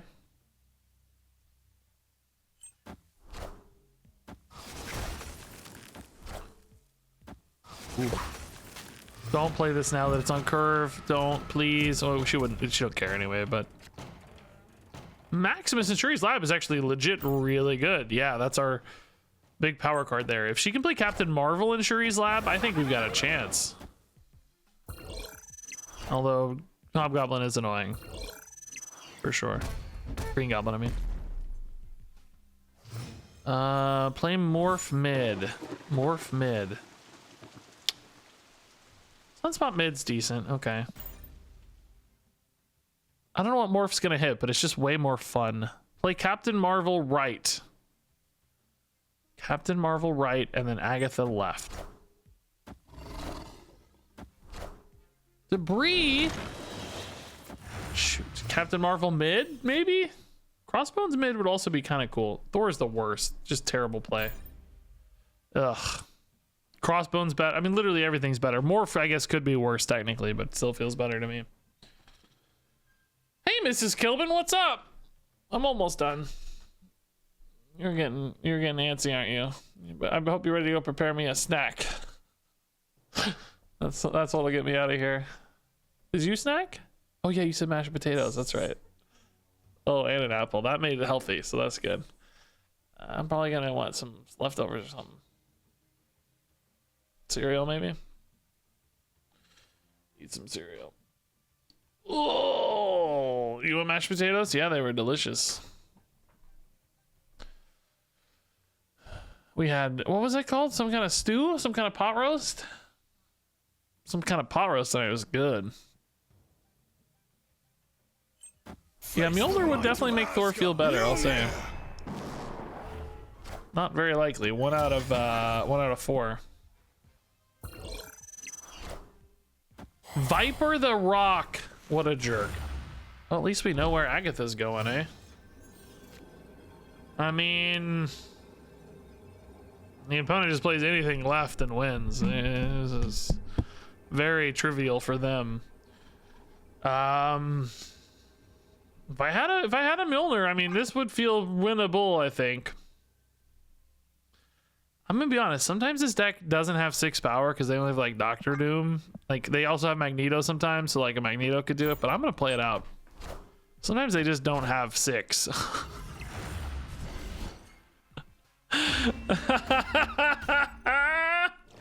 Me and Agatha both are geniuses. Didn't that win left always? Like, isn't that a guaranteed win left? Maybe they were scared of the Thor, I guess.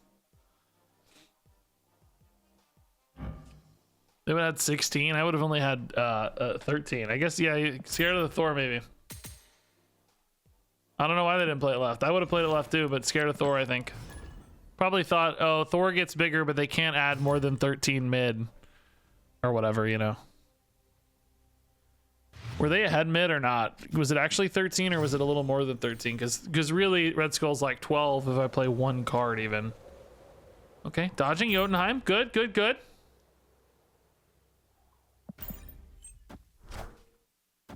Stay out of Jotunheim. It's cold. Crochet, not so good. Oh yeah, she's gonna move out though. She knows. She's gonna move Iceman out. She's like, no, we're ditching Jotunheim and Necrosha. She's really smart.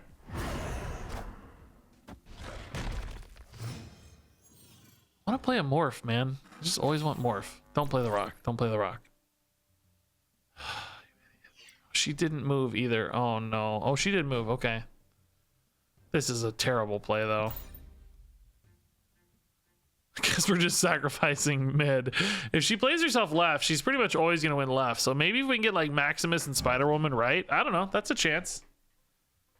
You're convinced she always moves?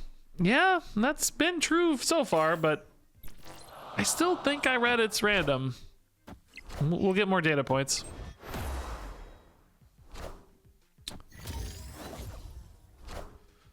Iceman, Spider-Woman means Spider-Woman never gets played. That's kind of sad. Crossbones, Crossbones still good ride if we take it here, but that means I have to play nothing.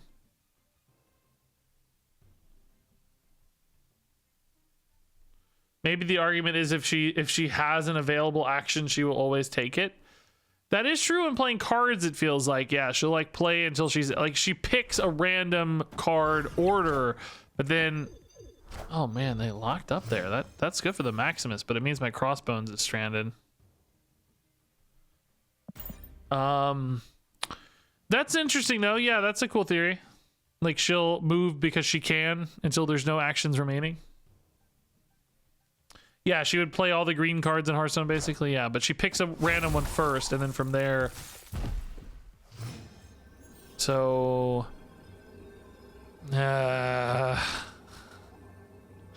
nah, I don't feel good about this, man. They just have to play anything to Jotunheim. That's the only place they want to play anyway, right? Like, maybe they think the Sunspot can get big enough, but that would be insane because we're already tied. This is 100% a loss. You should retreat, but let's see if they mess it up somehow. They don't. They do not. I like letting people know that I'm Agatha, though, if nothing else. Man, if we played that Sunspot mid, we had a chance here. If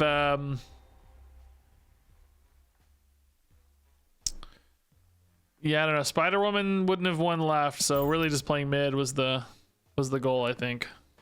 Still gonna be hard to win though. Yeah, it wasn't bad. I was just playing Agatha, exactly. I bet there's people who've played me on ladder and like kind of recognize me or like, wait, that's that guy Regis, and then it's like, oh no, he thinks I'm bad. I was just playing Agatha, bro. I'm not bad. I'm not bad. That's always my excuse.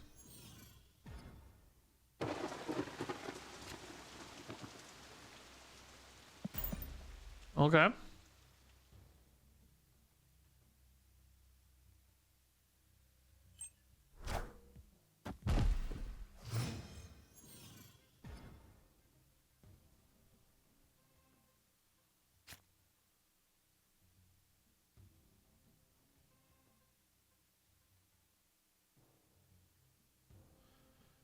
Okay, Thor is actually pretty legit. Yeah, I still haven't seen the morph that I want, but I'm okay with Thor. Raph, it looks like we're not contesting, so that's gone. I mean, Mjolnir can catch it up, but Scorpion's bad. Oh, maybe not too bad. We're still filling the curve, importantly. This gives me a chance to draw Mjolnir. Thank you, Agatha. Mr. Negative's scary, though. Ooh. Strange Academy could fill Raph for us as well, which is kind of funny.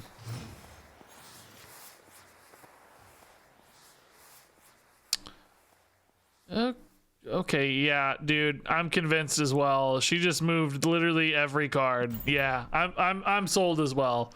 I think she always moves if she can. I feel like she always moves. That was really suspicious, right? Like she really went hard on that. Oh, Limbo. Interesting. So I get a turn post Agatha here. That could make a big difference. Let's see.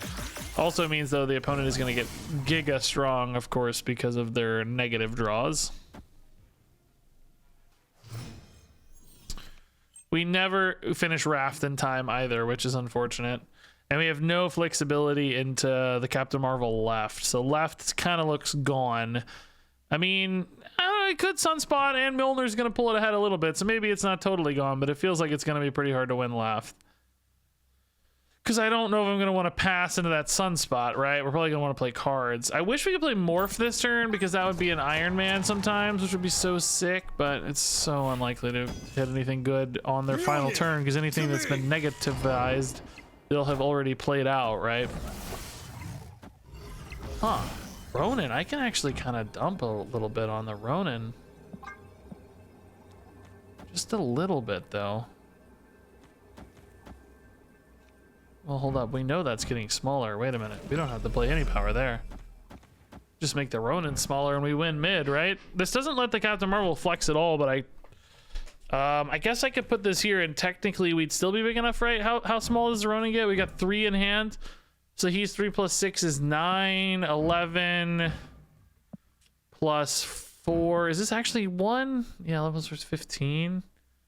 So this is 16. Yeah, this lets the Captain Marvel move, right? I think. Is 12 here ever enough? I don't think so, but negative decks are insane. 1 Iron Man here is already 10. Mystique here instantly wins here, so probably still a loss, but interesting nonetheless. Oh wow, they went really hard right. Now that actually surprises me a lot. Blue Marvel. Mystique. Oh my goodness. That's a tie mid already. Wow. Dude, that's cool. Higher, further, faster, baby. I don't think I've seen an Onslaught Mr. Negative deck before. That's really cool. Really fun. And what a turn 7 was. Oh, this was generated. Oh, you're kidding me.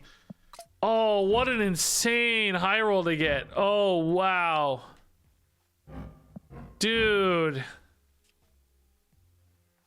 What an insane roll. That added, well, 2 power per unit really is what it added, right? Because these each add 1 and this adds another 2. So this added 8 power here and 4 power here.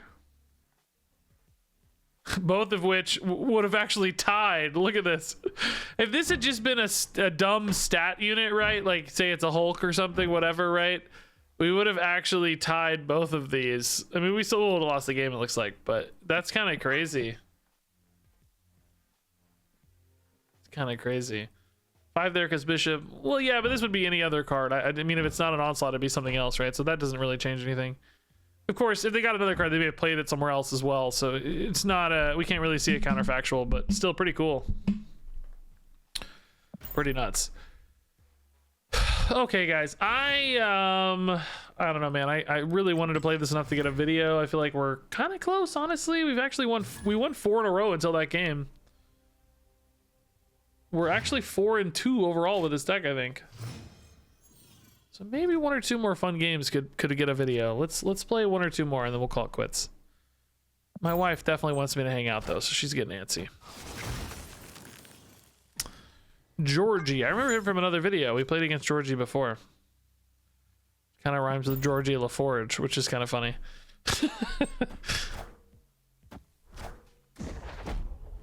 Which is kind of like Geordie LaForge, right? It's not actually Georgie.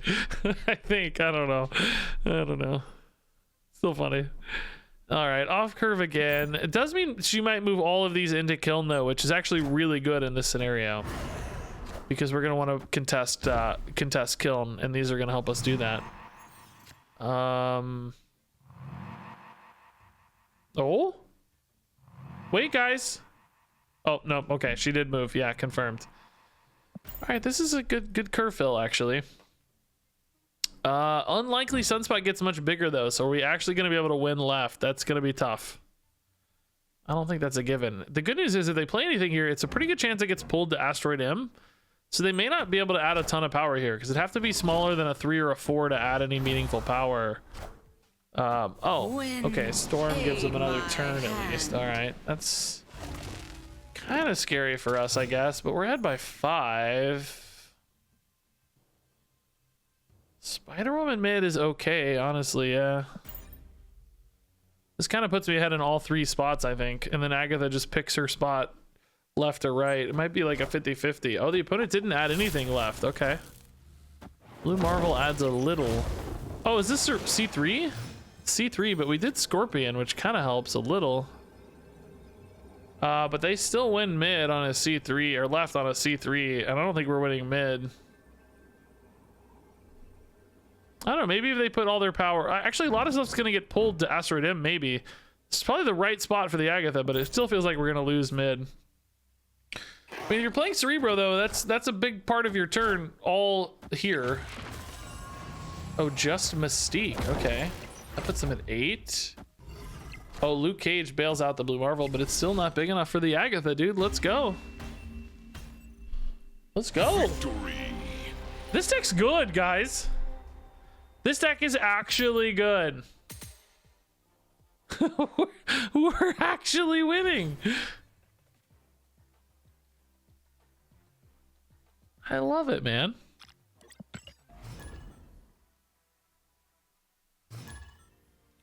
What's with wives always want to hang out? I don't know, man.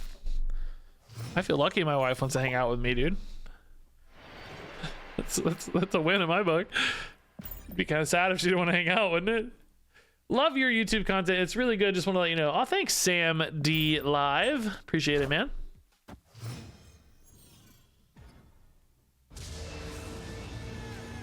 Bifrost. Nowhere is actually not too risky in this list. Morph is really our only big whiff. I guess Thor kind of, yeah. Maximus would actually be great in Nowhere. Wolverine. Okay, that might be a Galactus list, which they could not play in Nowhere, perhaps. No, Agatha, you idiot. You're just giving them cards for nothing. You actual goose. Oh, wow.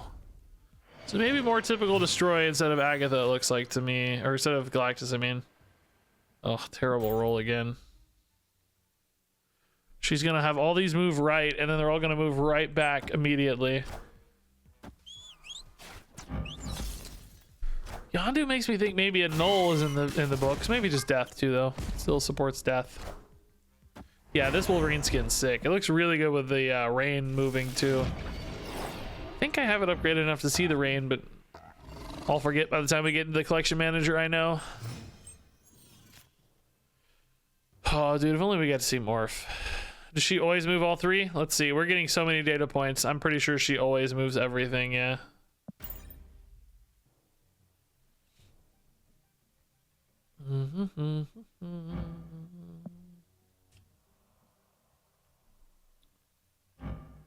Captain Marvel's good, but I just don't feel like we're gonna have enough power to make it like actually useful. Wave for Death Wave as well. Actually, only 3 cards have been destroyed, so Death is definitely cheap enough to get played. You only need 2 for Death to proc there. This Captain Marvel, man, and this Agatha being discounted actually gives me 14 here, which is a meaningful breakpoint against Death. And then we're big enough to win here. This is not impossible. The only problem is they don't have to play anything mid because Captain Marvel's too small. That's the real downside here. So They can actually play right and left. You know, if they have the right set of stuff, obviously this is a win. They just need to have it basically. Oh yeah, that's too big too. Higher, further, faster, baby. Almost, man. If we just had that one extra power here, right, we'd be set.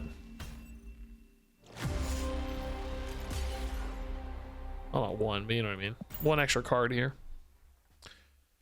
All right.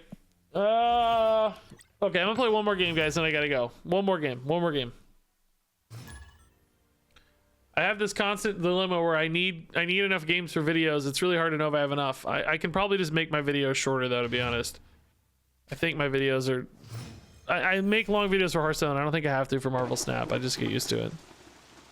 All right.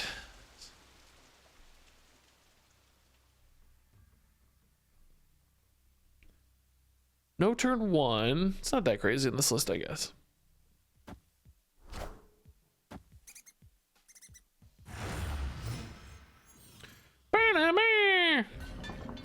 Hey, thank you, Whitland Timbers, man. That's nice. Can we get a cool morph? I want one cool morph game. She seems to never like playing him. Morph does not participate in any particular November activities. Oh, never plays him, man. Now I need her to play Crossbones, though.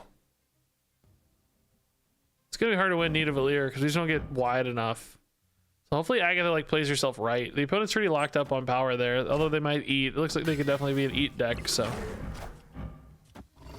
all right, we're ahead left pretty powerfully right now. Morph, yes, off curve, but we take it. I just want to see not a carnage basically here. Venom would be okay. I'd take a Venom, just not a car. Well, actually, Venom is still bad, but not a. Oh, maybe like an Iron Man. 4 power demon. The Bast on the demon. Are you kidding me? Captain Marvel's good, but I don't think it's gonna be good enough. If Agatha goes mid in particular, like it's just too easy for small cards to beat Agatha mid.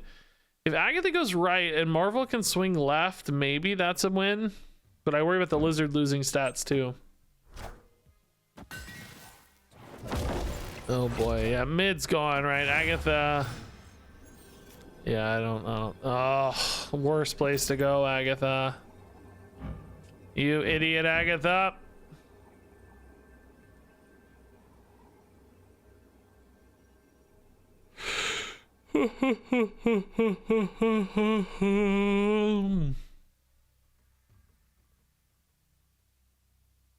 Opponent snapped. Yeah, let's retreat. All right, one more game. I lied. I just really wanted one more win, so when I said one more game, Escaped. that's what I meant. But you know, sometimes the game demands more of you. So one more game. 8 Cubert for Agatha. Let's go. I believe in it.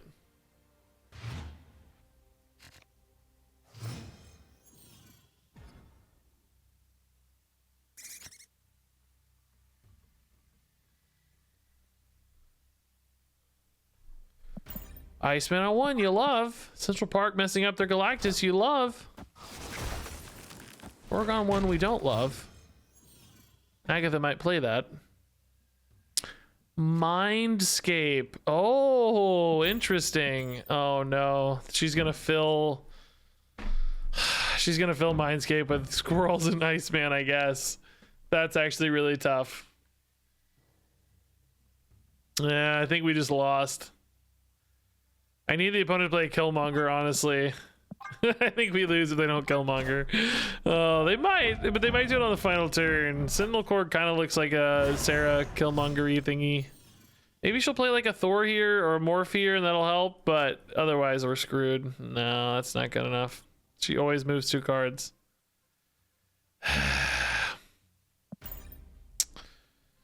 I mean, with well-timed plays like Crossbones here and Agatha here, we could still win this, right? 16 here, 14 here. Like, it's not impossible. But this is gonna make life tough.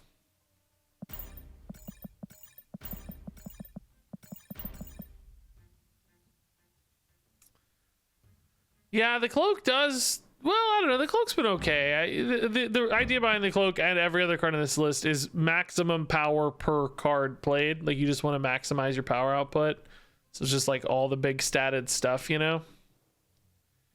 Yeah, I am going to be giving them Agatha. So we know their final turn is going to be fairly weak a lot of the time. Face the might of Asgard. Or at least fairly one directional, let's say.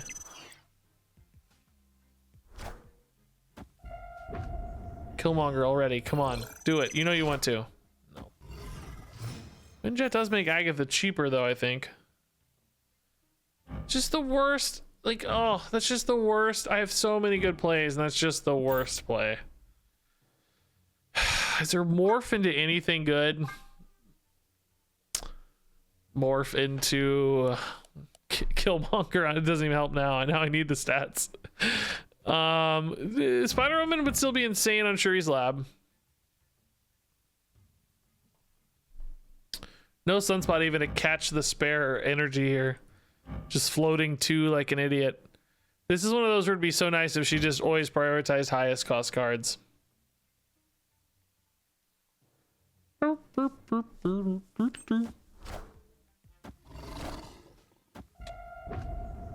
Okay. I think we actually have any way to abuse that, unfortunately. Again, she picked the wrong freaking spot. It is a big play, though, so, I mean, maybe it's not impossible. We top deck Mjolnir, we take their hand, you know, maybe they have a Blue Marvel they forget about or something. Mindscape can change everybody's life, right? Who knows? Maybe just Sentinels are good enough, right? Who knows? Devil Dino is awfully big, though. That said, their hand is getting smaller because of Mindscape. Oh, also, they gave me a Shang-Chi. And we get the Mjolnir. Do we Shang-Chi here? Well, they have to play Agatha, right? So we know that they said I don't believe you. So they're only playing one card, and if it goes here... Oh, we're revealing first. You're kidding me. How are we revealing first? Oh no, if it goes here, they win. If it goes here, they win. They're actually, it's a 50-50 on reveal order. We're both ahead by one. Oh my god, bro.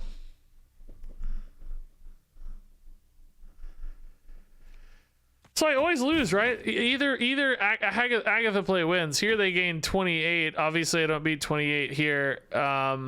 The Shang-Chi only kills Devil Dinosaur, and if they play Agatha here, I lose here, so I just always lose. They don't know that, though, so let's snap. They may be frustrated by the Agatha. They don't seem to care.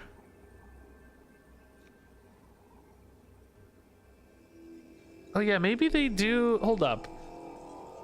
Agatha's 14 here, but they're losing 13. Maybe I actually do win if they play Agatha left. They never play Agatha left, though. Well, she plays herself, so... Oh, it worked! Oh my god, it worked! It worked, it worked, it worked, it worked, it worked, it worked. So basically, yeah, I had a 50-50. If Agatha goes left, I do win, because they're only netting 1 and I'm netting 3. I was thinking Lizard goes away too, but he doesn't because I'm destroying a dinosaur.